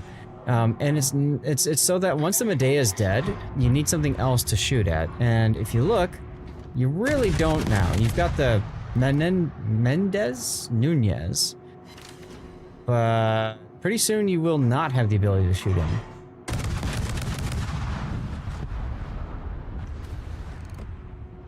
Like right there. What's up, Iron Mules? I always find it funny when someone who normally plays thousands of low-tier battles, then they try playing higher tier, no idea what they're doing. Well, sure. Kind of the opposite, isn't it? I just find it funny when people know each other, they say hi, and it's like, you know, like they run into each other, like, all day long or something. By the way, are you planning on killing that Umikaze that's coming your way? You might want to do something about him. AP? Alright, so... Normally, okay, but... Dude, you said you're trying to get Withers and Arsonists, so... HEL things, you just saw. Yeah, I see that now. Because a bot Umikaze is a very scary thing. Any Umikaze is scary, right? Now you can see Cthulhu trying to stay out of the Umikaze's torpedo arc. And because it's a bot, it's not actually turning to have that torpedo on target. Now for the St. Louis and Charleston, there's only two bow turrets, or two turrets that are actually turrets. There's the stern, and then there's the bow over here. Those are the only two. Otherwise, everything else, as you can see, is right on the side there, including a bunch of secondaries too. So ironically enough, this ship with Pack-a-Punch might be kind of fun. Because it would boost your secondary range a bit. Earlier talking about armored cruisers, they were predecessors to heavy cruisers, correct? And that's, yes, that's why it's still CA, because cruiser armored. Once you ended up like 12 humans versus 12 in a tier 1 battle, 20 of these players knew each other from being tier 1 mains. It was fun but strange experience. Yes, exactly. We've destroyed an enemy cruiser. Oh yeah. AFT, BFT, Expert Marksman, all on the Varyag, which is another St. Louis clone. Because, you know, the Soviets have to have all the good stuff, right? So if there's something good in another tier, they have to release a Soviet version. Okay, there's a fire, so move on to the next one. There you go. Let that fire cook. I would stop moving forward. Look at the minimap. You are turning towards a whole lot of bad things coming your way.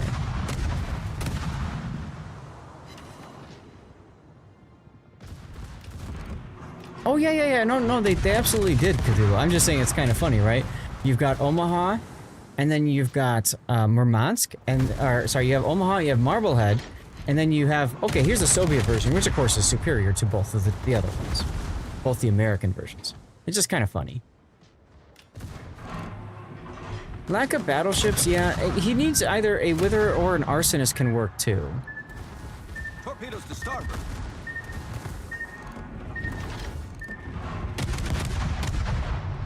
But, well, you get to play goalie. And there's your Confederates, and now your main battery reload time is buffed. Oh, boy.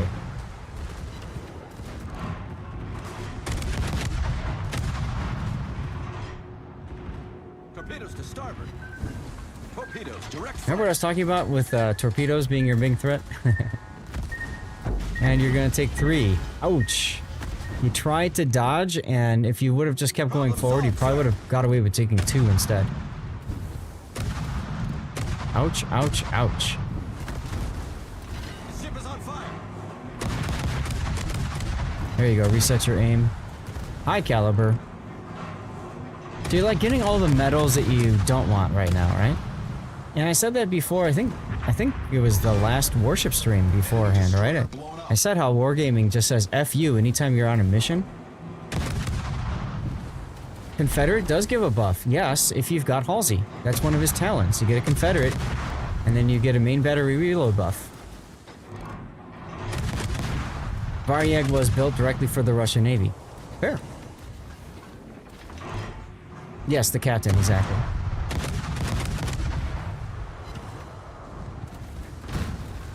You understand now? Perfect. Enemy cruiser sunk. See, like, I think that guy, if you would have been shooting AP or HE at him at the beginning instead of AP, you might have been able to do enough fire damage to get a wither on him.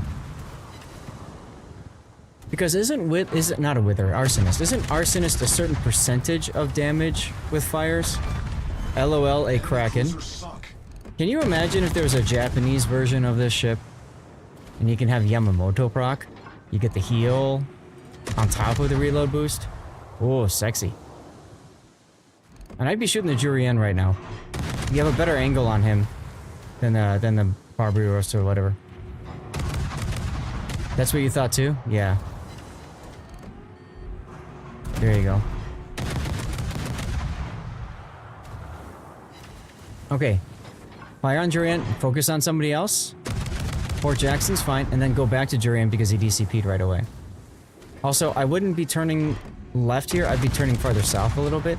I turn out and slow down. Let him get in a secondary range.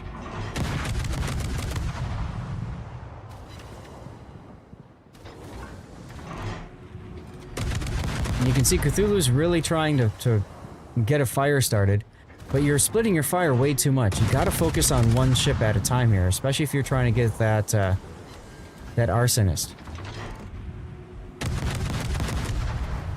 But you're better off letting them advance it to a certain point and then getting the resets.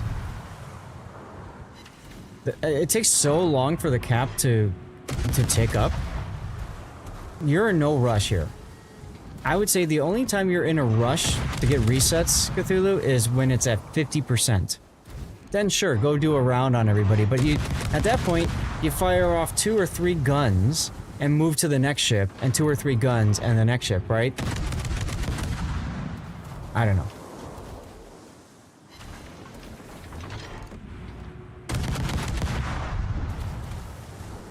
But see, you've only got 2 cap ribbons because you're hitting them too fast before they can actually build up cap points. Double strike, now your ship detectability is decreased. Another Halsey. Jeez. Not like it matters in this boat. 40% base HP value of the damage done to that ship has to be fires. And the fire, I think, yeah, I don't remember if the fire has to kill it, but you have to get the kill on that ship. Speaking of Varyag, there's one in in the enemy cap, preventing your team from capping. Kind of funny how that works.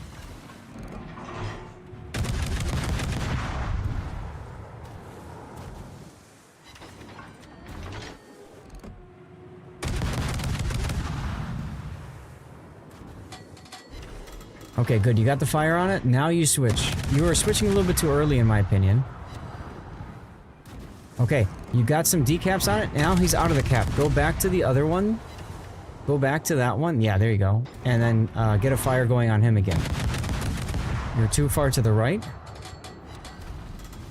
No, you actually got him with 5. Keep shooting. No, keep shooting him. He DCP'd.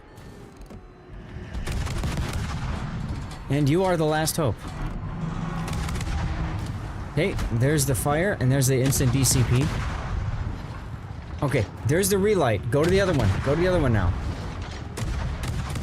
I think right now your instinct is turning into, I have to win the game because I'm the only hope.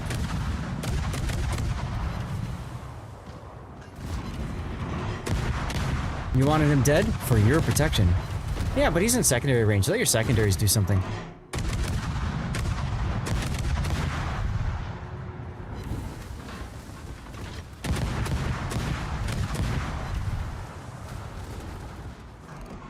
And he's at 139, you're gonna end his misery.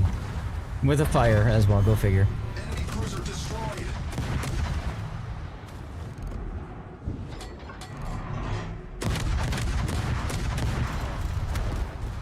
And GG, easy. Enemy cruiser You win. foundered. You just have the Varyag now, so this is gonna take forever, so we're gonna fast forward the game, because you're just gonna go to him and he's gonna come to you. Oh, that's a human. I just noticed that. So he's not going to come to you because it's a human. So this is where radiolocation comes in play. Oh, the points are reversed? I didn't recognize that. So you are losing. Okay. But you can see the radiolocation pointing. So he's not coming down the channel. You're going to go by the island here. I'm going to fast forward again. Let them burn more.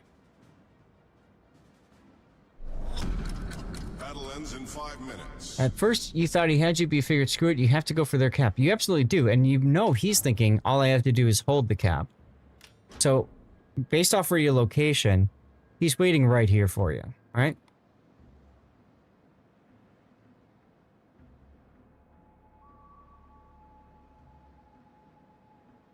Radio location keeps moving.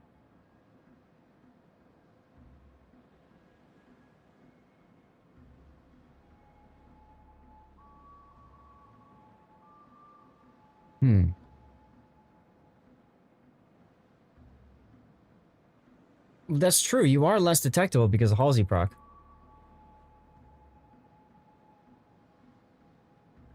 Alright. Classic, I'm going to write down let him burn.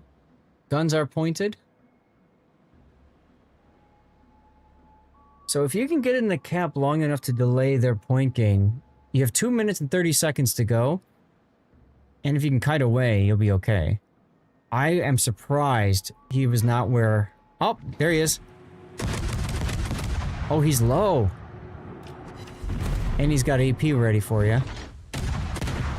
His name is Last Warning. That's kind of funny. Well, he's shooting AP at you, so you just bow into him. And there's the kill. 10 kills. 10 kills. That's one more than my highest number, I think. Mine is 9, if I remember correctly. Jesus. Temu SFNL? What? Average low tier rand bat. Random. Look at this. Look at this. Double Kraken. Yeah, the problem with that Cthulhu is most people aren't going to know that. I mean, it's a good internal joke. But if this goes out to YouTube, nobody's going to care about that. They're not going to get it. You know what I'm saying? Wither is 60,000 fire damage. Right. So let's see. How close were you to a Witherer? Nowhere near it. Nowhere near it. Doing the Charleston. Ah, there you go. Okay.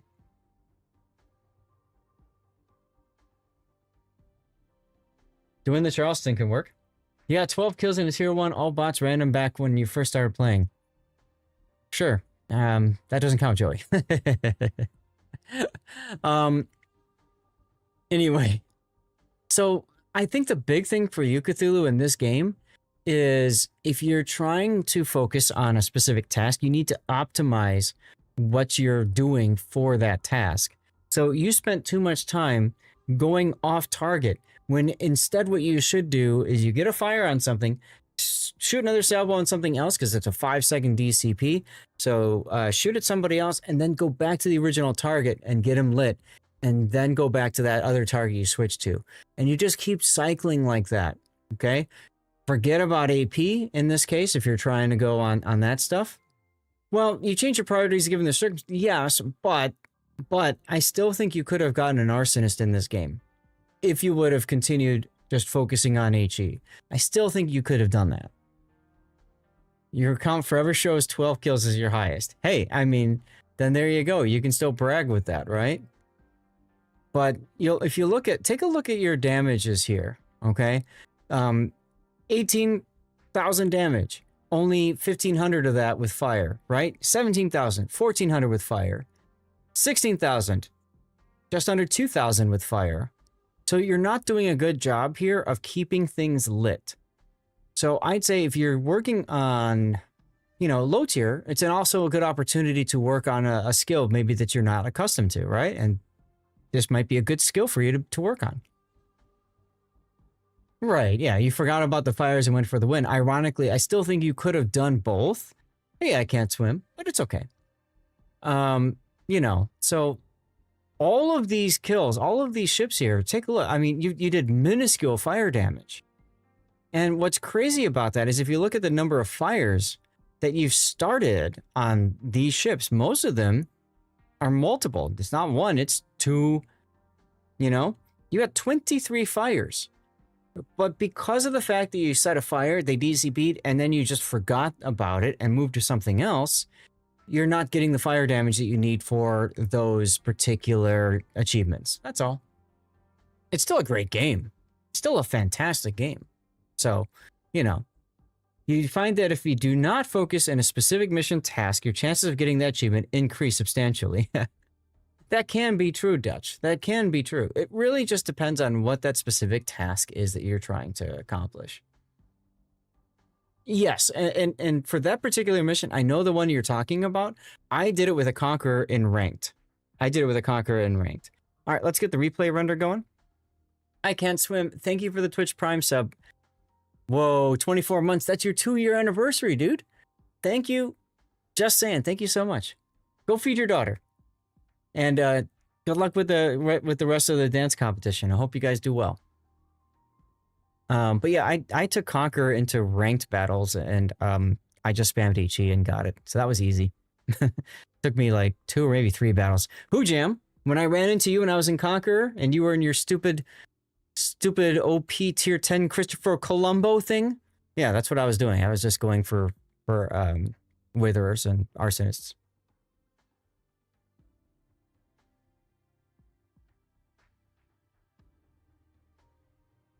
Greetings while driving around and doing errands, but not typing like, well, I'm glad you're being safe, Wolfie. That's important. That's very important.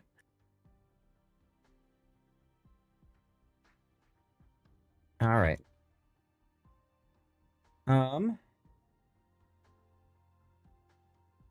Guys, it's time.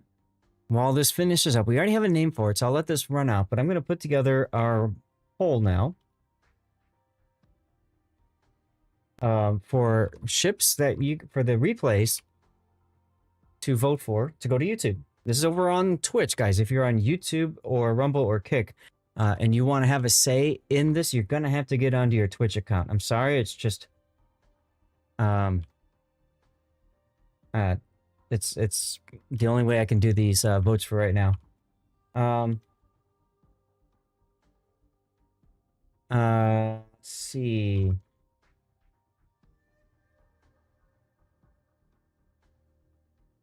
Okay, so I'm going to give you guys 5 minutes for your poll. Okay, it's up right now. You've got Key, which we're calling Firework Mishap. That was Rob's game in the Key when he flanked around and got real aggressive and made it work, honestly. Neptune Hard Mode. That was Dutch's game with a fully stocked Neptune and a 10-point captain doing work. Burst It. That was Victoria. That was random. We talked a lot about the use of the burst fire there and when it comes in handy. Cossack was the new player carry from our Super Unicum Destroyer main friend Zeka. And then finally we have Instant Cthulhu's doing the Charleston, which we just finished seeing. All right. That's right. That's right. It's important to be a responsible driver. So everybody, you can vote. If you don't see the vote on Twitch, just refresh the screen. You should see it then.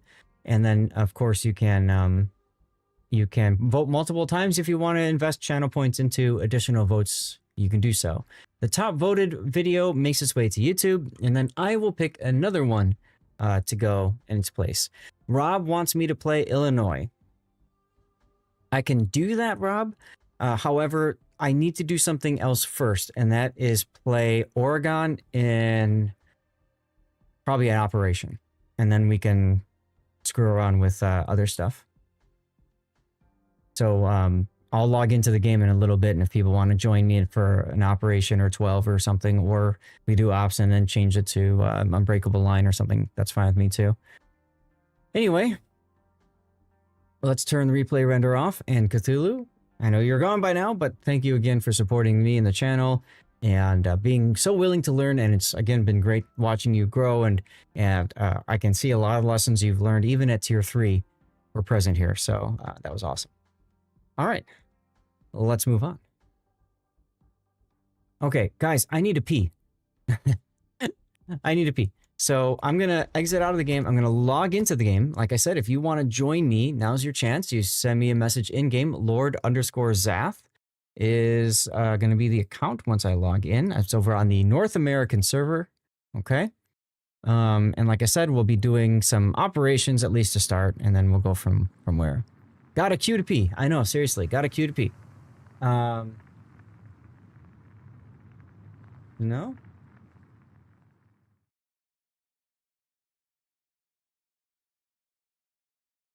I'll just do pick. All right, I'm going to do commercial break now. I'll be right back, guys.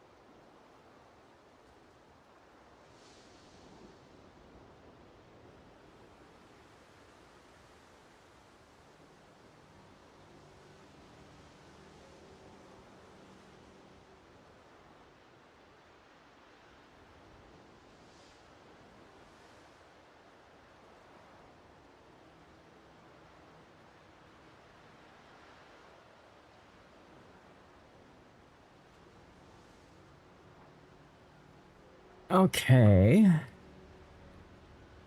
Let's see here. Oh, we beat level 1. Nice. What was the big one? Cockpit. Huh. Mission, radio message, radio message. Yeah, we can do ops to flagships. I don't care. I usually find people do worse with flagship ops than regular. I mean, I'm good either way. I was just curious. Yeah, I mean, you can get more XP in those, but you can also lose a lot easier, from my experience. I need to go get dirty water. I'll be right back. Almost forgot that.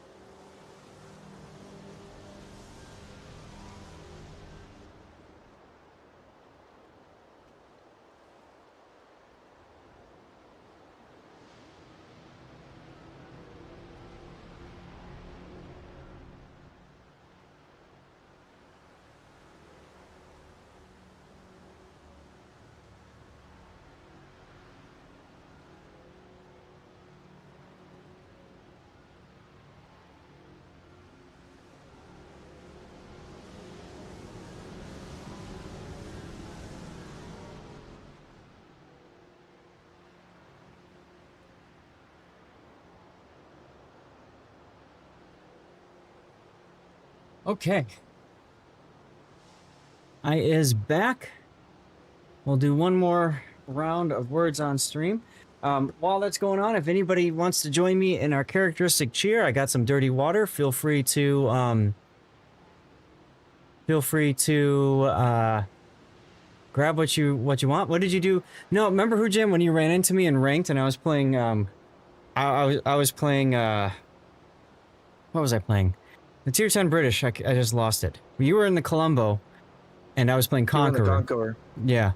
I was saying that that's the mission I was trying to complete as well, and I did it in ranked in Conqueror, and I just spammed HE on everything. And that's the one when you ran into me. And I think we won one of the games, and I lost another one to you. I didn't care because I was in promotions, and I had no interest in promoting to gold, so I was just screwing around. And I was perfectly happy to lose the game, and then we won the game. It was kind of sad. But I wasn't going to throw it just because I didn't want to win. You know what I'm saying? Anyway. Reminds me of the time I accidentally carried you to a win in my Sean Horst. Yeah, you jerk. I was so pissed at you for that because I think that might have been the one where I got promoted to the next one, or I got so close. I remember at the end of that game too, because I got out of it and I saw that I'd won the previous game too, and I'm like, because I'm like trying to lose. I'm like literally trying to lose ranked, and I keep winning. And I'm like, what the hell? That's just like what you said, right? When you're purposely trying not to do something, that's when the game's like, F you, you're gonna do this other thing instead. We're gonna make you do what you're trying not to do. Ay. And like I survived the match despite my best efforts, which is kind of hilarious to me.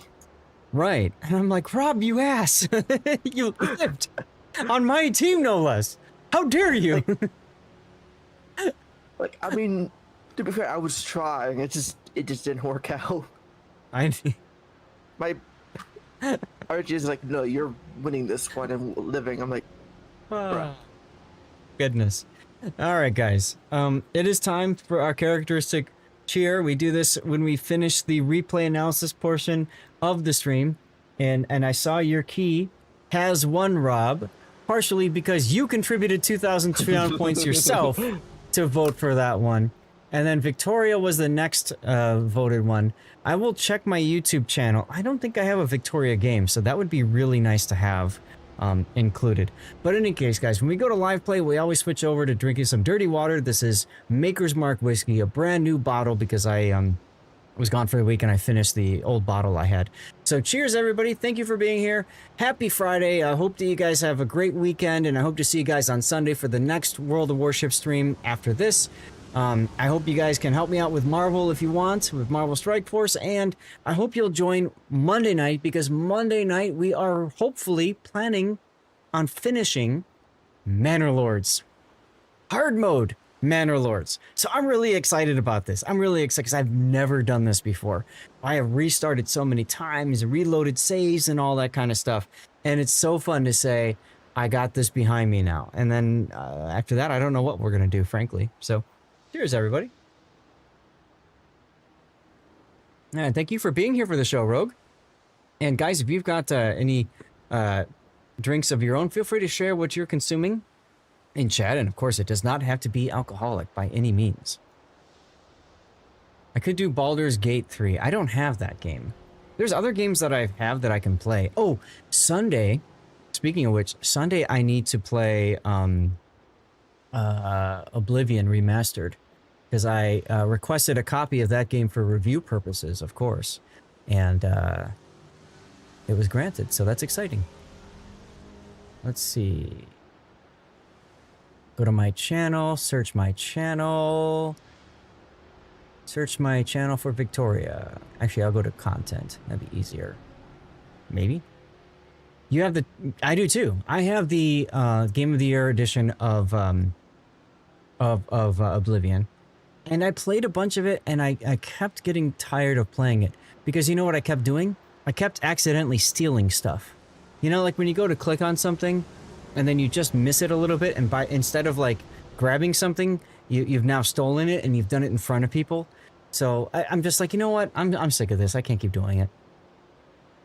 But then they released a remastered, so I'm thinking about it. I figured why not? Okay, I do not have a Victoria game, so that will be my second one. Do I have a Neptune game? I think I have a Neptune game. Yeah, I've got 4. Okay, cool. All right. Chat, if anybody wants to join, we've got Pockington and Rob here with me. If anybody else wants to join for operations or whatever else, that's fine. Went back and watched the Tachibana reverse clubbing. Yes, yes.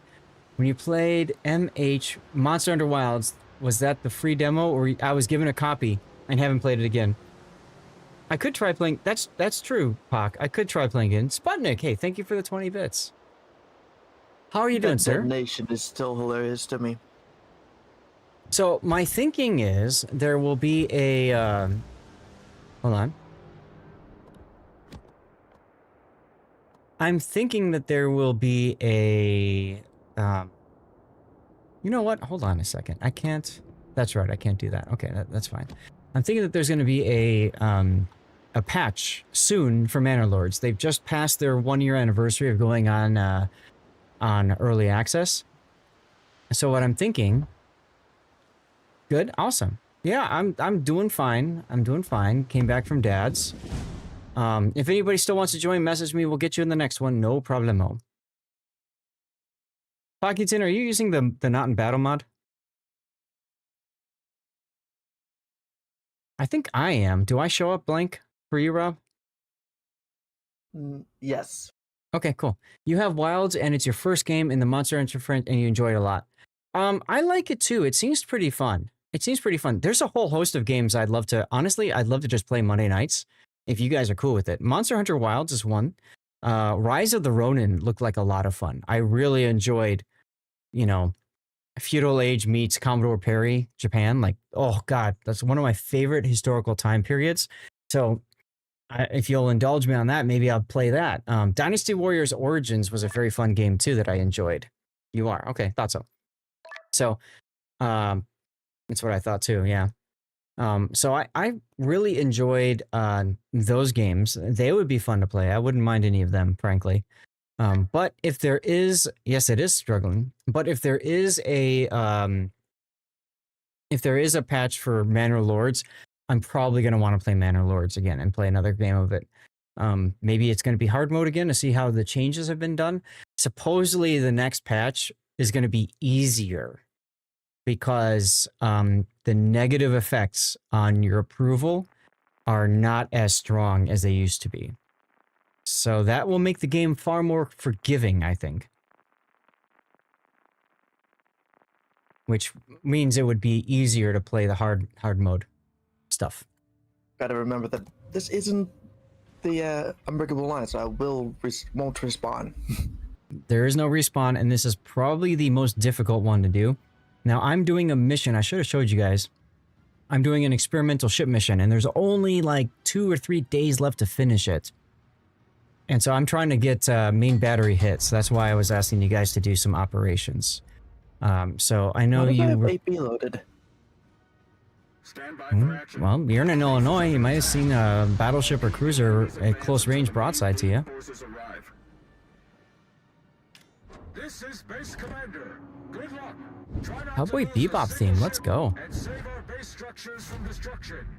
Reconnaissance data suggests the principal attack will be launched in 10 minutes. If the outer radius of defense is broken, the attack will begin earlier.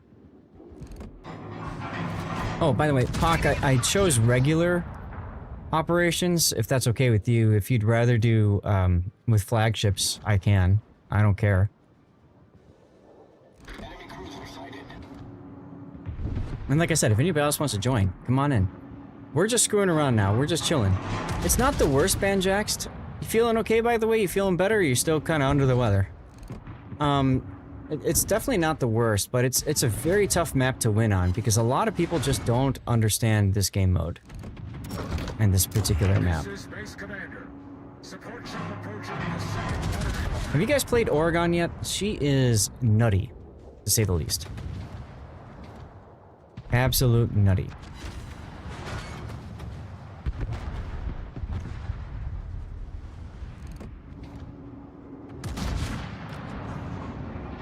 I'm gonna miss Unbreakable Line when it goes away in a few days. Oh yeah. Yep, there's 6 heals gravity. Because I'm using Halsey Captain that is spec'd out for Georgia and more for like brawling in close and stuff like that. So I want to get, there we go. I want to get within secondary range, and then I can start using my funny button more frequently because I do get the buffed here from Close Quarters Expert. You'll see that in a moment. Here we go, burst, burst, and burst, and burst. And goodbye, Amalfi. Well, okay, I was shooting AP at it. Yeah, me too. You took a nap and you feel better. Great. Now, if I really wanted more main battery hits, I could probably get away with just switching to either HE or shooting things that are bow on to me. Yeah, but Wouldn't be a bad idea. Destroy Right. all enemy forces before the principal attack is launched, and secure the carrier's retreat to the base.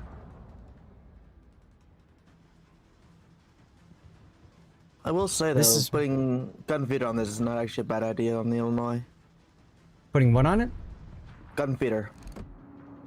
Oh, yeah, it comes in handy. Yes, I'm saying low HP for the adrenaline, also for the accuracy. And because frankly, in this game mode, I can better control who can target me, right? As long as I'm not the closest opponent, they will typically not target me. That's going to change in a little bit because I'm going to go in front of this island. But that's okay. And we should be close to range on the Elbing. I want to wait for my close quarters expert to proc. Remember quickly, I put my Des Moines commander on my Illinois. So in this one, I did not use the funny button. And the reason for that is because when you use the funny button, you get a penalty to reload.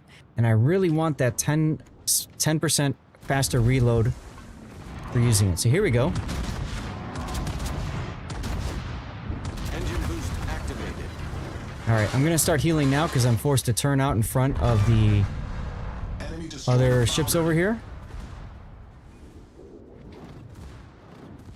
All stations. Giveaway up in chat, guys. So you know the deal. Be a follower and be active in chat over on Twitch. If you're on YouTube, Rumble, or Kick, get over to twitch.tv/LordZap Hey, Shiest. and do it. Hey, Shiest. Ship is on fire. I am in trouble. That's what's up. Oh, yeah. Active time. That's right. That's the problem with this ship is when you're playing it very greedy, like I've been playing it. You're kind of hoping that you can get the extra heal going before you die. And I didn't. So, oh well.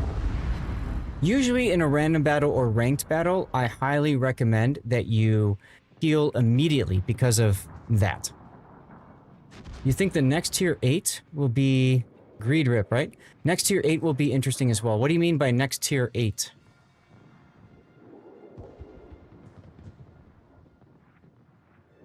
You want to join us, Shiest? We're doing operations. Nah. Nah.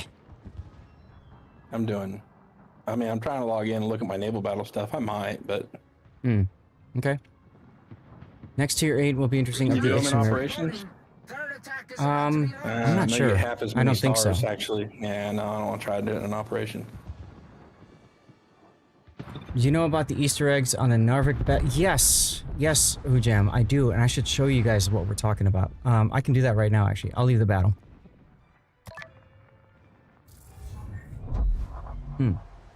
Okay.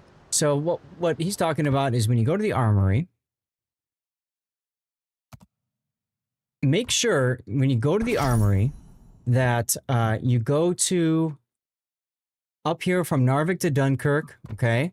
And you want to make sure, first of all, that you have opted in, you're participating in the mission, okay? Once that's done, there are Easter eggs out here to look for. The first one, the easiest one, is this Easter egg right here. If you mouse over the coins, you see how they light up? You click on the coins, and then you can get the bonus. So then you get the bonus. Okay? So make sure you do that. It's a fun little Easter egg that Wargaming has put into place. You can't do it multiple times. but make sure you look for that. And then don't forget to go back, and if these missions don't update, that you activate each of these missions. I personally always forget to do that. So there you go. Naval battle, I guess I can enable it. But I don't think operations count for naval battles. So chat, what I'm doing right now is this mission right here, Coal Rush. I just need another 125, so another 250 main battery hit ribbons, because if I'm playing ops, it's in half.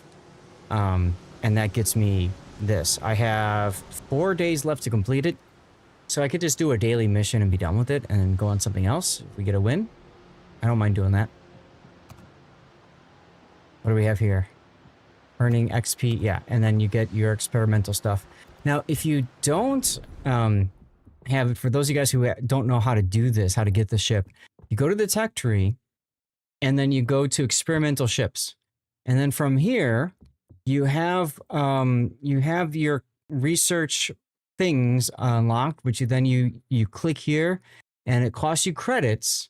But once you've completed all of the research parts, then the ship is researched. If you haven't, then you can spend doubloons to complete the ship.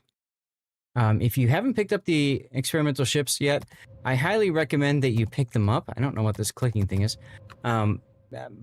Because frankly, you can get some extra XP and credits from playing them, and coal and whatnot. Also, especially when it comes to the Vijay, it's absolutely busted and ranked. Absolutely busted and ranked. So keep that in mind. How goes the battle there, Rob? Well, right now I'm about half health. Cool. Chilling EP at broadside Hindenburg.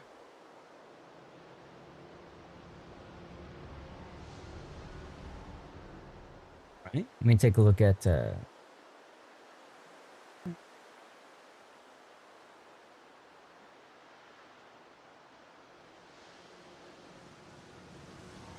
right.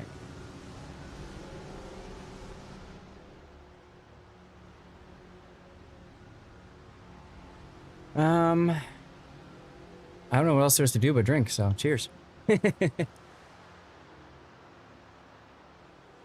New bottle. Very yummy, by the way. Shice, how have you been, man?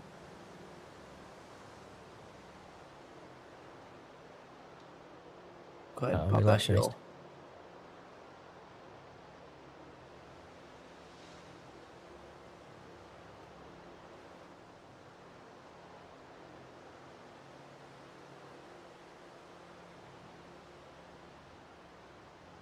Okay, whatever. If anybody else wants to join, we do have 4 slots open. Cool. And I'm just playing for a win, and then I can go to whatever Elder tier. So, Rob, you want me to play in Illinois next? So I can do that. And if there's only 3 of us, we can always do Unbreakable Line set of ops. If that works for you guys. I'll never say no to Unbreakable Line because I really enjoy Unbreakable Line. Hell yeah, and it's great for going through missions. Now, yeah, I missed the start of the next one, but I should be very close. Actually, this last game might be enough to push me over. Well, it's an operation, so it's halved. But anyway, I'll finish this one pretty soon, and then that'll start the next one off again. I need to play cruisers for the credits. So after this game, assuming it's a win, I'll just play cruisers. Easy peasy. So far, you're the only one who's died. While we're waiting, just a reminder that I am doing a sponsorship with Marvel Strike Force. If you want to help me out with that, just click the link there. Download the game. It's on your cell phone, so I understand if you don't want to put crap on your phone. If you just download it and play for like 1 battle, it helps. Obviously, if you want to go past that, you're welcome to do that, but don't feel like you have to, okay? But it does help.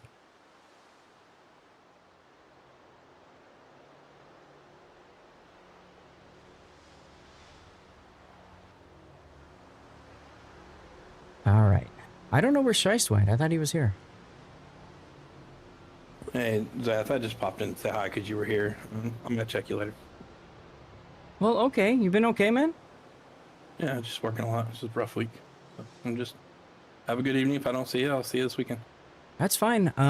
Like I said, we're probably going to change to Unbreakable Line if you want to join us, but it's up to you. Yeah. I was on the phone dealing with work stuff. It won't leave me alone. But Okay. we'll talk later. Yeah, no worries. I'll see ya. That's really sad. I was going to go get extra for him. Hey. The new bottle. When it's a new bottle, you kind of, you want to enjoy the extra taste. Ow! That really hurt. What was that? So I have to that play was Illinois Satsuma. next. That was Oh, you got to this. through the nose. No, Satsuma will do that. Satsuma will do that. Hit me How for do I have- 2,000 damage. Just about one-shot me.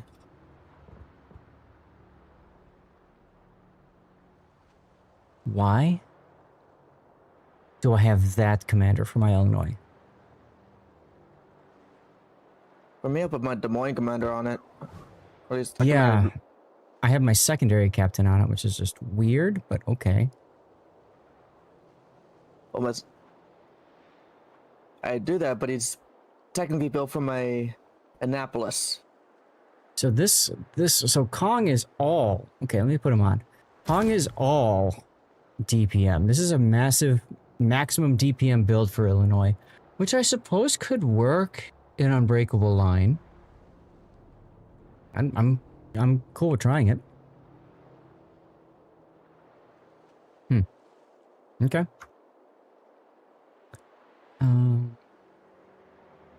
But before we do Illinois, I'm gonna probably do a cruiser if I don't get enough damage done. Oh my god! They killed Kenny! That's right, they killed Kenny. Yeah, I just died. How's the game going, Rob? Are we gonna win it? There's only 3 of us alive. Do I have a video on how to set up the Viasma? No, I don't. But Gravity, I can show you real quick while we're waiting. Soviet cruiser for JJ. Skip secondaries? Yeah, I know. You just got it? No problem. So I threw Kuznetsov in it because what makes a busted ship even more busted? The ability to just heal. So this is my Kuznetsov build. I don't remember what he's trained on. He's on the Kremlin. Yeah. Same build that you're running on Pommern. Got it. So, for Viasma, the top grade gunner is very handy, right? You get something within your detection and your reload is 8% faster. That's good. Superintendent for an extra heal is very handy. And then, yeah, everything else is just gravy on top of it, frankly. So this is what I do for my VJJ.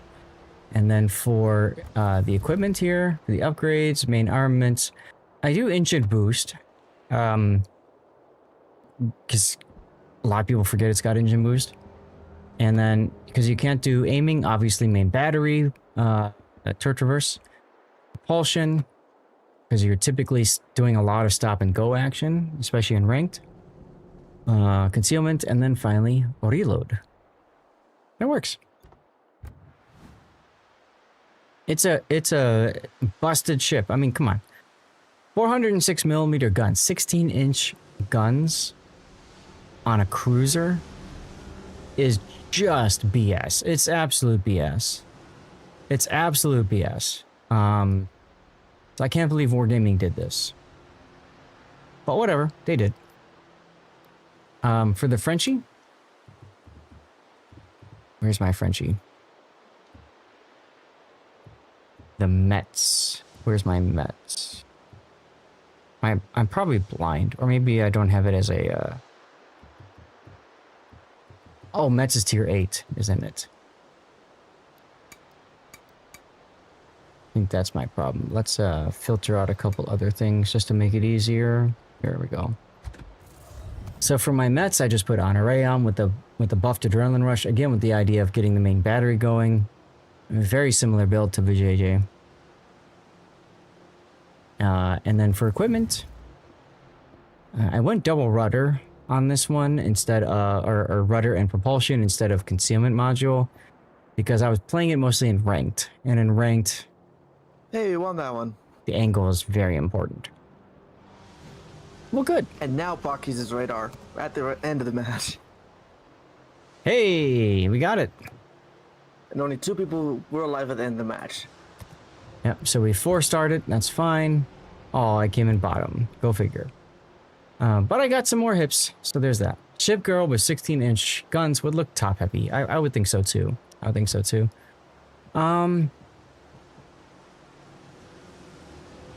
Nice job, Pac. So let's see now. So if I go to Dockyard... Okay, I've unlocked the next one. Perfect, so I can do Illinois. You guys okay if we move to Unbreakable Line then? I am. Pac, are you good with Unbreakable? And chat, that means we got room for one more if anybody else wants in.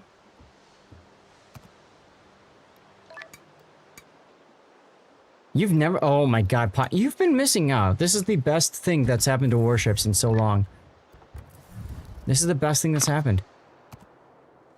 No cap, no joke. Best thing that's happened in this game. There's a reason it's been my primary game mode. Totally. So I'm The going... only time I've played others is when I was regrinding the Japanese destroyer line before I got back to tier 8. Alright, Hujam, come on in. Let's go. Which was kind of funny because I decided to see if I could get from tier 1 all the way back up to tier 10 as quickly as possible. Pac, anything with secondaries is great.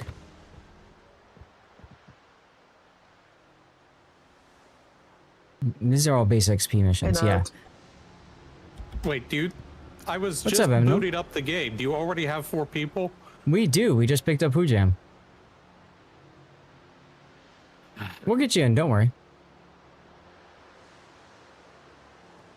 Alright, let's go.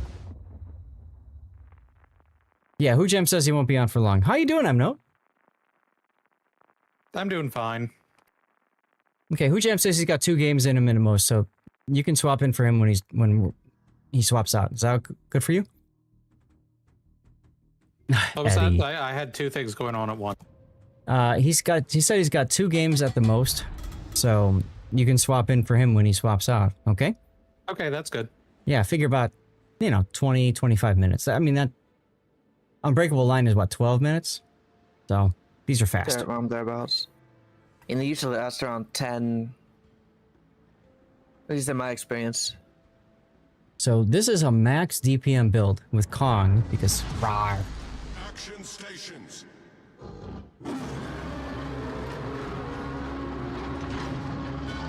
There he goes, there he goes. Hear that roar? Let's go. So I've got Furious, because Kong gets Furious.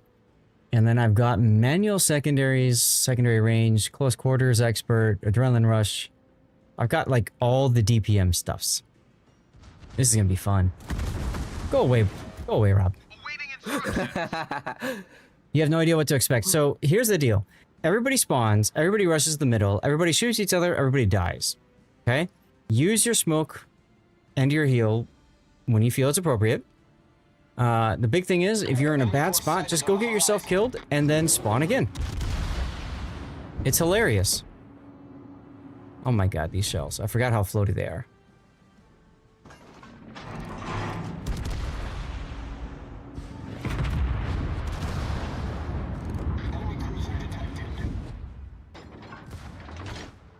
Pac, if I were you, I'd run Hydro now because Mogador probably Luckchuck Torps.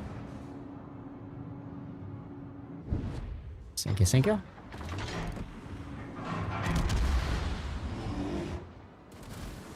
Oh, hello, Sejong. The big thing for battleships is you get on the cap and then you just step on there and hold it.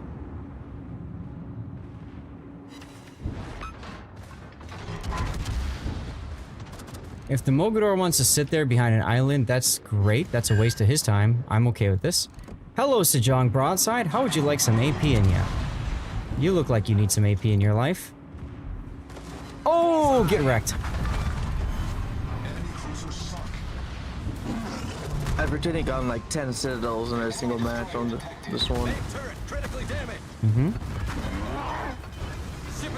So the big thing to do here, is step on the cap and try to get the enemy team to focus you. Which, Pak, you forgot about the smoke fire penalty, but that's okay. Die well, Pak. Yes, you have to contest both caps. Exactly correct. Exactly correct. Oh, you died right at that shot at him. Hilarious. Nice torps on Eddie. Oh. I see them torps coming. Here comes Furious. 10% boost on top of close quarters expert. And I dead. That's okay because I come back. Oh, nice kill, Pak. Let's go. As I switched to AP for him. He was showing me quite a bit of broadside. Hey, Big O. Yeah, we've been hanging out, playing. We're doing Unbreakable Line now if you want to join at some point.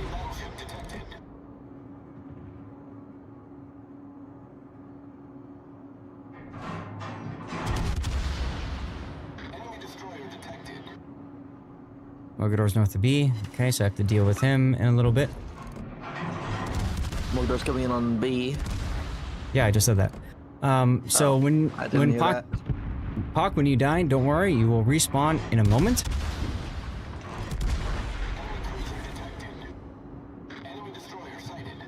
Hi, Sejong.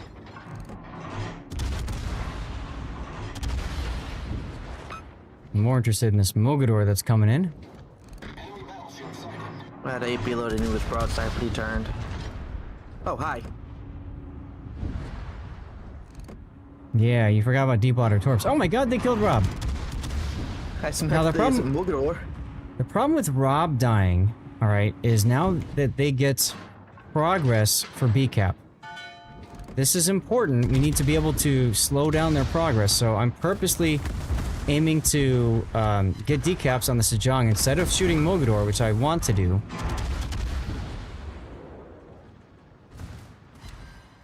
I wish that our Sejong wasn't going to stop like he did, but that's okay.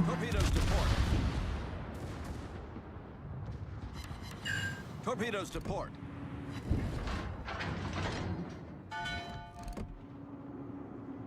Hey, there's Eddie again. Cannot let them get the cap, so Pak, do everything you can to get resets at A.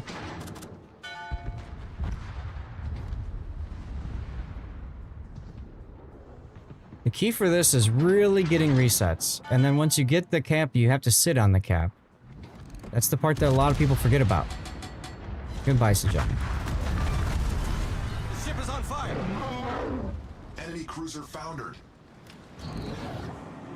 Of course, I switched to HE right as the A-gear goes broadside to me, but that's okay. This is my cap, and I will own this cap. I will get points for us because this is my cap.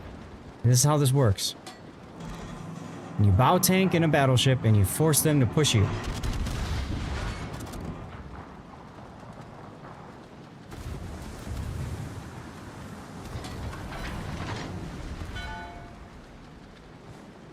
There you go, Pak. There you go.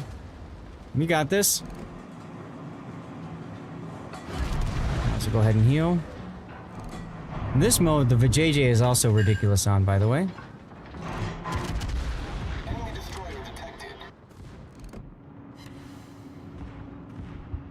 There's Pak.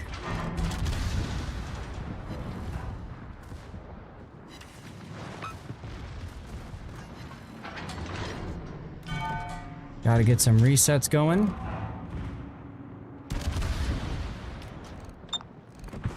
The ship is on fire. There's the resets.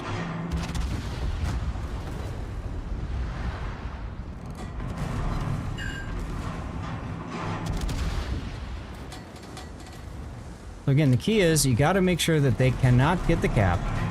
And if you've got the cap, you have to make sure you can hold the cap. It's really the whole thing. Rob, I really wish you came to B. That's okay.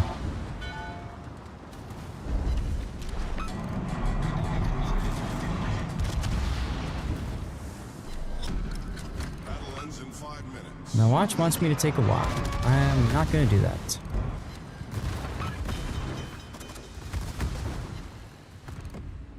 Alright, Eddie. Here you go. Have some AP. Torpedoes, dead ahead. Torpedoes to port. Yeah, see, that's why I wish you would have come with me, Rob, because we need somebody behind me to prevent them from getting the cap. And because you went to A instead of B, we're basically going to trade caps. Probably. Get the FDG. Freaking island right there. Yeah, see, they got the B cap. So now we have to get A.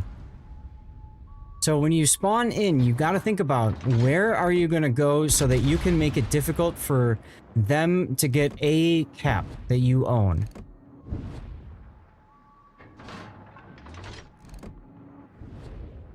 And oh my god, they killed Rob again.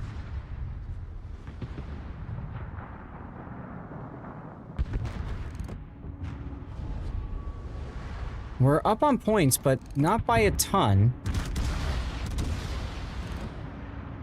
Especially since this Jong just goes and gets himself killed.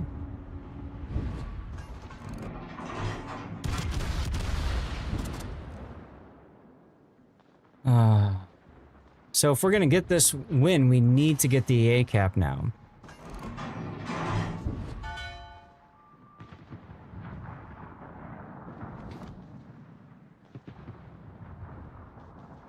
And I'd love to get on the B cap and stop their point gain, but I can't do that because of where I spawned, essentially.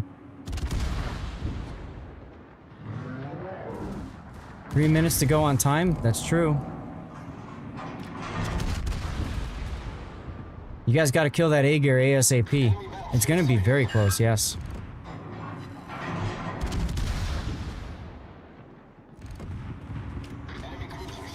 Torpedoes, dead ahead. Torpedoes to port. Pockington dying doesn't help. Okay. Switching over to the A gear.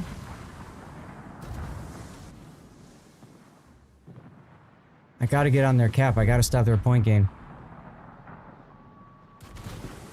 Nice torps there, Jim.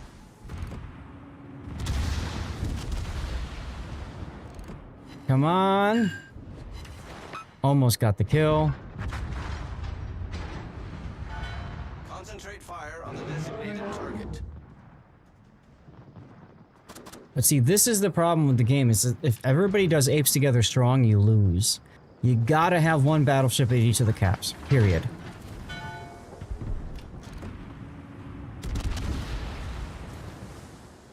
Come on, get in the cap. And see, now I spent all this time getting to B, and now Hujam died, so there's nobody defending the B cap. Which means I'm forced now to come out broadside to try to do something, to make something happen. We are tied up on points, but as soon as they get the A cap, that changes.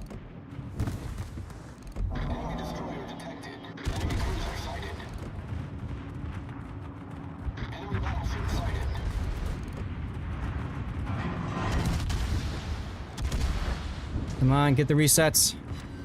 Okay, there's some resets, good. See if I can nail this Jong. I don't really care about you, FPG. Citadel and Sejong, good. Try to get some more going. There's the kill. On to the Iowa.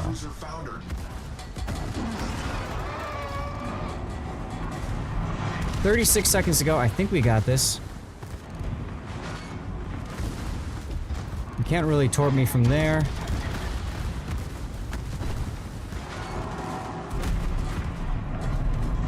Yep, they have to play the caps. If they don't, then that's it. GG's. And there's our win. Woo! That was close. That was freaking close.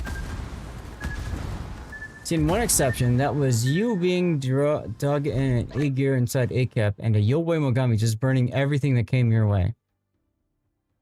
That can work. It's tough. It's a bit of a challenge. Look at that, first place. Let's go. Oof. But look at the XP earnings. If you are on the base XP mission for Dockyard, I'll tell you what, Unbreakable Line is where it's at. Absolutely where it's at. What mod do I use? Good question, Daniel. I think this will show up in YouTube as well.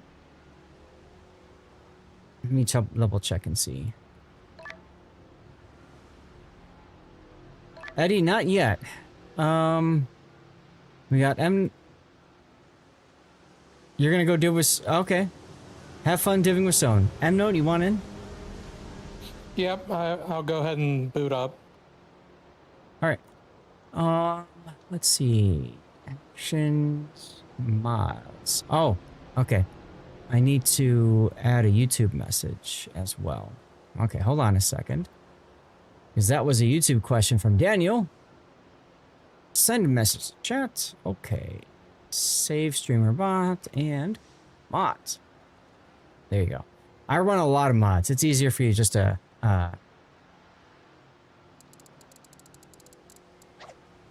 it's easier just to you know, pop that up and go from there. Haven't had whiskey in a good long while.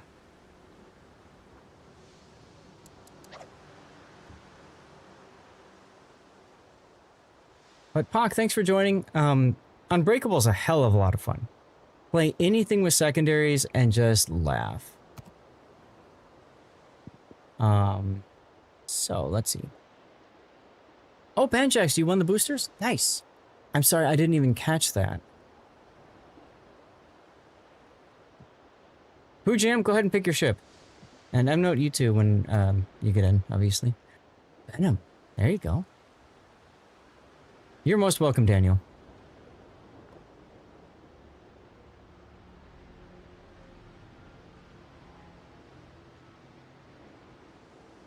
I don't think it's Star Wars musically, though. Kind of quiet.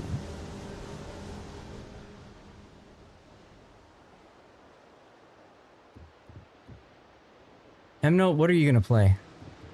I'm thinking Georgia. Okay. So then I need to play Cruiser or Destroyer.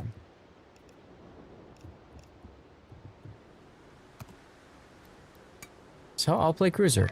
Oh, I know what I'm going to play. I'm going to play Schroeder. Yeah, wasn't that nice, Wolfie? There were a bunch of gift subs today. We had 20 gift subs from Thoreau. Really nice of him. Enjoy the lurk there, Wolfie. Oh, wait, hold on. Sorry. Did I get stuck? I think I got stuck. That's alright. I need to, that's asymmetric. You know, I could put the flags on, it's fine. Okay, so this map is difficult because, hey Ghost, a lot of people will only YOLO to B. No, you need people to go to A. So Rob, you need to go A. Yeah, I was thinking about that, Hujam, but that's okay. You gotta go to A. I'm stuck on this side. Should I also go to A or should I go to B? It depends on what the Ipiranga does. If Ipiranga goes to A, then you go to B. Okay.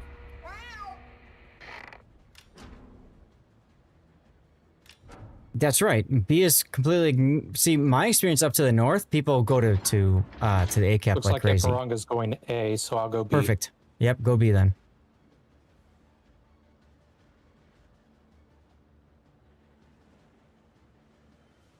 Because we also don't want to do the reverse, where everyone just YOLO rushes A.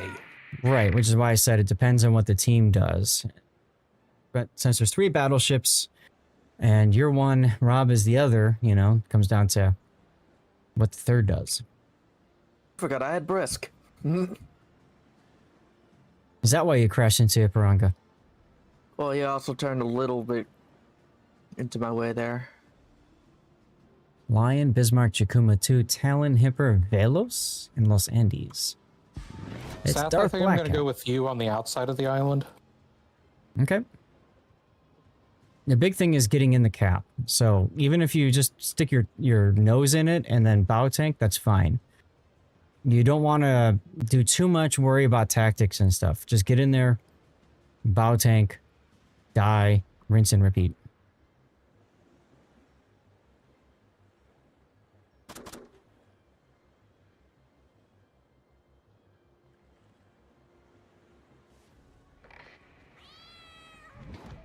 Oh, hello, Hipper. Good thing I changed to AP, huh?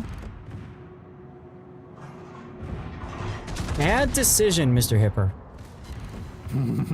Dang it. Didn't lead him enough.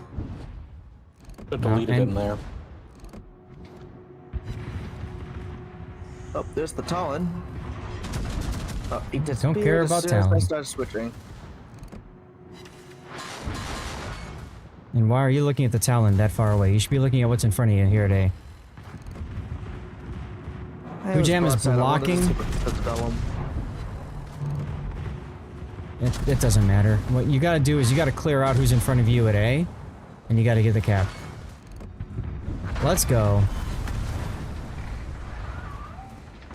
Alright, Hydro up to keep the Bismarck detected. Oh, you're gonna do like that, Talon, huh? You gonna do like that? Let's go. Let's go. Come at me, bruh. Come I at got me. shots on him. Shakuma's trying to One pick over me. them.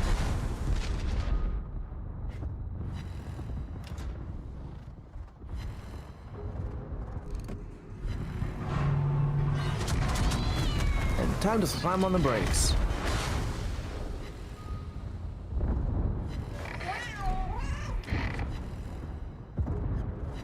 Yeah, cap is number one. Gotta get the cap. After that, I am whatever else is going gravy. So much broadside to the Lion in Los Andes.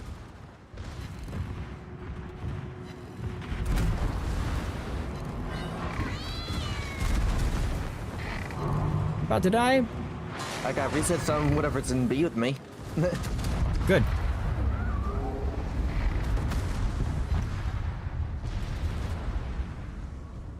I need support.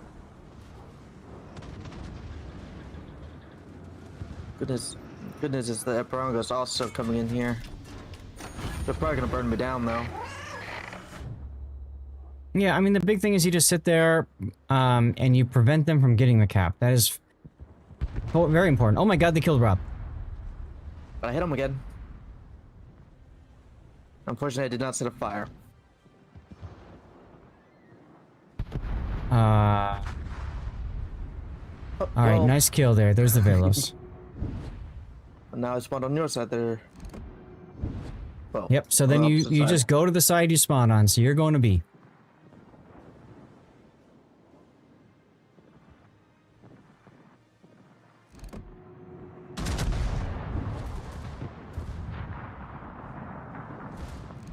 Poor decision there, Hipper. Alright, good night there, Dutch. Well, Thanks for hanging out. Thank you for subbing 3 again. 110s and 110. Maybe it wasn't a poor decision. Also, you've definitely thrown torpedoes at me. Yeah, and you've got torpedoes from probably the Velos from your way as well.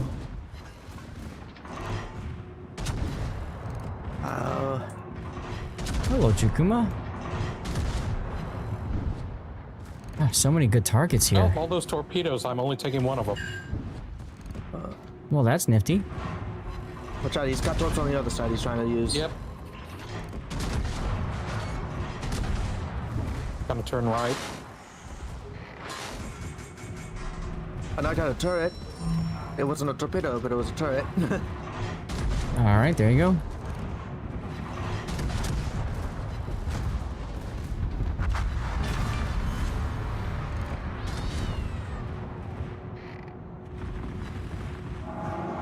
He's trying to ram. Hey, so am I. I said I'm on fire. Alright, Rob, you gotta get in the cap. I am full speed ahead towards there.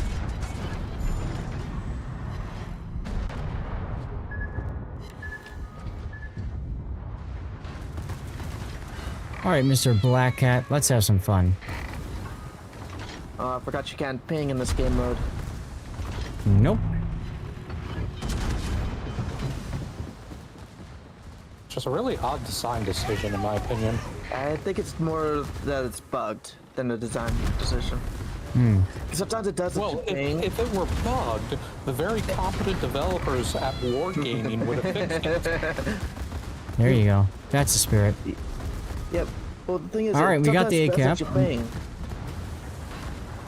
just doesn't always do it right.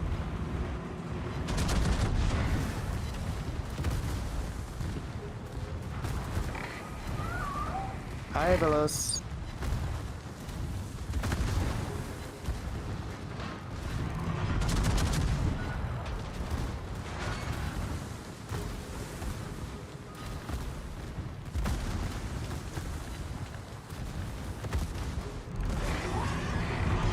Triple fires, let's go. And there I go.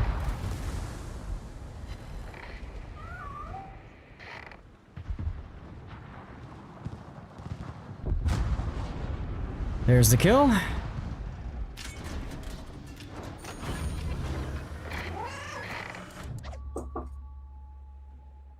This has to be low. I've blind fired him a number of times. Okay. Or are you gonna kill this Bismarck in your face?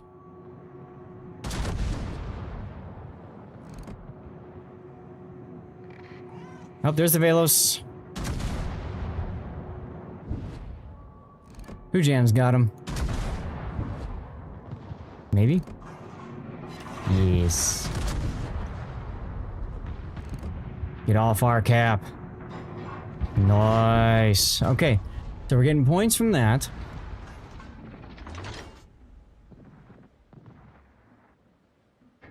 Note, I like that you're going up to B. That's a good choice. Also got secondaries to reset anything that, Oh my god, they killed Rob. I took the Chikuma with me. Mm-hmm. Which is important. Got 4 citadels in the process. Mm-hmm. they are not getting B, not easily. No. Yeah, I spawned on B side again, so I'm heading Yep. back over there. You're going straight to B. Oh, I'm still shooting AP. What? But I switched. Really, you thought wrong.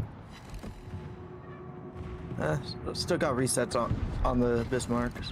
Mm-hmm. Bismarck, you were giving me way too much broadside. Yeah, I wouldn't complain about that. What you hear was not a complaint, merely a comment. Okay, fair enough. Oh, hi, torpedoes. These had longer range than I thought they did. Ate a couple of Chikuma torpedoes. Right, Great. I forgot Chikuma's a high. Oh no, these Yes, were it is. airdropped ones though. They were fired at me, I think earlier, and then they had enough range for me to still be able to hit them. I think I got the Talon on fire. Looks like it. I've got 9 fires. I need 30.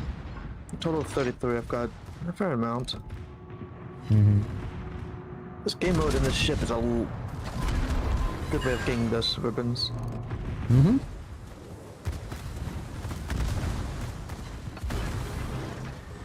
Imagine if I can overmatch the Chikuma.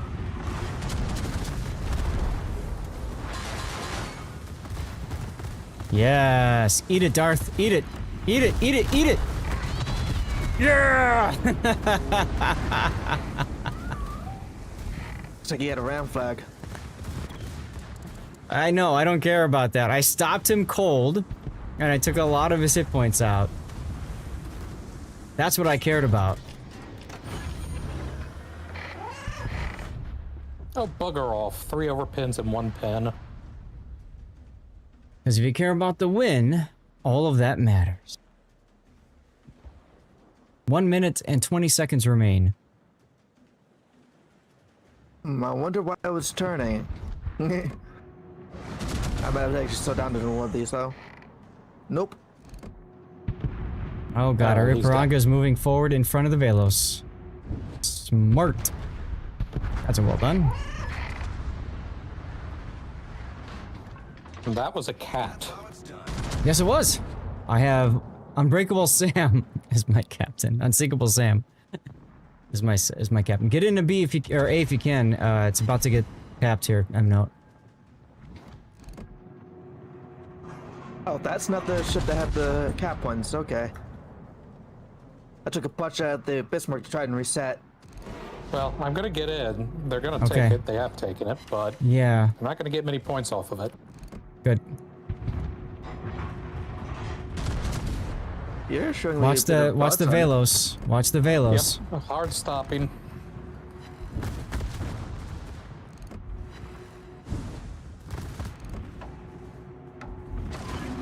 If you got a Got this. consumable, use it now. Use it now. We got 8 seconds. Consumable, use it now. Let's go. War Chipper, how's it going, Wildrans? 317,000 damage. Yeah, yeah, yeah. Let's go. What is up? Oh, we are playing Unbreakable Line and having a damn good time doing it. That's what's going on. Came in first again. What do you know? Schroeder, great boat. Great boat. Really enjoying this ship. Oh, Illinois is fun. You just gotta like, Oh, we yeah, lost point the ball somebody. at the Oh, enemy we and lost stuff. her down. Yeah, Hujam said that he had to go after this, so come on in, Eddie.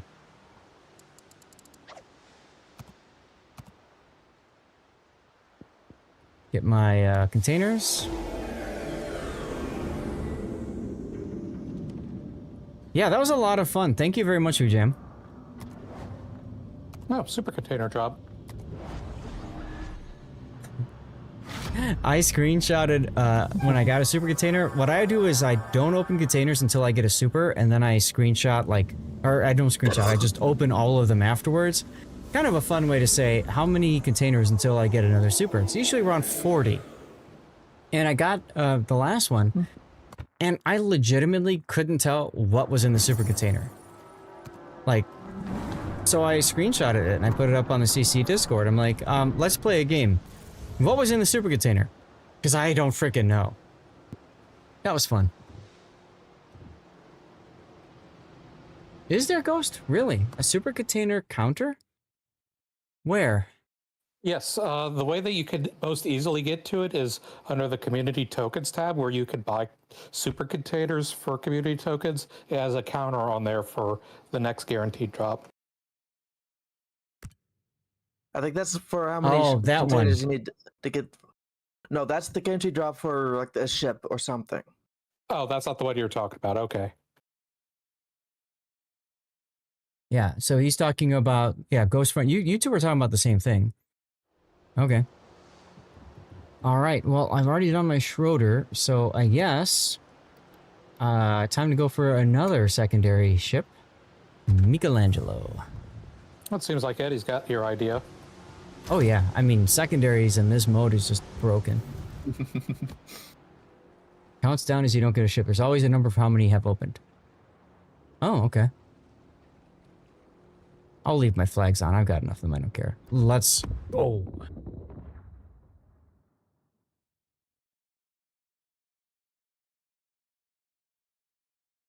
About 45 minutes left in the stream.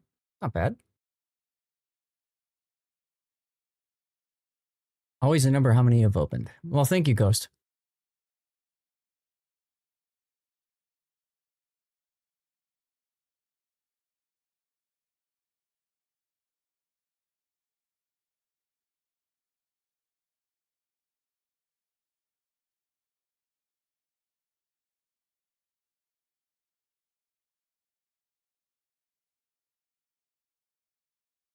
You know, I forgot. I always forget to do this. So just by looking at timers here, I can tell that your YouTube stream, at least on my end, is exactly 20 seconds behind live. Yeah, that's about right.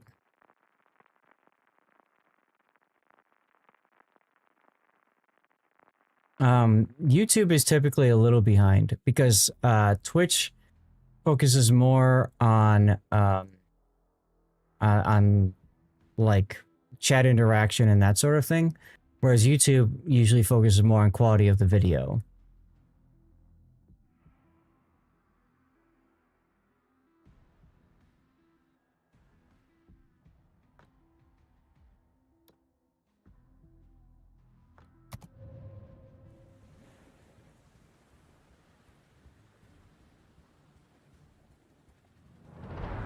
I'm gonna head towards B. Tutti ai posti di combattimento. I Same think here. I'm pretty clearly going to A. Yeah, I'm clearly going to B.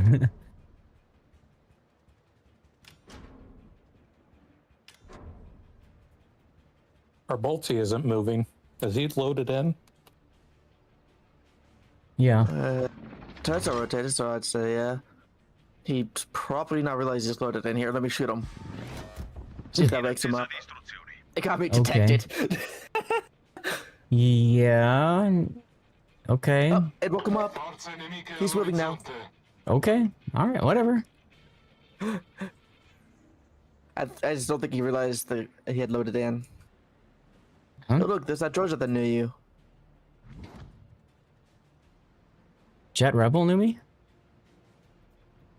Yeah, he's Somebody said hi to you in the last game, yes. Oh, I must have in missed this it. match, in this one as well. Hmm. I think the one Okay. that said hi to you in the last match was Eddie. Yeah, that was the previous one because we had Eddie last game. And then Jet Didn't we? Rebel I don't apparently at remember. least is aware of you. No, this is the first game with Eddie. Okay. Well, I can't keep it straight yeah, but anymore. Eddie was on the end. I think Eddie was on the enemy. What? I might be mistaken. I don't know. I'm confused. All right. Let's start with our first smoke screen with a hydro. But are you dazed and confused?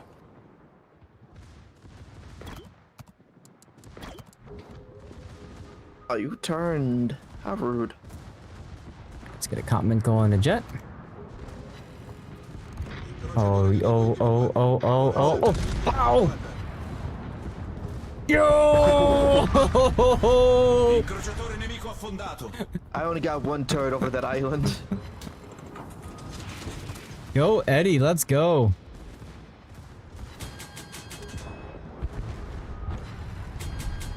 Rilasciata cortina fumogena. What? Eddie's gonna take all my torps. What a champ.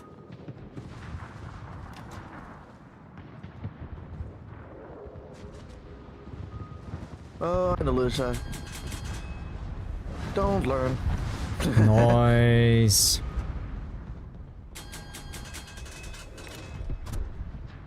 All right, cool. How things going over at A? He's being charged Oh, out we're by- holding it. It's Georgia Nice. versus Georgia and Turpits at the moment. Oh, the Turpits is running. I'm just gonna crap out all my secondaries. Well, there's a lot of torps. I'm only going to take water. I suspect that was Andalusia. Oh, no, that was a Jaeger. Hello. Concentrate fire on the designated target. Indeed. Bye, Eddie. Squadra in vantaggio. Good, got him before he could get a shot off at me.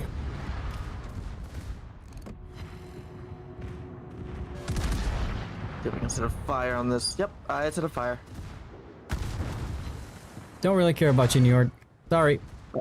I disabled one of his torpedo tubes for the New secondary. York? Neat. Yeah.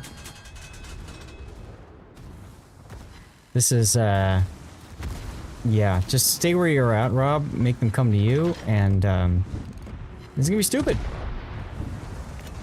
I actually kind of like where I am because I can't really get torpedoed very easily. That's what I mean. You're in the perfect spot, so don't leave it. Also, how many times am I going to have to teach you this lesson? Just back up, actually, Rob, in case he tries to ram you. Siluria poppa. It looks like he might be going for torpedoes. Hmm. Damn, Jaeger predicted my going for... Oh! With the dodge. I think I got Tulsa, though. Yep. Nice. I mean, the important thing is you guys got the cap, right? So, like, we're getting points. No torpedo tubes for you. Oh, it's not just about getting the cap. We also need to keep the cap. Oh, Well, sure. But having sure. the cap is No, a well, huge bonus. Oh, where did I go? Generatore di fumo avviato. Do, do, do, do. and then Balti's gonna go, hi, shoot at me. Although You have to ruin it with Hydro? Nope. Nope. Hydro's over, isn't it? Huh?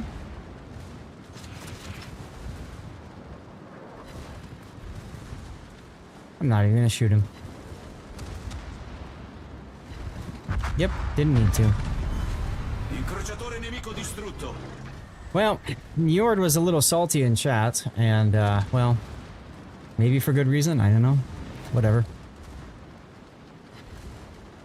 We're having fun, right? I dodged by coming to a stop. That's kind of hilarious. It is, really. Jaeger Torps? Yeah. I dodged the Jaeger just by deciding to go to come to a complete stop. Hi, Andalusia. Keep reversing, keep reversing. Clobbered. Oh, look, there's a Tulsa now. That Tulsa loves to give broadside, just FYI. Thank you, good to know.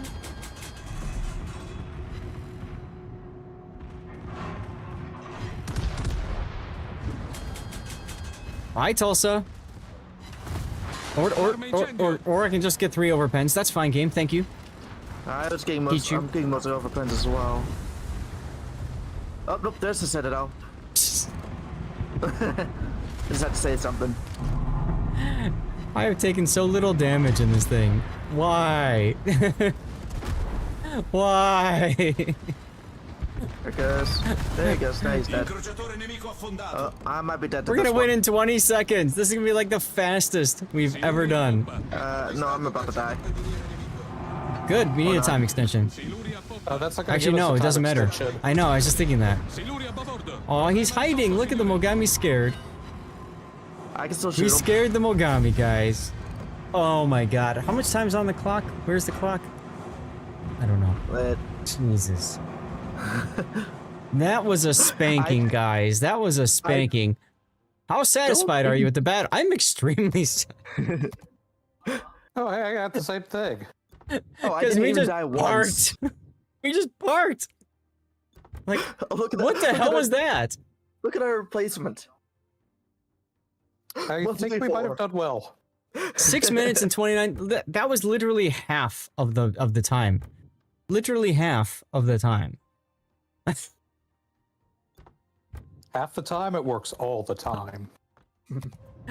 Jesus. I love this game mode and this ship. This game mode is great. Oh, I got a red remote container. All right, what are we gonna play now? And green boosters. I can play Alaska, and I could go for, you know, out on things. Probably what I'll do. Actually,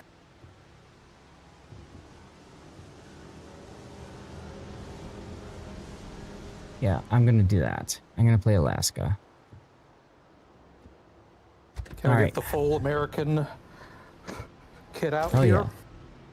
All right, wife is doing her hair, so I'm gonna go refill the dirty water. Oh my god, no. Eddie's got to ruin it.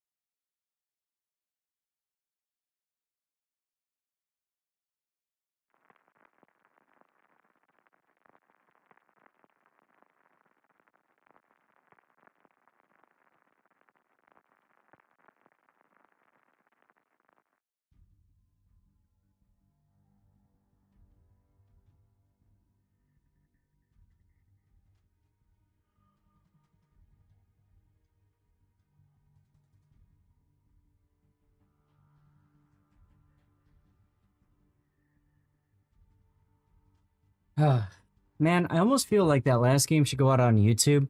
But with somebody, you know, dropping the hard R and stuff, I'm like, you know, I probably shouldn't. I mean, blurring exists. General quarters. Depends on if Yeah, you but want to put that that's- much work into it. Yeah, exactly. That's extra work. So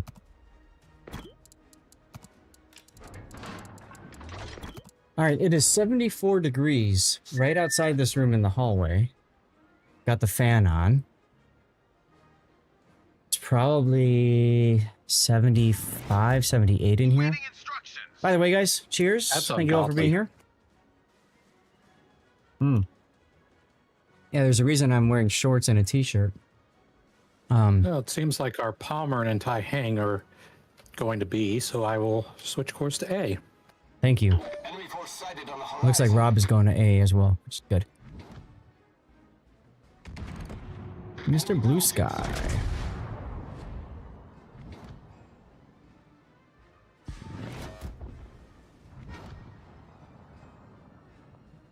Blue sky. Mm-hmm.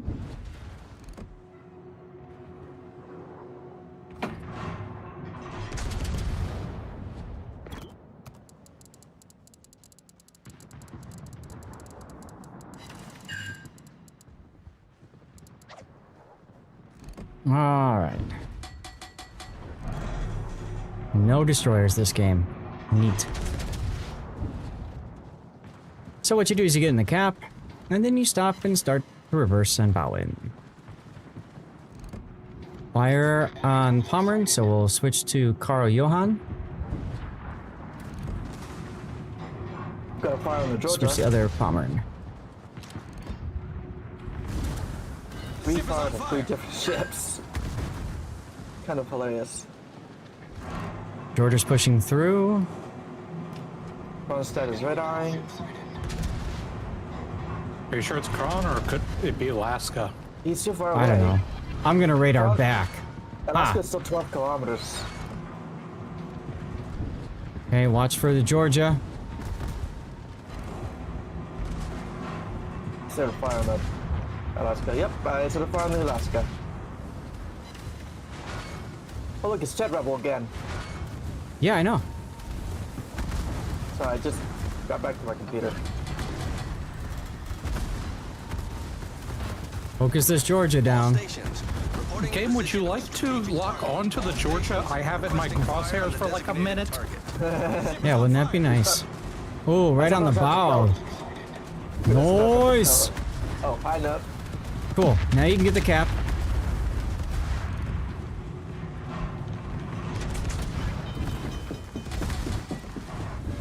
But Tai Hanging seems to have the right idea as well. Ooh, Citadel on the Alaska. Let's go. Oh, I tried to get that. It did not work. The gear is stationary. Let me pop my hydro up. Alaska B is at 5,000 hit points. Reporting the position of a strategic target. Rip Tai Hang. I got the Alaska. Yoink! And there I go. You in fact did have him. I did. So that was a pretty profitable encounter. One of you guys should get into B ASA Pizzle. I'm guessing that's M Note since he's in the Georgia. Gotta get the resets. Such as my lot in life. Gotta get the resets. Wes can switch to HE for the Palmer, but he's broadside. Might as well shoot HE, AP. Ooh. Kron. Kronstadt doesn't kill, have torps, kill. right? No. I don't think he does, but he has No. very potent AP. He just has the final torpedo and that's it. Nice! Okay, cool. Well, it doesn't have that anymore. Now get in the B cap and we got it, and then LOL we win. And I'm unspotted. Good. Sit there and cap. This Let everybody Ager's else gonna be stop me. Yep. Yeah, well, then kill him for spotting you. Oh, How the dare you? Alaska. How dare you do that to me, Aegir? Well, check this out, guys. I have a ghost fire going on right now. Well, I just triple Citadel him for his trouble, so you know. See what I said? See what I said? You And kill him I'm for spotted spotting again. you. Well, It's alright. We've got a Palmer and a Georgia coming up on our butts.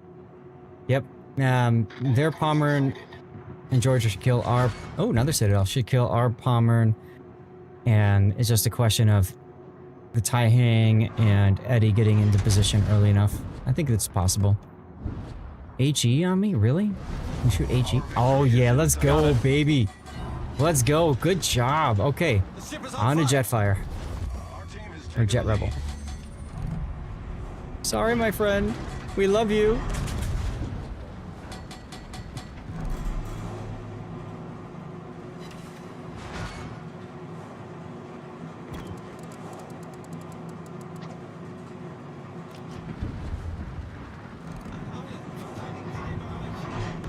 Alright, let's see if we can pen the bow. Nope. Ah, there goes Nope. Don't leave me alone.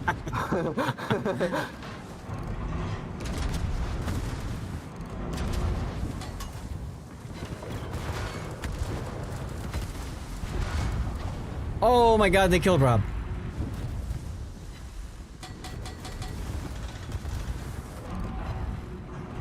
Friendship bullets? Aww. Alright, Car Johan. He's fine. Shots All out on radar. him. Oh, he started going the other way. Those aren't gonna hit. Alright. Problem solved, sir. Oh, that does speak is a set of Swanton. Okay. Lindsay, before I go all the way across the map, So I know Johan has torpedoes. How many does it have per side? Like 4? Battle ends in 5 minutes. Okay. I don't know.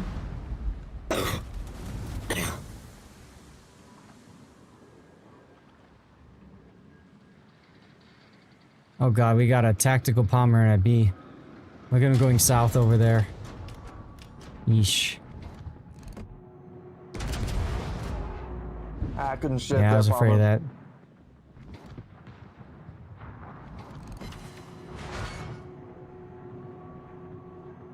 If he has only one Okay. launcher, I can take it. We got to step on the cap.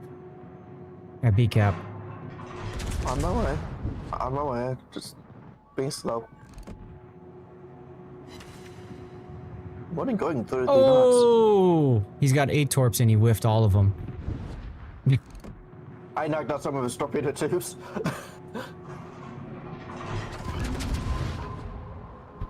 Okay, 4 minutes left.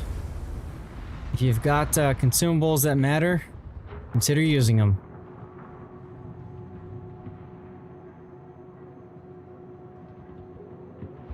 You win in 2.5 minutes if nobody else stops the cap, but Ager's coming. So that Emno can citadel him again. Unfortunately, it appears he learned his lesson. Oh, we'll teach him a new lesson. Yeah, you overmatch him, don't you? Oh, wait. How dare you kill my teammate?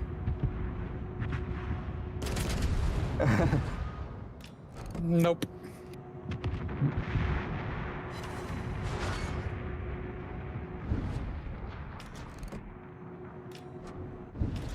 Come on, Taihang, get in there. I tried to citadel that Alaska. Also, I've just stepped onto B. Yeah, stepping on B is more important.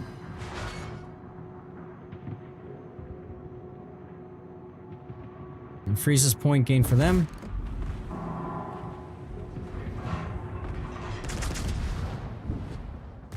Come on, Ager, die. Dang it, I had shots out, but I forgot just how slowly American shells are. The ship is on fire. I love American piercing.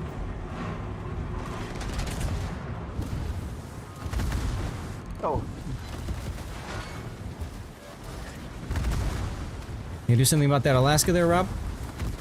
I tried. I just pumped 8 more piercing shells into him. Good. And of course Alrighty that's then. being a good sport.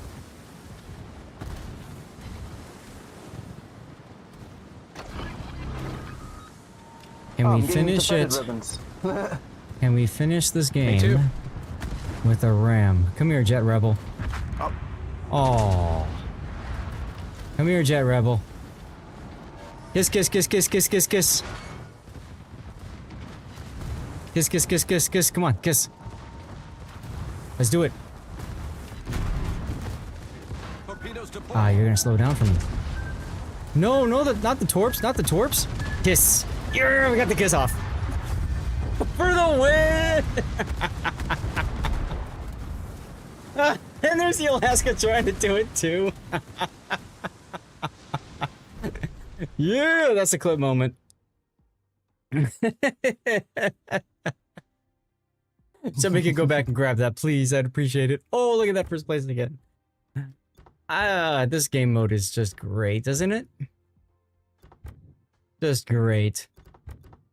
And there's Eddie doing credits. I'm not gonna complain about that. And almost 40,000 commander experience. And Eddie did better than an Alaska, the other Alaska on our team, with a freaking Neptune. Okay.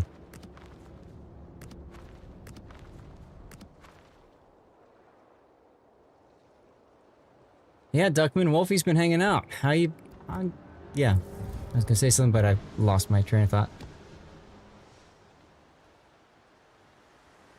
Eddie's like, what other tech tree ship can I grind? Wait, no. Ah, man, I missed you guys. I miss hanging out. I miss streaming, playing boats. It's good times. I miss whiskey. I was stuck drinking this really crappy stuff.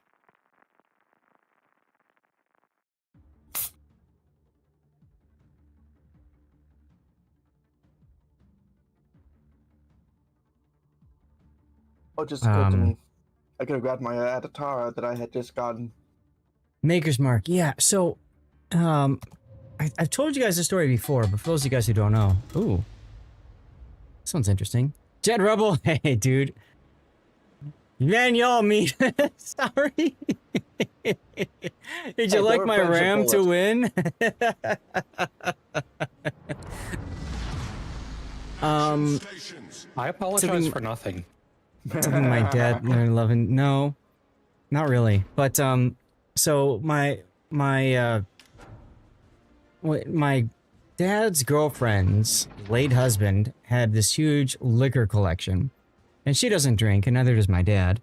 So they said, "Hey, why don't you come over and grab a whole bunch of stuff?" Well, sure, I'll take it. So I've been working through all of the liquor from that old cabinet. And when I was at Dad's last, I did, I grabbed this stuff and I started opening up. It was this, bottle, of vodka. No, Mom didn't used to drink. She didn't drink at all, really. You were focused on the other Alaska, you missed me coming in. He tried ramming you too and missed, because I got you first.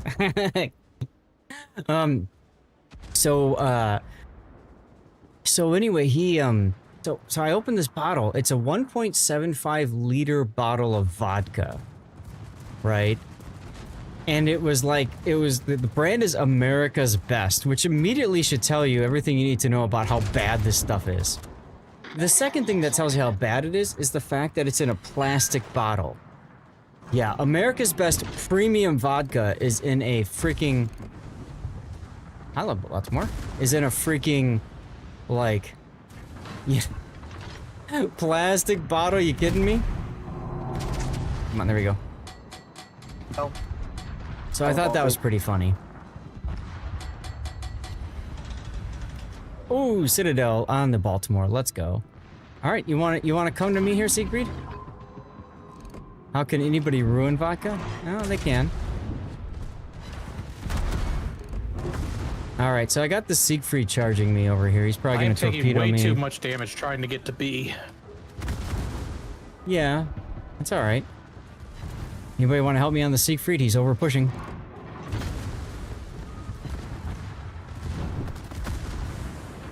They completely focused me down. Well, they recognized you as a threat. You're gonna do that? Okay, so here's what we're gonna do now. Problem is, nobody else went to B in time. And I'm gonna go forward. And hopefully, I'm gonna beat you on the torps here. I'm gonna be too close to you. Oh, Citadel. How do you like that? How do you like that? Have another one. Oh, why did I switch to armor piercing? Can somebody go to B? Whoops. Hi, Bismarck. I hit the wrong damn button. Sorry, guys. Main turret critical I hit the wrong damage. damn button. I wanted somebody to clip it, and then I fricked up. Problem solved, sir. The stupid Siegfried. Somebody clip that, please. Somebody grab that clip. Oh my goodness. I've got to stay on A. Torpedoes to port. We need somebody on B because they are going to run away Yeah, with they've this got if we B don't. cap. They've got B cap. I So know, like, but yeah. if I- oh maybe I reboot. Oh my God, they killed Eddie. Alaska I- smash, right, Jet? Jesus.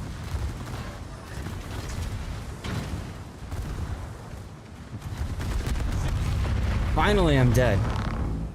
Oh my Turret God. critically damaged.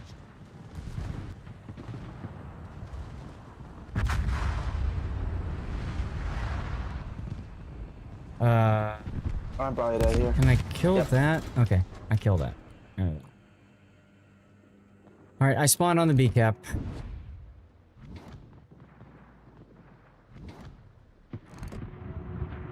We might lose this one. Yeah, well, I mean, gotta get both caps. Unfortunately, I tried. I died trying to get B. oh, I know. I'm not blaming I'm not saying you it's your on that. fault. Not your fault. How about this A gear over here, huh? Oh, good. He left the cap. He just left the cap. Yeah, that's what I just said. Okay, so we need somebody to get into the B cap, and we need somebody to get in the A cap. Damn, I know what happened to you. You were like full health a moment ago. Who, me? Yeah, you. I took 2 torpedoes and people are focusing me again. Hmm.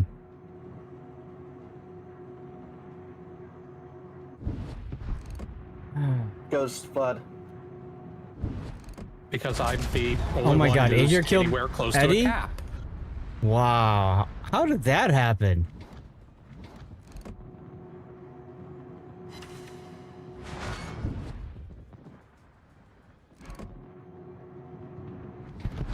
Jeez. Okay, well, I'm about to get into the B cap to at least slow it down.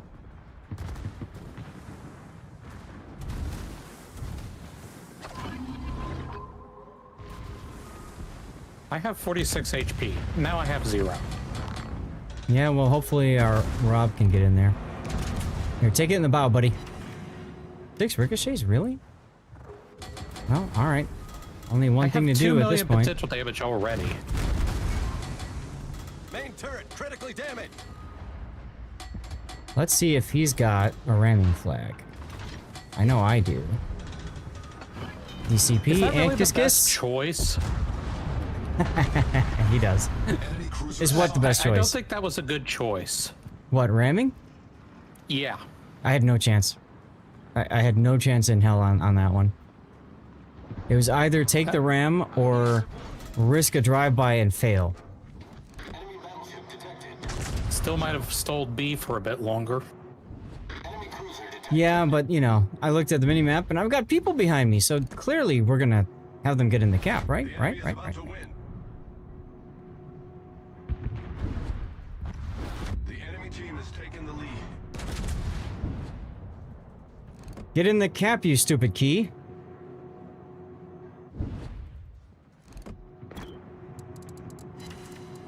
Capture that area.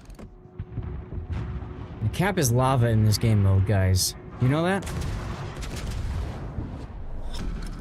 Battle ends in 5 minutes.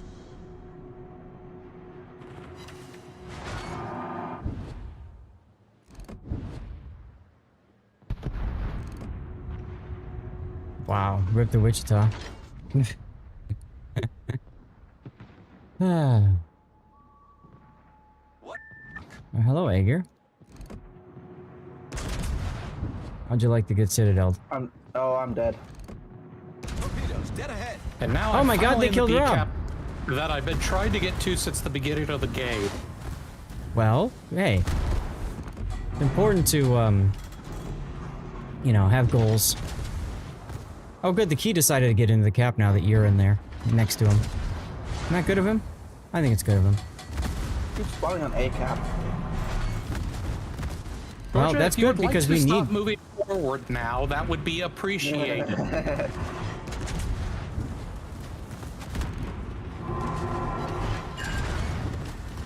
They took out both of my front guns. Okay. That's unfortunate for you.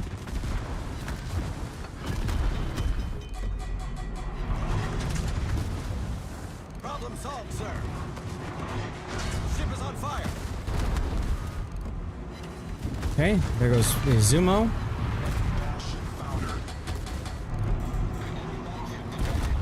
And there goes me. And we're dead. That's cool. That means I get to play the Alaska Black again. That's a tough one because if nobody can go to B, they just easily win. And look, I came in first again.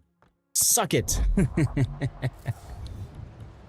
See, I didn't What a even get broken ship. rewarded. I charged B at the beginning because nobody else was.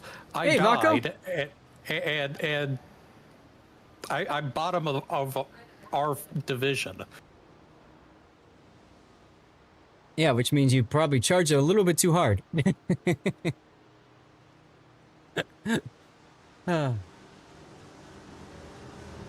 Grats on Hurricane. Oh, did we get Hurricane? Cool. I don't even pay attention to that stuff. You're talking about like clan battle, right?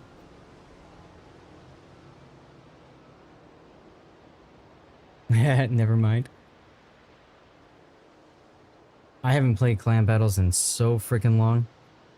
To click a notification and ended up going into a chat, voice chat instead. What's the Damn, when it matter? does that.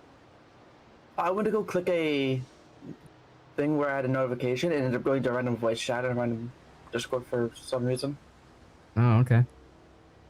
Hey. Neptune again. All right, here we go.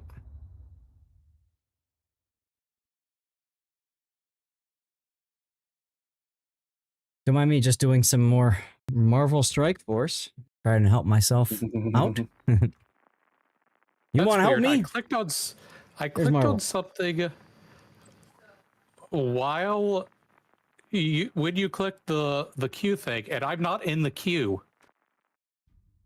Okay. Well, we're in the Okay, game I now. am. Yeah, Neptune's a bold choice, but hey, if you're grinding a tech tree ship and you got 3 people that generally know what they're doing, why not? Oh, that's cute. Seth thinks I generally know what I'm doing. And that No, I certainly said know what I'm generally doing. know what you're doing. I didn't say know what you're doing. I said generally. See, there's a Yes, difference I know. I included that word. there.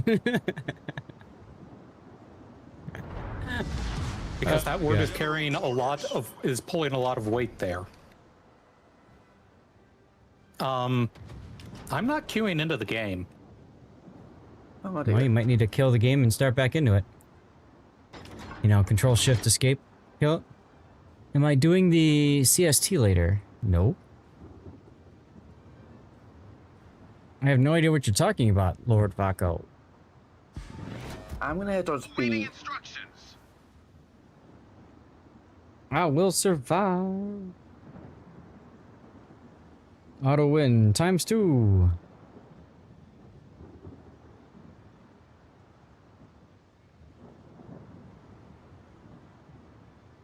It's amazing how easy it is to play Marvel. Like, I thought it might be really difficult.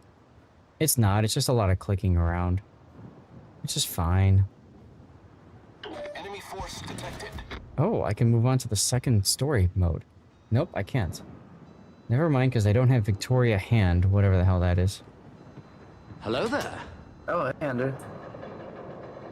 Hey, that's a bad timing there, Duckman.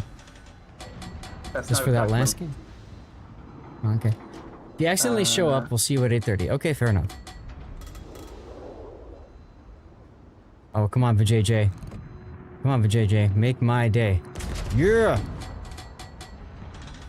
Daisy me! Oh my goodness! How have you been, Casey Me? Hope you're doing well. Enemy battleship I was supposed to survive. Yeah, I was, wasn't I? Hazing is one of those awesome supporters who just lurks and subs and supports me for whatever reason. Kazumi, thank you very much for your sub. Navigating the high seas of support for 56 months. 6 months straight.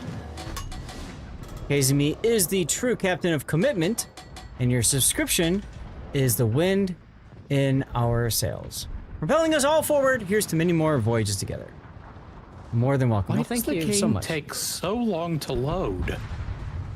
Because it hates you, and you hate it. I don't know. All right. Oh, we got a Velpo coming. Neat. Oh, that hurt. Oh, you're gonna play World of Tanks again? He's playing World of Tanks, guys. This for JJ is playing World of Tanks.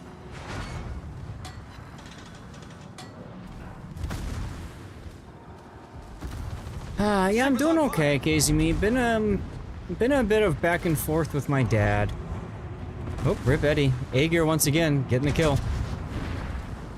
But, you know, Oh, I actually sailed a little from that time. staying alive, for the most part. Good kill there, Rob. Now just stay in B. Don't go forward, just stay there. I was mostly just trying to avoid any torpedoes he may have fired. Giveaway is up in chat. Yeah, but if you avoid those torpedoes right into a teammate, or to enemy other torpedoes or other ship, then it doesn't help. I played Steel Hunters. It's alright. It's alright. It's like World of Warships, but a third-person shooter. Schmidt Electric is here. Thank you very much, Kazumi. Yeah, so far, okay. There's some possibilities of complications, so gotta figure out what that means. And I'm in danger, everyone.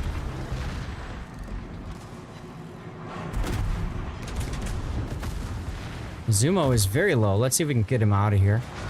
Concentrate fire on the enemy warship. Thank you very much, Kazumi. And I'm worried he's gonna have some crazy complications. I hope not. But he typically finds a way to have complications, you know what I mean?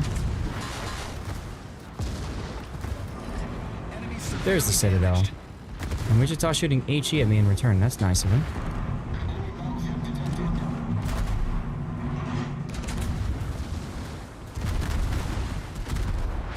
Oh, hi, Michelangelo.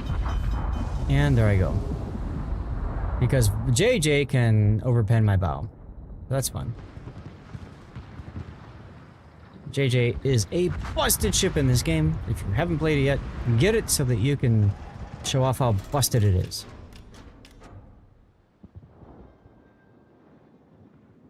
I'm probably dead here. Mm-hmm.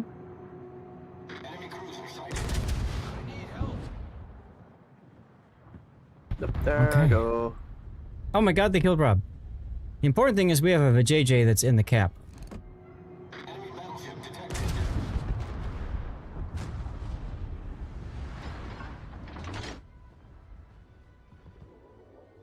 Don't fire at your allies. Really? Told not to fire at my allies.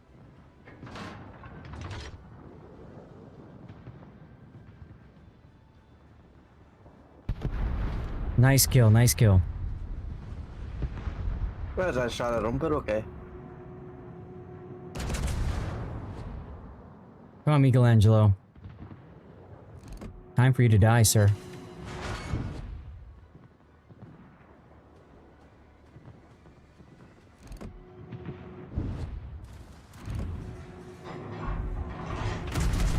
Rip M note. A-gear needs to die. How did he predict that I was going to slow down there? Probably plays it a lot. I don't know. He seems to be doing quite well for himself. Alright, nice kill there, Eddie. Torpedoes, dead ahead.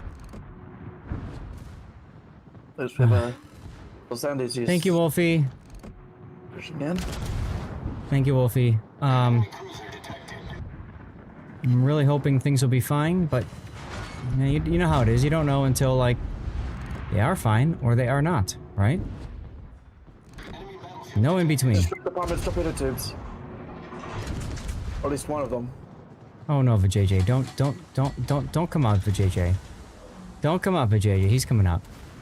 Vijay's coming out. This is gonna be problematic. Oh. Bye-bye. See what I was saying? Don't come out. He came out. That's okay, because I'm here. And I'm holding the cap for the Dominion. Crap. Goodbye, son. Enemy cruiser sunk. Look at that Vijay just magically penetrating my bow because he can. Fortunately, I can do the same to him. Well, that's good because he's playing World of Tanks and trying to back up now. Aw, did you lose a turret?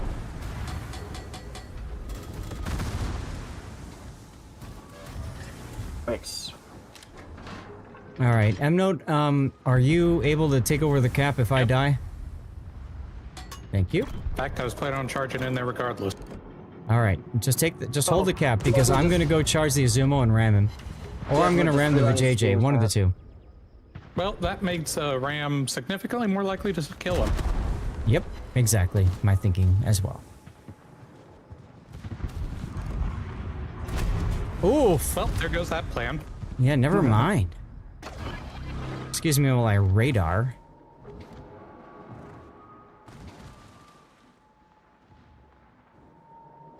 You're not getting this cap gear.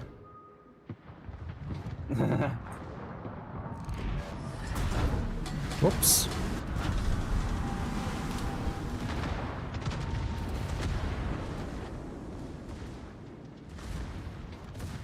Why is it that when I hit C, it switched me to my back turn?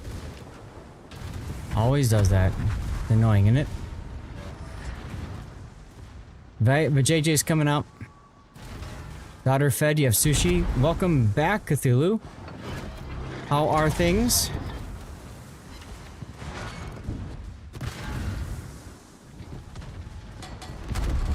And death by broken ship. I got a double fire on the bomber.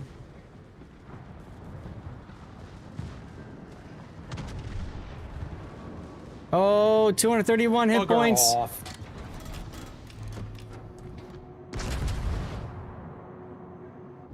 Saw that coming. That's all right. 231 HP. Yep. After you finish your Japanese dinner, you're gonna play Yamato. Sounds good to me. Come by! And there I go. Blah, blah, blah, blah, blah. Oh my god, they killed Rob.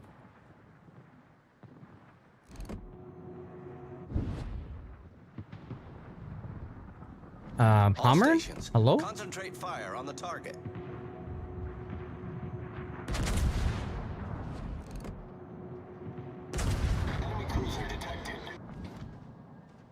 Alright, well, the Vijay at least said hi, so I should compliment him, right? Good manners. Here we go. Well, okay, that was apparently a citadel. On you or them? No, on the Valpo. Great. 900 points, a minute and a half to go. If you got consumables you've been holding on to, maybe you should use them. 44 seconds to go. Oh my god, they killed Eddie.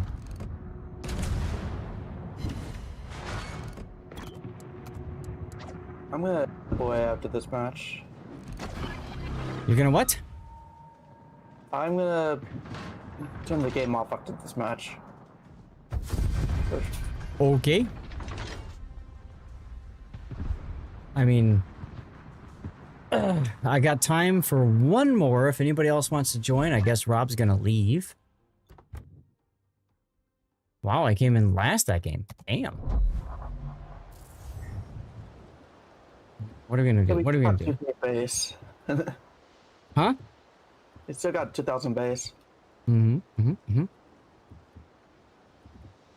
We only lost. Everyone got match. 2,000 base on our team. We only lost. It's a only lost good the one feeling. match. It's a good feeling. What the hell do I want to play?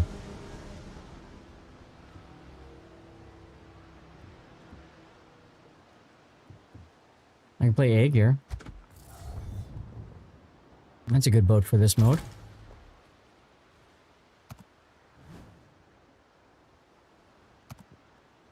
Let's do Aegir. And if anybody else wants in, send me a message in game. Last game for the night. Alright? Make it happen.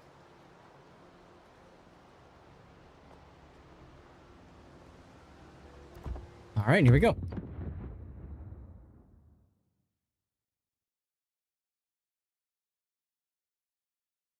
Hand is over the escape key in case somebody messaged me. You missed some time here. Yeah. We've been going for 6 hours, Ghost Front.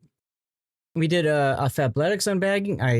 I started the stream off by talking about Dad and what's been going on. Guess there's an update. Your system didn't auto-download. What do you mean? Auto-download. My watch has been telling me to drink water. But I've been drinking dirty water. That's what you get for not checking the menu. Fair.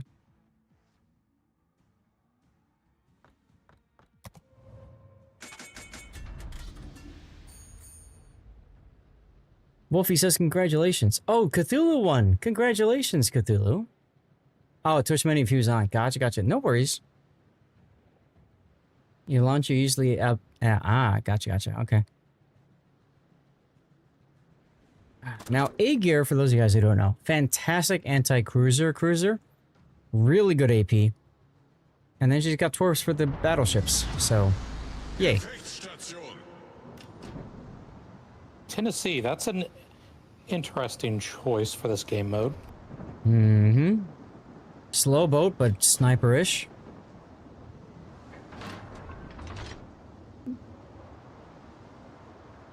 Pick another winner? Alright. You prefer which one over Aegir for brawling? Alright, Cthulhu, I'm gonna take that code, I'm gonna put it back in my list, okay? So, new giveaway is up, guys. You gotta be a follower on my Twitch channel to win. So, make sure you head over to twitch.tv/LordZath, Lord_Zath, if you are on YouTube, Rumble, or Kick. Too much success, Cthulhu, right? And Rostro says, go! Indeedy. God, I haven't played Aegir in a long time. Hello, Mr. Cleveland. Jet Rebel also likes stuff. You should. How are things going in oh, Citadel. How things been going for you, Jet? You been doing fine now that you haven't been running into us, or are you still, like, struggling a bit?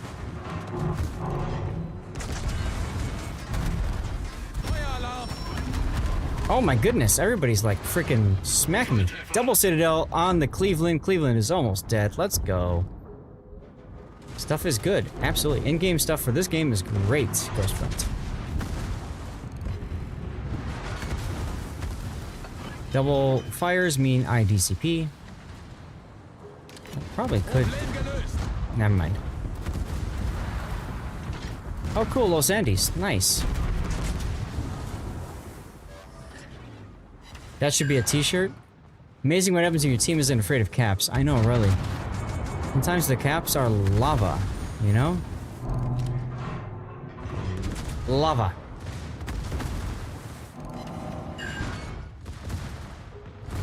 Circle phobia. So, Cthulhu, you might have been gone when this happened, but we ran into Jet Rebel like 3 games in a row in this mode. And poor guy lost all of them, I think. I don't know. That doesn't matter so much as it's just like, you know, funny. Oh dear, indeedy. Now my torps were dead. Never mind. Alright. Therefore, JJ is going to be a problem at A. He's in a good position. Feelings were hurt. There you go.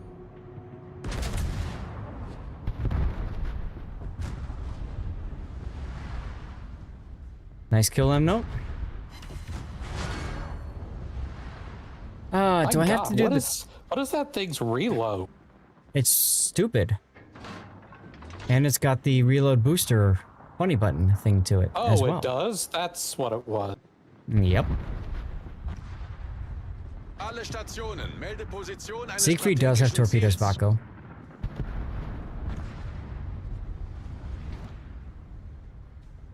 Alright, good. Alright, A is clear.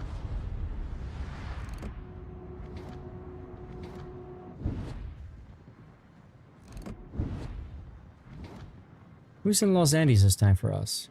Oh, that's Eddie, okay.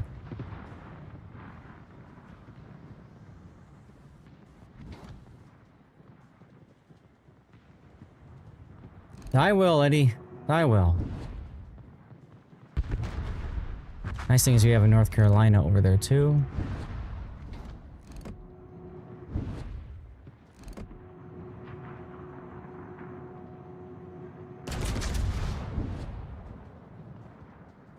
Hopefully I can get over the island and hit him. Yes, I can. Let's go.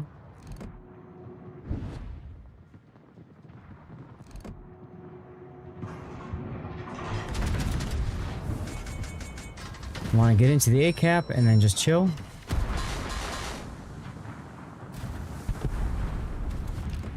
Okay, Is there any good. justice in the world? Those shots will take out the Michelangelo.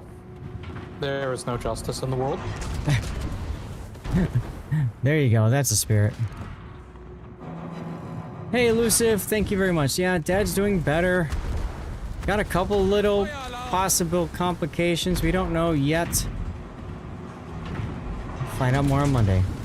They suck with their propellers on. There you go.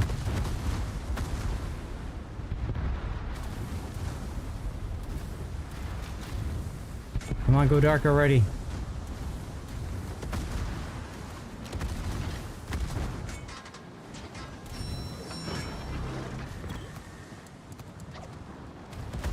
Alright, Mr. Shawnee said hello. Comment. Good manners.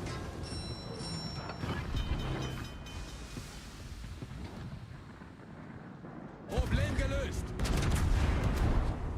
Rip the Cleveland. Again.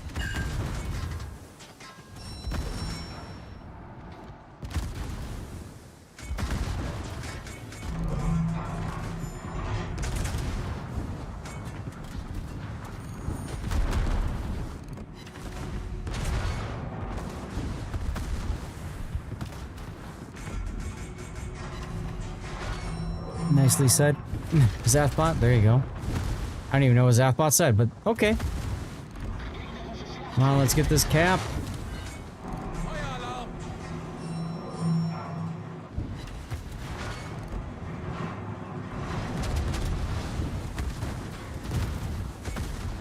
Not a single person shot at me. Where the hell is this Schroeder going?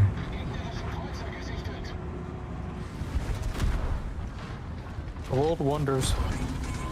Hmm.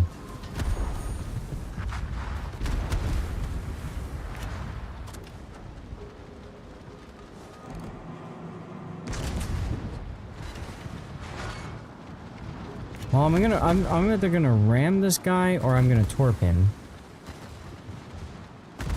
Hopefully I'm gonna torp him. Let's find out. I'm gonna torp him. Bye! LOL. Oh, Michelangelo, broadside to me? Sure. Have a Citadel, bud. Can we have another one? We can have another one. Let's go. Yeah, he's got an angle to me.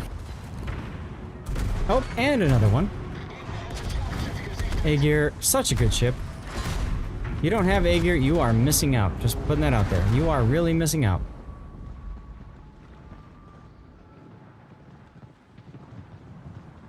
Jet Rebel, I don't think so. I think, actually, I think Schroeder is a better cruiser. Aegir's a fine boat, though. Aegir and Michelangelo and Schroeder are probably my picks, if I had to choose specifically. Yeah, it's fun. Yeah, Aegir was one of the first, if not the first. supercruiser in the game. I thought they came out actually pretty late in the supercruiser craze, because the Americans, the Soviets, the Japanese, they all got theirs first. Schroeder's, yeah, it doesn't have torpedoes, that's true. But the secondaries make up quite a bit for it, in my opinion. Gotta try them all, that's right, Wolfie. Oof, goodbye, Andes. If only cruisers could have manual secondaries, like they used to have. Hmm.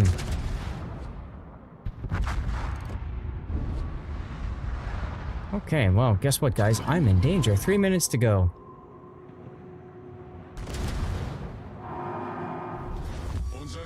You might be right, Jet Rebel. It's been a while. I can't remember exactly who was before what.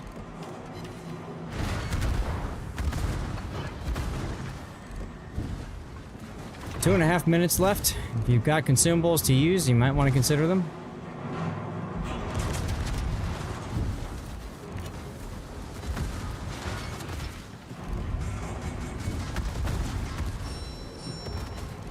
Cleveland.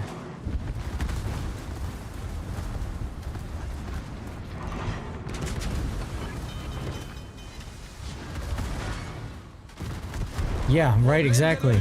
What? You don't recall the release sequence of over 800 ships? Exactly. I do not. Sorry. However, this Cleveland showing me broadside, I will take this broadside.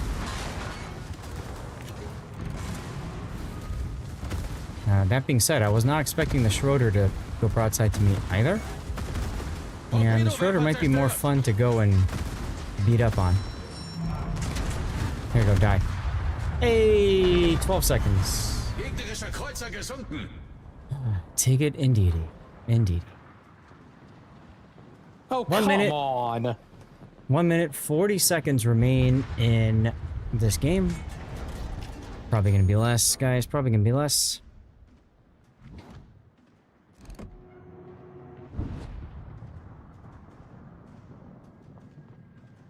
Nope, they got on the A cap. Alright, so they have stopped the point gain. That island screwed me. I tried to go behind it, but I swear it moved. Damn, Bogsy. Hey, Vodka one. Congratulations, dude. I got 2 last codes and then I'm boost. Lovely. And then I'm done with it. That's alright. 1 minute to go. Last minute, guys. Gotta get in the caps, gotta get resets, whatever you can.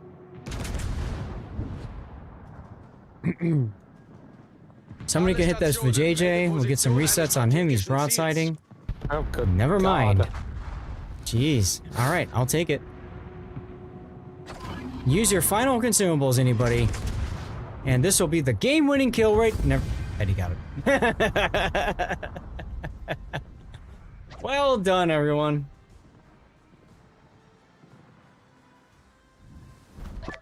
All right. Look at that. Eddie came in first place with the Los Andes. It's almost like that ship is broken, busted, and a cheat code in any game mode you play it in. Jeez. All right, guys. I'm going to have to call it a stream, unfortunately. Eddie, M-Note, it can still die. That's true. Thank you guys for joining in. Rob earlier, Pockington. Did I miss anybody? Not mad at you, even if you kick my ass all day. Jet Rebel, hey, dude, you know, you're welcome to join anytime we're doing this mode or anything else with divisions. Just message me in game. We'll get you in. We'll have some fun. We'll have some fun, right? We'll smack some bitches around. We'll have a good time. There is honor in losing. That is very true. That is very true. And we honorably lost once today. Putting that out there.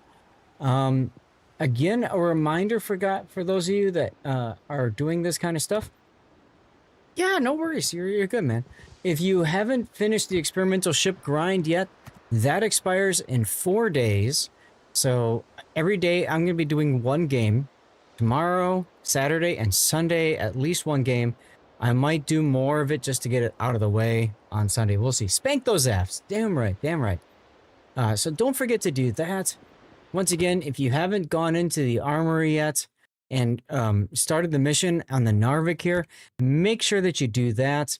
Make sure that you click on this here so you can get your special little goodie thing, okay? It's very important. That's good stuff. I'm going to clip it. If anybody can do me a favor and clip that, I want to get that out there so people know. Be appreciated. But yeah, it's important stuff, guys. Otherwise, hey, I hope you guys had a good time. I had a great time. I had a great time hanging with all of you guys. And yeah, it's 15K credits. It's fine. It works. So yeah, so commercial break's going to start up in a moment. I'm going to once again suggest if anybody wants to support me, there's the Marvel Strike Force link right there. You can help me out. Never a bad time here. Well, thank you, Ghostfront. All proceeds for that go directly to helping me defray the costs of my emergency flight to see my dad and help him out. Casey Me, I Can't Swim, Cremoa, Destroyers, Zeka, Altador, Dutch, Eagle and Flyer, Weekend Warrior, Hobdick 7, Crazy Salty Cracker, 138, DeWitt 4, Javier Dostres, Cedric G, Von Broik, The Who Jam, Chaser, Zone even. Thank you very much for the subs. Many of you were gifted subs, so that was great. Thank you very much. Cedric G with the bits, as well as Blue Falcon and Classic and Sputnik. Thank you guys for the bits. Kazumi, I'm home now. I actually went out last week. I'm back, and I'm going to go see my dad again in about a month. Hopefully he won't need another surgery. Who Jam, Chaser, Warrior Gap 6, Electric 671, Takumaru EU, Daytona 1505, T-Will Nufi, The Pickle 28, Chief Bottle Washer, Awesome Guy, with the subscriptions as well. Many of those gifted, which is great. Be excellent to each other. Abso-frickin-lutely yes. And Hexter Fallerth. Guys, you're going to see links in chat like my Patreon and YouTube. If you want to support me, go ahead and toss a, click on those links and toss a follow, do whatever. YouTube is an area that I'm really trying to focus on. It's, frankly, an area that I ignored for a long time. If you want to help me out there, all you got to do is subscribe to the channel. Click a bunch of the videos, like them, so thumbs up, and maybe comment or something if you want. It helps the algorithm realize that I'm a real human being and not some AI bot. In the meantime, if there's anybody you want me to raid, by all means, share who you want me to raid.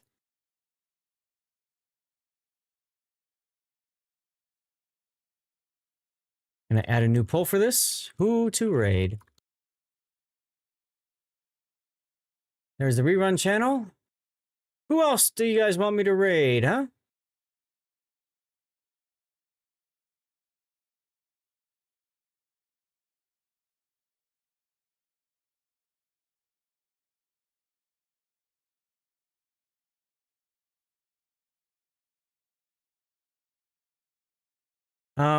While we're waiting, by the way, some of you guys might not be stuck in the commercials that just started. Oh, I hate when that happens. Actually, I'm gonna go hit the bathroom. I'm gonna go pee for a sec.